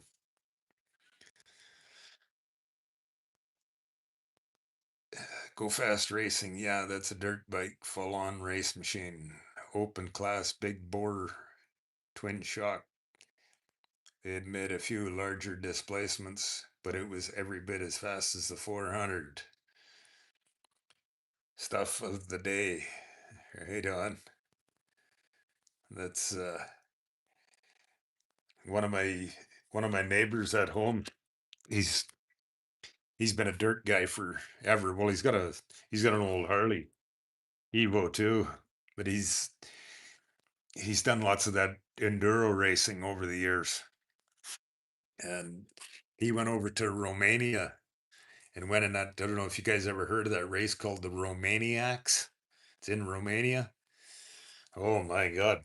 That's if you've never heard of that, look it up on YouTube. Well, I imagine whatever. I imagine they do it everywhere. But it's a pretty grueling race of I think if I remember right, I think Darren told me it's 100 miles a day for 4 days in a row of all of the some of the toughest mountain, creek, rock, bush riding. Yeah, pretty punishing, grueling race to enter in. But my buddy Darren went and did it, so he did pretty good. I can't remember. I think he said he placed 100, or he paid. I think he said he placed 48th, maybe 46th or 48th out of 168 in his class or whatever. But pretty grueling race, anyways. Maniac, those XRs literally have broken people's ankles kickstarting them. They look terrifying to ride from what I've seen. Gabriel Gentili from Brazil. Welcome in, my friend. Welcome into some hanging out in the garage by the 45 for some motorcycle conversation, my friend. What part of being I'm injured and can't ride my motorcycle? What part of I got a big map here that I'm pinning people that drop into the live here. What Gabriel, whereabouts in Brazil are you from? And we'll stick a pin in the map for you, my friend. You're I'll stick you right in the middle here for now. Yeah, drop me a comment where you're from here. Welcome to Brazil, South America. All right, fun stuff. And what kind of motorcycle do you ride there, Gabriel? Go Fast Racing, XR Honda stuff runs forever. Just gas, oil, and go. Some are a little more top heavy than people are used to. Hmm. I'm listening, guys. I'm listening. I'm not a dirt bike guy, so I'm listening. Big Dog, yes, Evil Knievel was a badass dude. Yeah, that like I said, I watched that. They did a documentary on him there, whatever, Netflix or Amazon Prime or whatever. Watch that, and it's like, wow, crazy, wild man. Daniel Harrington, 402. Been riding since I was 7. Stayed on a Yamaha Chappie, the XR70 100R XLR 185 XR 250. Then came Street Bikes Honda CX 500. Now on my 4th Nomad and Goldwing from my dad, True Freedom. Absolutely, Daniel. That's cool, my friend. Lots of uh, lots of years of motorcycle history there. Awesome, awesome, Daniel. Well, welcome in for some hanging out in the garage, motorcycle coffee Sunday scrolling. Drop a comment, Daniel, where you're from, and I'll stick a pin in the map where you. I'm injured and can't ride my motorcycle right now, so this is my motorcycle season. Waiting for surgery, hanging out, doing some live beside the old 45 for some coffee scrolling. So awesome motorcycle history there, my friend. Rodney Summers, Vortex, yeah. Should have tried starting a mid 80s CR 500. Let's get some. Want to make sure you got your boot well planted on the kicker pedal on that one, Rodney. Chevy 5-speed. Good morning, my friend. We're just doing the same thing, hanging out, all kinds of motorcycle conversation. How you doing on this Sunday morning, Arizona? Well, Arizona time, anyways. Still Sunday morning there. Chevy 5-speed. Welcome in. We're just hanging out, telling motorcycle tales and stories. What are you up to today, there, Chevy 5-speed? Patrick Rowe, the RM 370 was strictly motocross type dirt bike. Yeah. And that's a 2-stroke too, right, Patrick? That yeah. They didn't come out with what year did they, you dirt bike guys? What year did they start building the 4-stroke dirt bike? I've never rode that style of motorcycle, you guys, so haven't any of the dumb questions? That's why, because I'm not a dirt bike guy. Never rode one. Rodney Summers, push starting sometimes was easier. Oh yeah.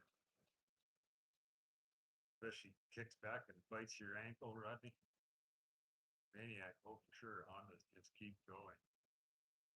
They seem to basically repair themselves, LOL. Some pretty amazing engineering. Them Hondas run forever. The only way I know that, I got an old big red 3-wheeler thing, run and run and run. Crazy. Maniac Vortex. Yeah, I've watched videos of someone starting those. That might be what I was actually thinking of. Still waking up. LOL. Yeah, right on. Yeah, in my opinion, the kicker pedal is no joke around. There's been lots of ankles lots of ankles hurt and knees and all kinds of kicker pedal horror stories that, ouch. Big dog. I had a CR 480 once. It kicked my ass every time I got on it. Lots of power. Oh yeah, no kidding. It's uh, that's like I said, I've never rode one, but I have lots of friends that have them. Yeah, 480. You got lots of giddy up there, my friend, Big Dog. Patrick Rowe. We used to set up ramps on bricks.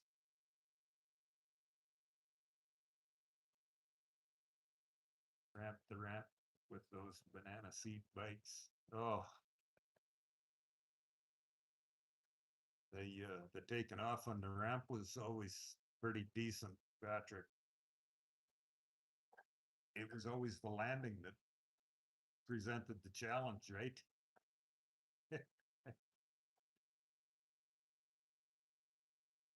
Rodney Summers, for sure, Big Dog.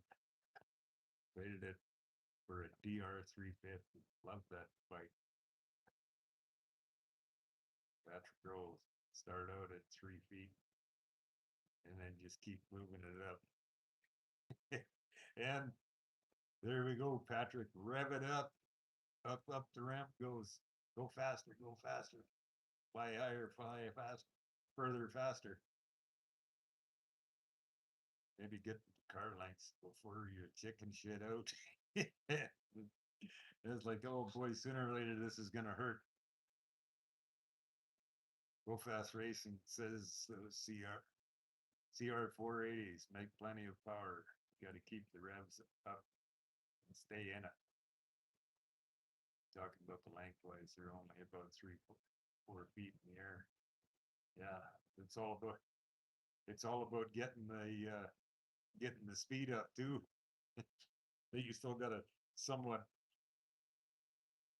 keep in control when you land back on the pavement. Arlen Harvey, cheers, my friend. Welcome in for some hanging out in the garage motorcycle conversation.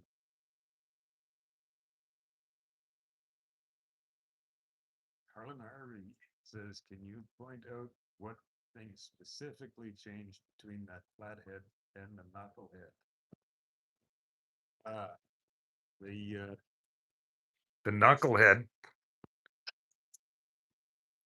The knucklehead was the first year that Harley came out with overhead valves in the heads. So that's one of the main big components on this here. It's just a plain bare flat head. Where on the knucklehead they went to the overhead valves and got all the rockers and everything's in the heads on them. So that's what really upped the game. So back in the day of stories that I know, um, that's what really upped the game for Harley versus compared to Indian of uh, Indian, they stuck with the flathead right until the end when they finally went under. But the Indian refused to go to an overhead valve design on their engine, and Harley did, and so that Harley took off and kind of left Indian in the outback, and well, I believe it was 54, and then other differences. Well, this here particular flathead, this is an old 45 inch.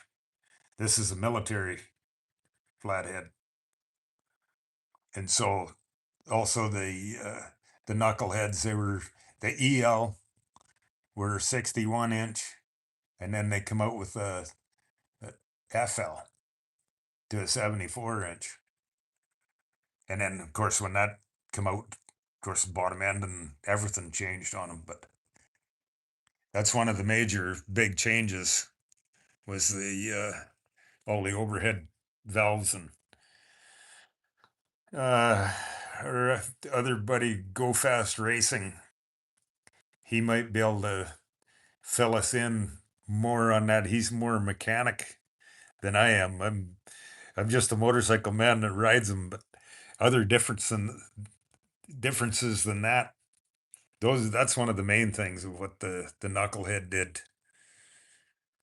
Harlan. Patrick Rowe.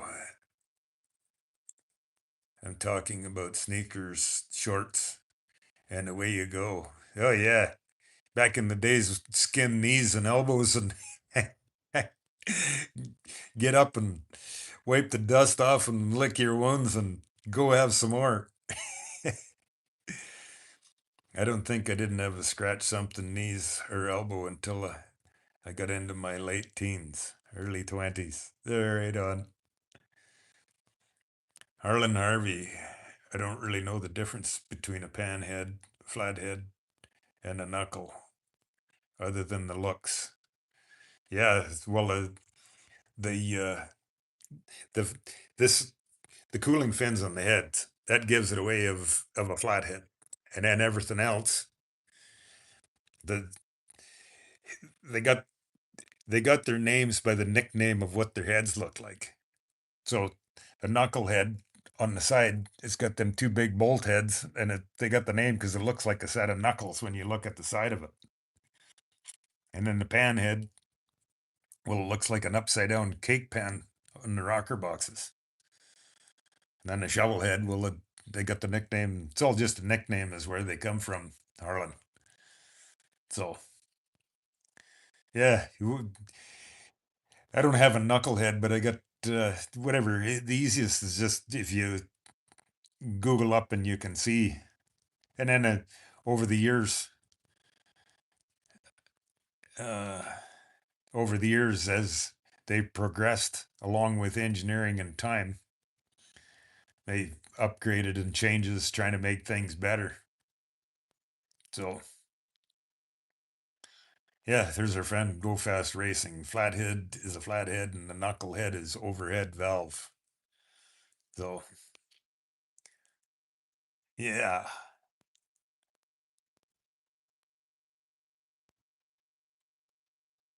Patrick says there's a guy in town here that has the Army 45 Indians similar to your Harley. I've drove past his house yesterday on my bike just to see if he was out. Right on. Yeah, there's I forget how the story somehow or another, the reason why Harley won the contract to do the military stuff. The military motorcycles. Rodney Summers, yes, you did, Stu. Yes, you did for sure. Have you boot placed right, or else the sole would hurt? Oh yeah, no kidding. I know a guy in Saskatchewan there. Oh my God, he dislocated his ankle. The ankle completely come apart. I haven't talked to him. I I don't know what happened. Whatever he was kicking, I think it was a shovel head he was kick starting, and I don't know. I don't know what he did, but oh my God, dislocated his ankle and tore it all apart. Pretty nasty. So I don't know how he if he's all healed up from it and his ankle's back in kicker condition yet or not. But yeah, whatever. I always say, be paying attention with the kicker pedal. It's kind of the same thing as a chainsaw. You got a chainsaw and hang on to the pull rope because when it jerks the T handle out between your fingers. Ouch! It's gonna hurt. Oh, uh, Rodney, is that you that clicked in the 1999 there? If it was, my friend, thank you kindly. Showing up on my screen here. Thank you kindly, my friend. Much appreciated. Patrick Rowe. He was my neighbor. He got the bike out of a field apparently and redid it as close as he could. Oh, that's cool. Harlan Harvey says, "Oh, thanks, Go Fast." All right. Absolutely, Harlan. You're welcome in here. This is for motorcycle like minded people. Harlan, because I'm injured and can't ride, drop a comment where you're from so we can put a pin in the map for you, my friend. And do you ride a motorcycle? You don't have to ride a motorcycle to be joined in here. You can join in and hang around for some morning coffee or an afternoon cheers or motorcycle like-minded people. And or what brand of motorcycle you ride. We're all welcome. Go Fast Racing, small Briggs and Stratton engines of the 70s. Our flatheads. Yes. Yes, sir. Good old flatheads. Pretty simple running. Did Go Fast? You do lots of work on old flatheads too in your shop?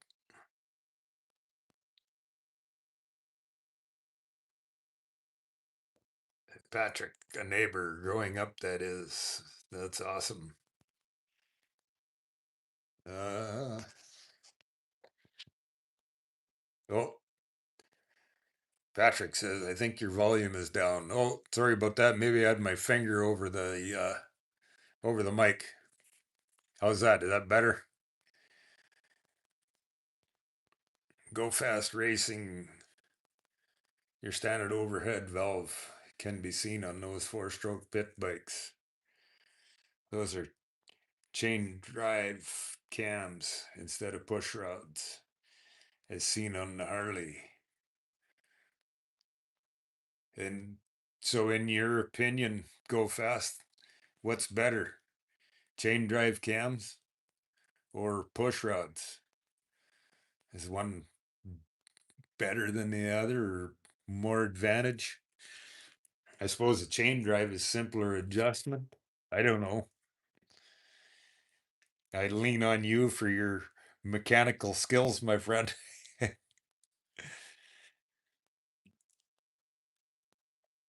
Patrick, I can barely hear you now. Maybe it's my phone.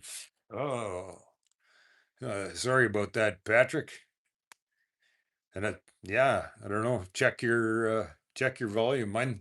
I got mine volume turned up. I don't know. Anybody else having trouble hearing me?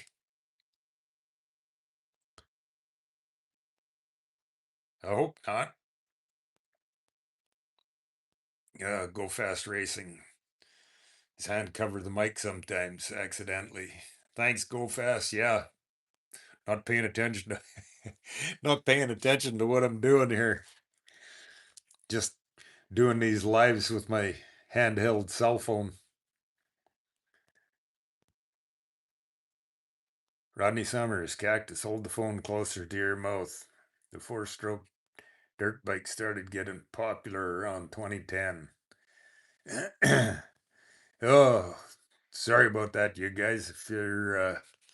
If I'm getting lazy and drifting away from the phone here, maybe I better have a drink of water.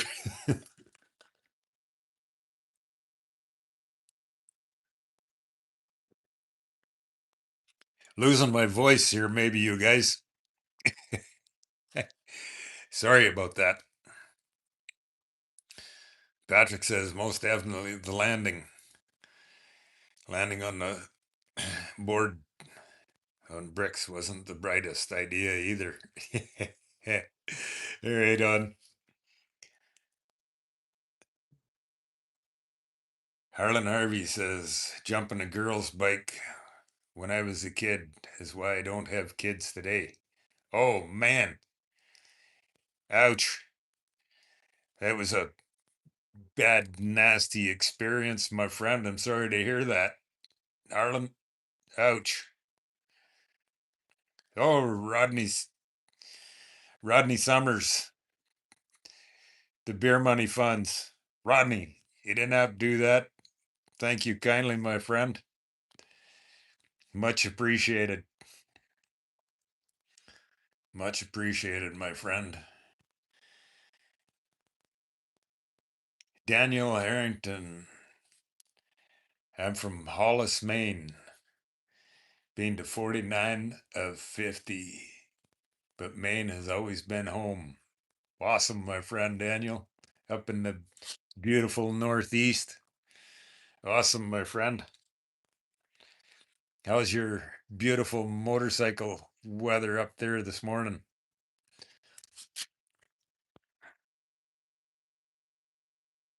Rodney Summers, Beer Money Funds, he says, thank you kindly, my friend. You didn't have to do that. Patrick Rowe. Yeah. Isn't that Daniel? Is that all motorcycle miles of traveling? I hope so. Some awesome cross country motorcycle road trip stories hiding in there. Patrick Rowe, from my readings, I believe the Harley Army was preferred over the Indian. Army 45. Yeah. It was, I forget. Somebody told me the story of I can't remember what it is now though. Why Harley chose to go, or why the military chose to go Harley instead of Indian. Harlan Harvey says, thank you. Absolutely, my friend. Like I said, Harlan, drop a comment where you're from so we can stick a pin in the world map where you're from. Patrick Rowe, you can actually get on YouTube and go through the different sounds of each engine. It's also done in numerical year.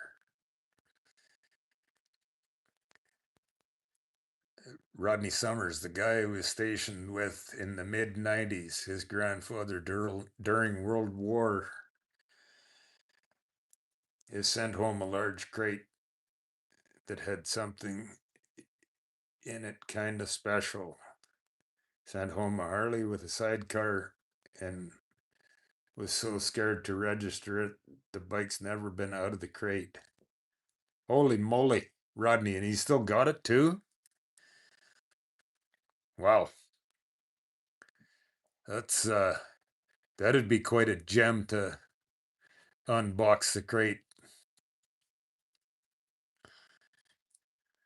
Daniel says, I've got two daughters that grew up riding with me, and my first grandson is 9 months old, and he will start on a 1976 Yamaha 50 and slowly inherit the rest because I've kept all bikes. Wow, that's cool, Daniel. So you've got a garage full of everything's from the beginning. That's awesome, my friend. Rodney Summers says, yep, thanks, garage beers. uh, thank you kindly, Rodney. Someday when we cross paths again, we shall cheers a cold one. Patrick Rowe, when I was 16, I bought a 305 Dream Honda off a school teacher. Looked like the bike Elvis had in that one movie. Right on. That thing was actually pretty fun to ride around on. I didn't like that Honda Dream because it didn't have a frame under the engine. It used to freak me out. I mean, I liked it, but I didn't like that it makes any sense. Kind of, how do you say paradox? You're right on. Your volume is good now. Thanks, Patrick. Sorry about that. Yeah, sometimes I got to speak up because I'm just talking into my cell phone here as I'm doing these lives. So I gotta talking nonstop. I gotta stop and have a drink of water now and then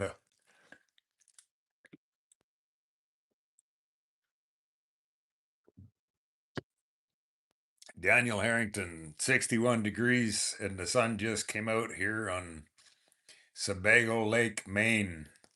All right. Daniel, where is.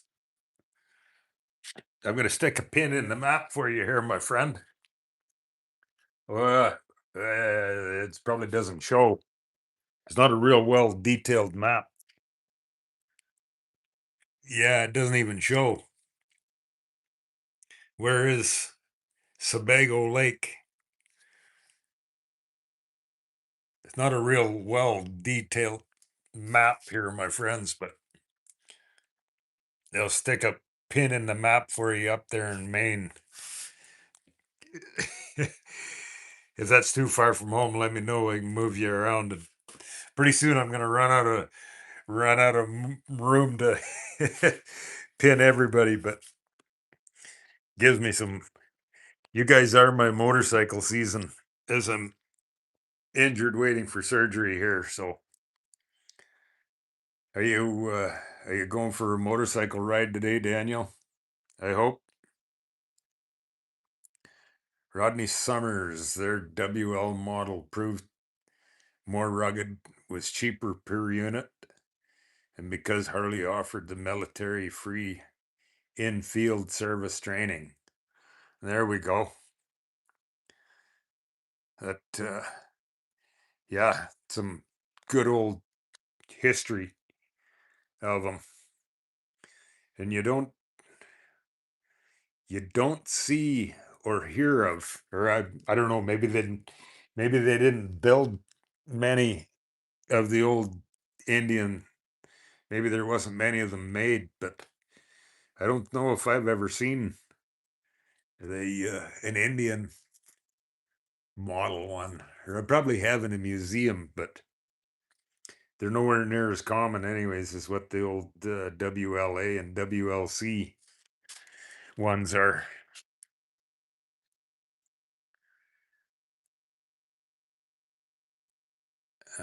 Patrick, he says, I think they used both Harley and Indian for a while in the World War II. Daniel says, perfect. All right, my friend. Yeah, it's not a real well detailed map, so whatever. It's for fun stuff as I'm sitting here injured and can't ride my motorcycle and do anything this summer, waiting for surgery on my shoulder. Frustration of, but you guys keep my motorcycle smile on and hanging out for some morning coffee or afternoon cheers or around the globe smiles on my face. So much appreciated to everyone, everybody joining in me, sharing that with me.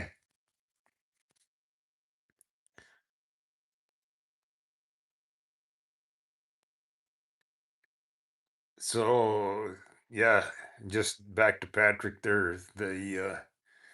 You said your neighbor has an Indian, a military Indian. That's pretty cool, my friend. So more motorcycle stories, you guys. I love it. I don't know if you've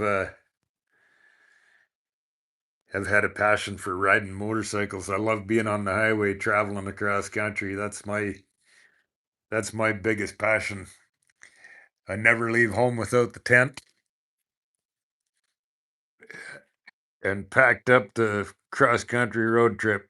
I always got my sleeping bag and then my clothes bag. I always pack that stuff with me. And because when you leave home, you never know when you're going to get back home. So never leave home without your gear. I always pack all my gear, all my leathers on the road, cross country road trips. That's my passion. Love it. So, how about everybody else? Build a custom chopper, ride a custom chopper, ride whatever kind of motorcycle you ride. To me, it's all about our love and passion of motorcycle riding. Daniel, yes, I'll be riding shortly. It's about 32 miles to go fully around the lake from Route 302 side by the Route 114 side. Absolutely beautiful ride all the way around. Cool. A lakeshore afternoon, Sunday afternoon motorcycle ride around the lake. Sounds outstanding, Daniel. I wish I was going for a ride too, but unfortunately, I'm hanging out, hanging out doing some live beside the 45 with a nasty injury of from a stupid distracted driver. Patrick Rowe, he was the neighbor when I was growing up. Not now. I live in the outskirts of town. Oh, okay. Sorry. Yeah, you said that earlier that he was a neighbor when you grew up.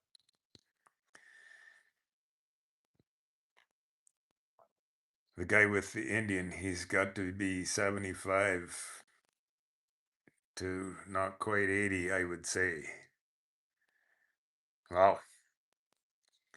I believe he graduated high school in 1965. Awesome. Rodney Summers, the company produced over 35,000 military spec motorcycles for the Allied forces between 1940 and 1945. Wow. And are you sitting there with your Google button there, Rodney? Google search that how many WLA models were built and how many WLC models were built. Fun stuff.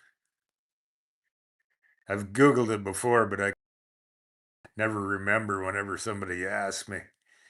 I need a big poster on the wall of all these stats of motorcycle conversation.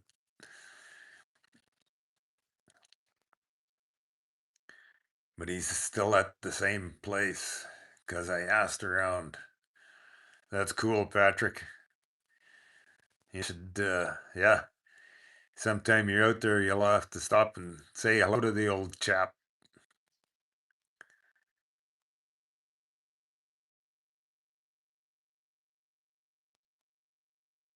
Gary Rosenquist. Were those Ironheads pretty reliable?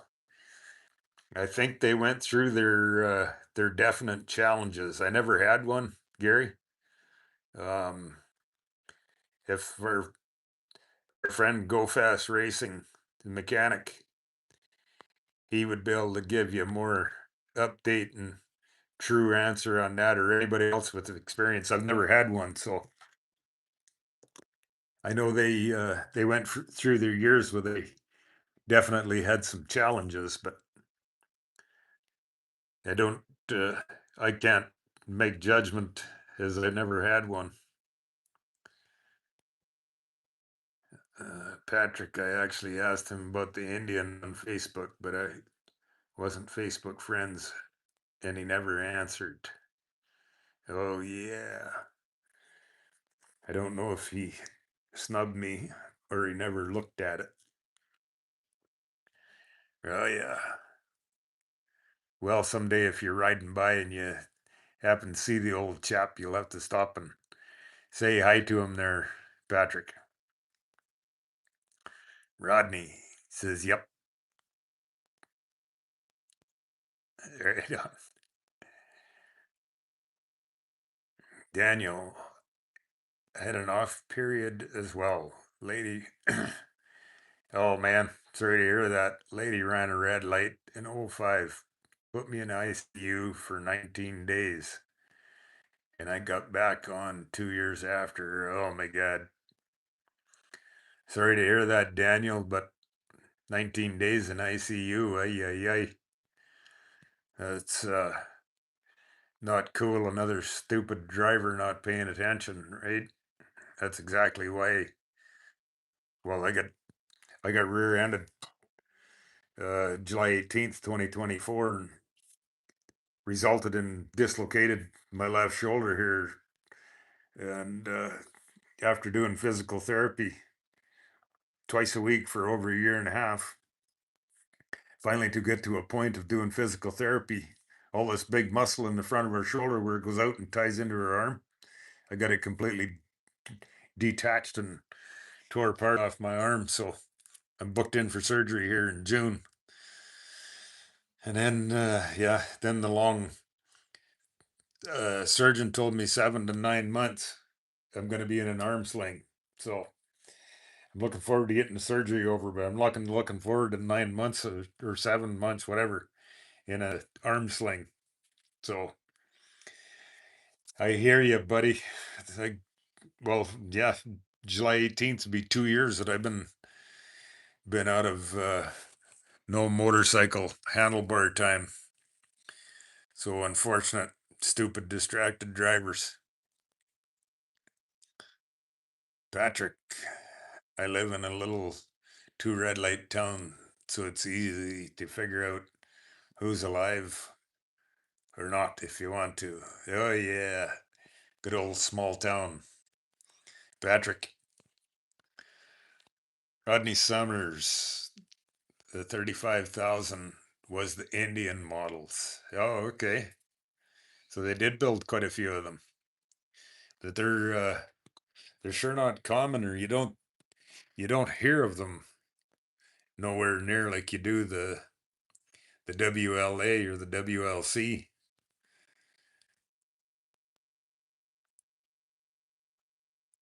Patrick, maybe that was a bit morbid. It's it's easy to figure out where somebody lives, I should say. Yeah, there you go. Gary Rosenquist, you go on cross country rides alone. Yes, sir, Gary, I certainly do, my friend. I've uh, I've ridden corner to corner to North America by myself. Rode from Alaska to Newfoundland to San Diego to Key West. Ride by myself all the time. And that mostly because comes from because everybody, doesn't matter who you ask, they, yeah, yeah, yeah, oh yeah, I'm gonna go. I want to go with you. I want to go with you. When it comes down to the day that you're packed up and the day that you're gonna go, you get a phone call. Oh, I can't go. No, no, I don't want to go. No, I give up asking. I never unpack my bike, and I never unpack, and I when I leave home, when I get home, I'll be there.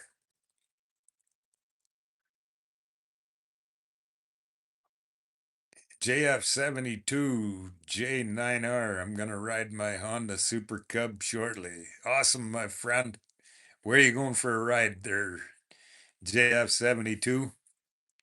Cool, my friend. Where are you going for a ride?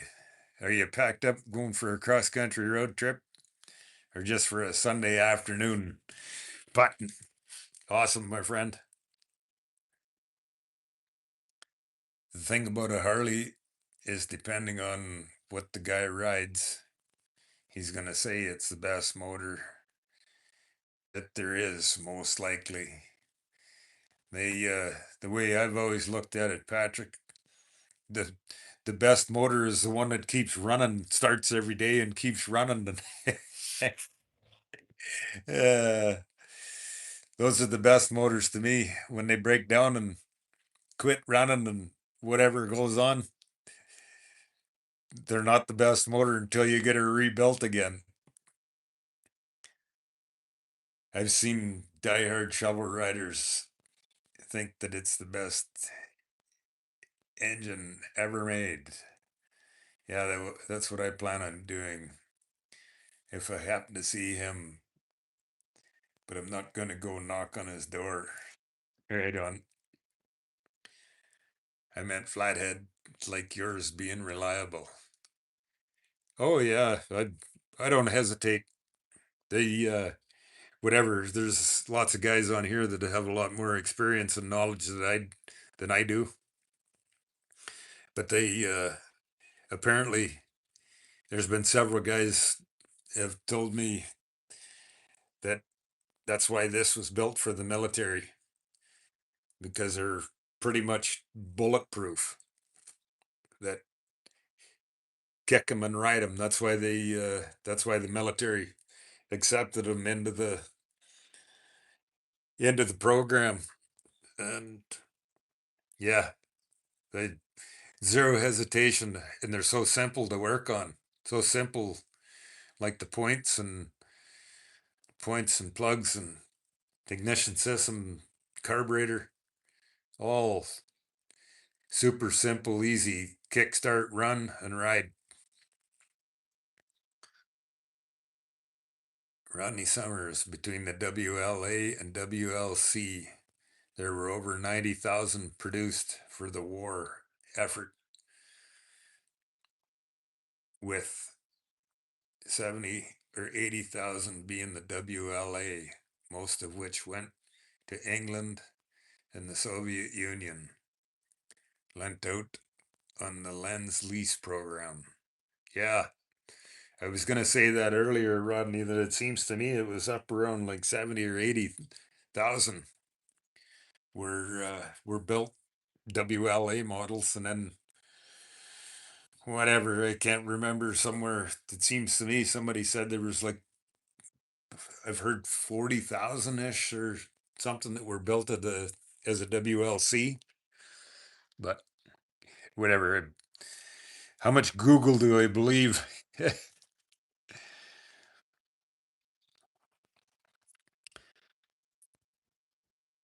Patrick Rowe, I got a pretty crafty groundhog under the shed. Oh, he he's I hope he's not digging holes under you there, digging holes into the shed there. I'm not gonna kill him or catch him in a trap. My dad has box traps in the shed, but I'm not gonna do it. I figure if I can't do it with some kind of natural stuff, then he gets to stay. He's just home sweet home there, Patrick. He's homesteading with you there, my friend. Ronnie Summers, Lend-Lease program. Yeah, I know though it has nothing to do with motorcycles. I'm just rambling. Ah, that's all right. We're we all tend to do that. I do the same thing. Get off to the rambling, and but as long as we're all we keep it all kid and happy, friendly. That's what it's all about. Patrick Rowe catching a little buzz. Woo-ee. Happy hour. All right, on. I agree with your statement about the motor. Yeah, bulletproof and whatever. That's what I've been told and have learned. They uh, they put a carburetor on them that there's no interchangeable jets in them. And there was one old chap on here the other day. I can't remember what he said. He was 70.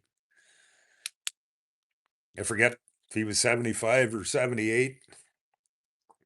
He said that's why they put this old M88. It's an old M88 Linkert carburetor. And he said they put that carburetor on them because for the wartime specifically, that they could digest anything.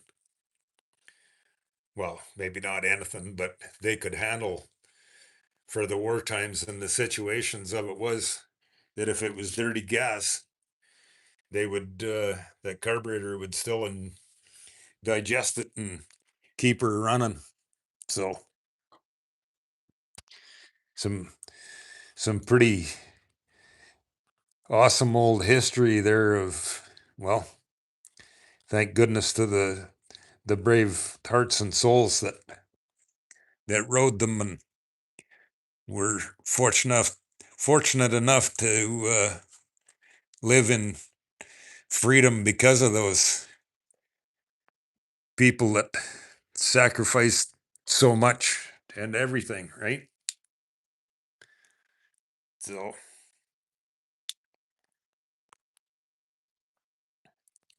Rodney Summers, supposedly a bunch were buried in the outback of Australia land rather than being shipped back to the States, as it would cost too much to ship them back.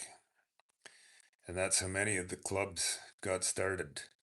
And I've heard that, Rodney, as well as I heard there was lots of them brand new in the crate were kicked in the ocean. And yeah, I've heard several stories of the same thing, Rodney. Uh, Maniac Vortex, those groundhogs would just keep digging until you don't have a foundation left. Oh man, is that right? Rotten little, rotten little pest. I guess that's what they are, is a pest, aren't they? Silly, silly little critters that they are.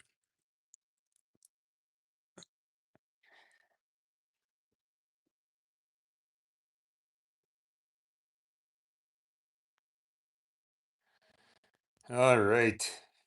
Who else we got here? We got anybody else new just dropping in, hanging for some Sunday morning motorcycle hanging out in the garage?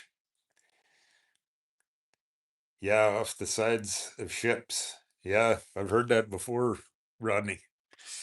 That they get dug big holes and they buried them, and they wouldn't that be quite the jackpot to dig up a hole where there's a whole bunch of crates of them, all brand new, all packed in and buried. Wow.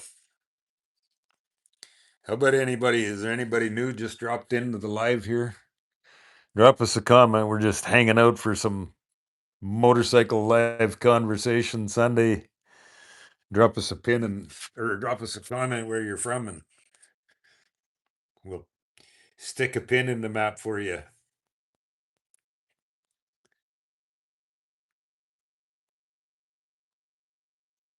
Hanging out motorcycle conversation in the garage time.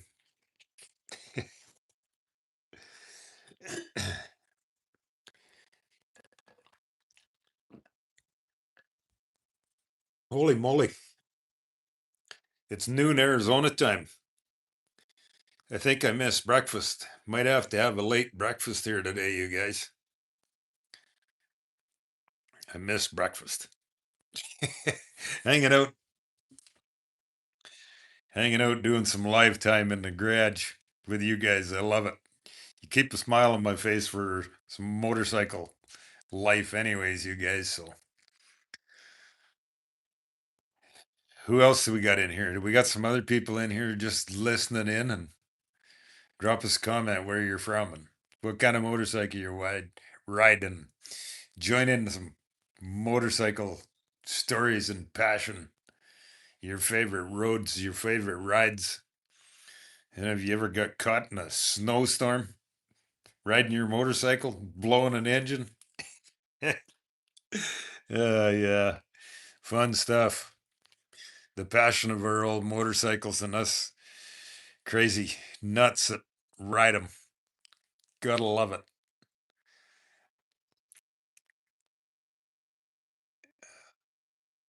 Yeah, it was flapping your gums young and I'm just trying to keep up to replying to you. How's that? That's all I got for you. uh, can't be that bad. You're still hanging in there, Rodney. and you keep replying and you keep responding to me, so I'm just trying to keep up to you.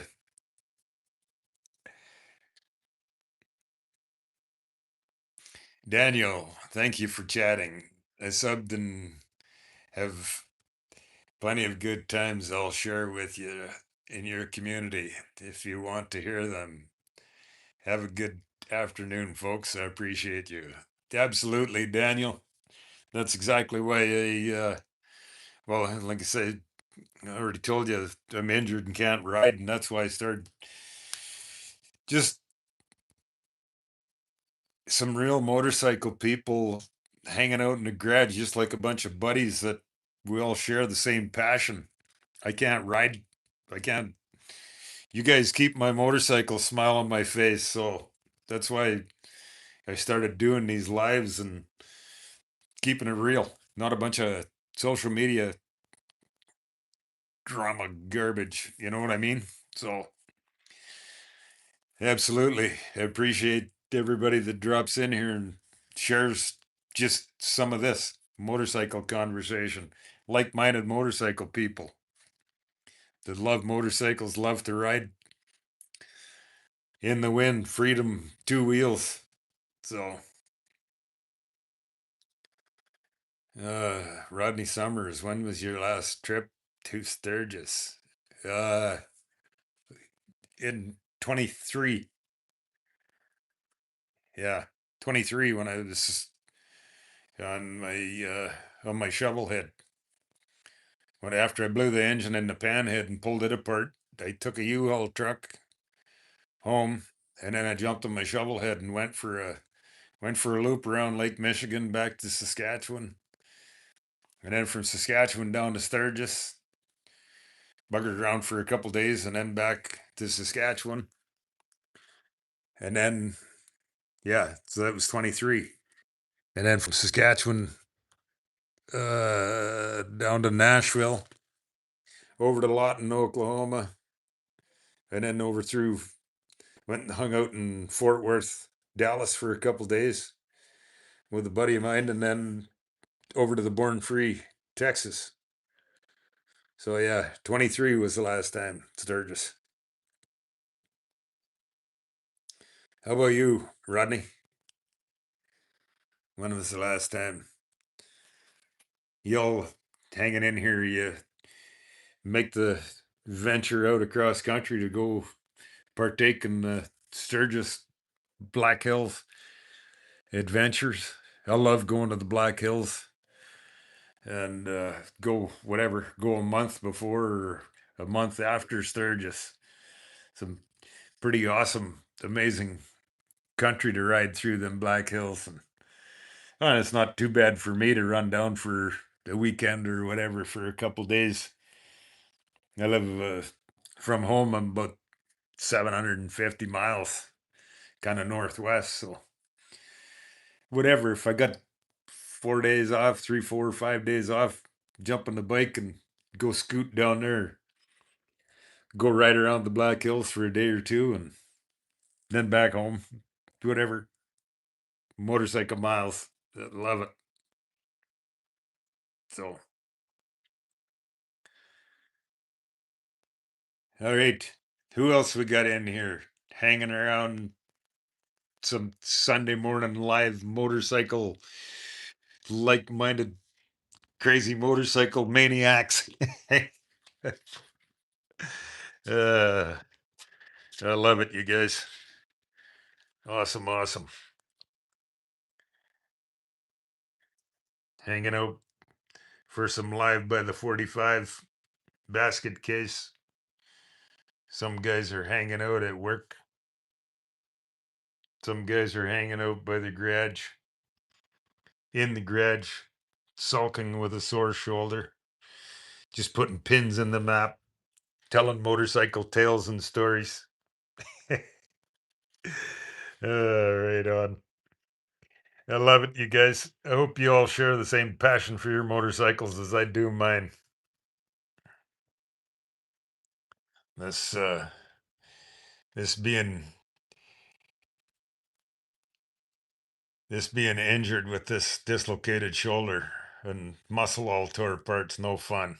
So, in case you were wondering, that's why I'm not riding my motorcycle. If you're new in here, you guys. All right.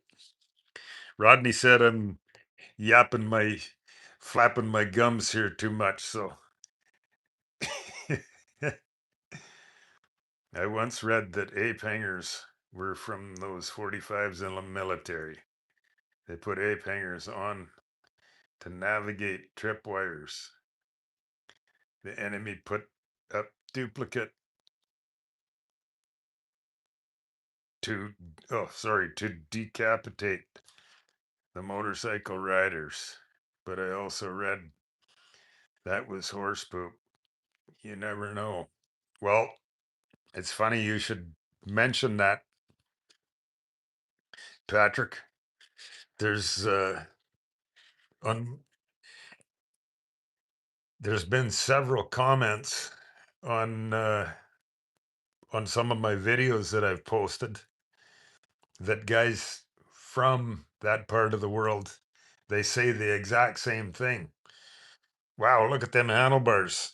No worries about getting decapitated from a tripwire or a whatever you call it, a choke wire.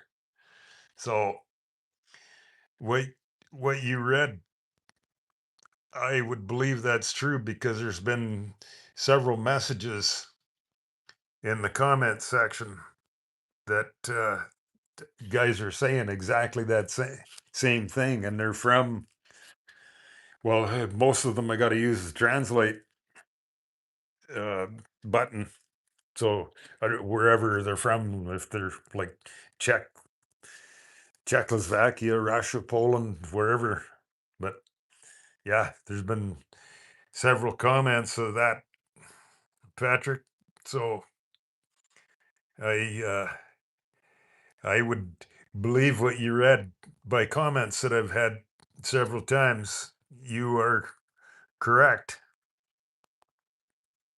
You're sitting behind the handlebars, so it'll the wires will skip over you instead of catching you.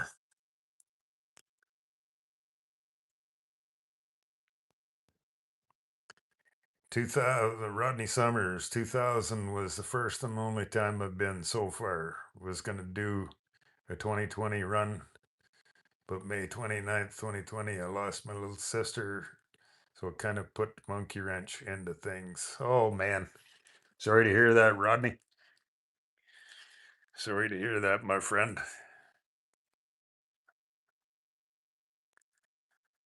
Patrick Rowe, this damn information highway. Oh, yeah, isn't that the truth? I'm drinking a beer right now and burning a cigar. Life is good. All right. Patrick Rowe, thank you kindly, my friend.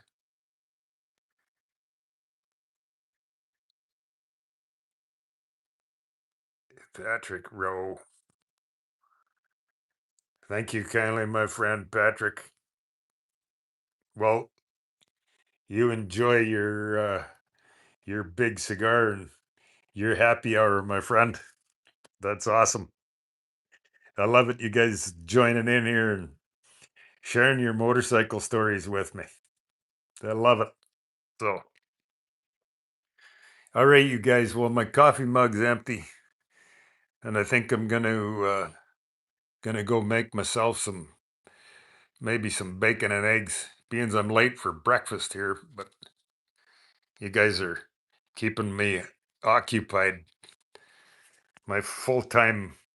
This is way better. You guys are way better off visiting, talking to than me being a full time couch potato with this shoulder that is no fun dealing with. So joining in and keeping my motorcycle smile alive. So, all right, you guys. My throat's getting dry here. Go eat some grub, Rodney Summers says. All right, my friends. I love it. I love it. Thank you guys for coming in. You keep my motorcycle smile on my face, and one of these days we'll get back to riding some motorcycles and having some more wind in our whiskers instead of uh, right on.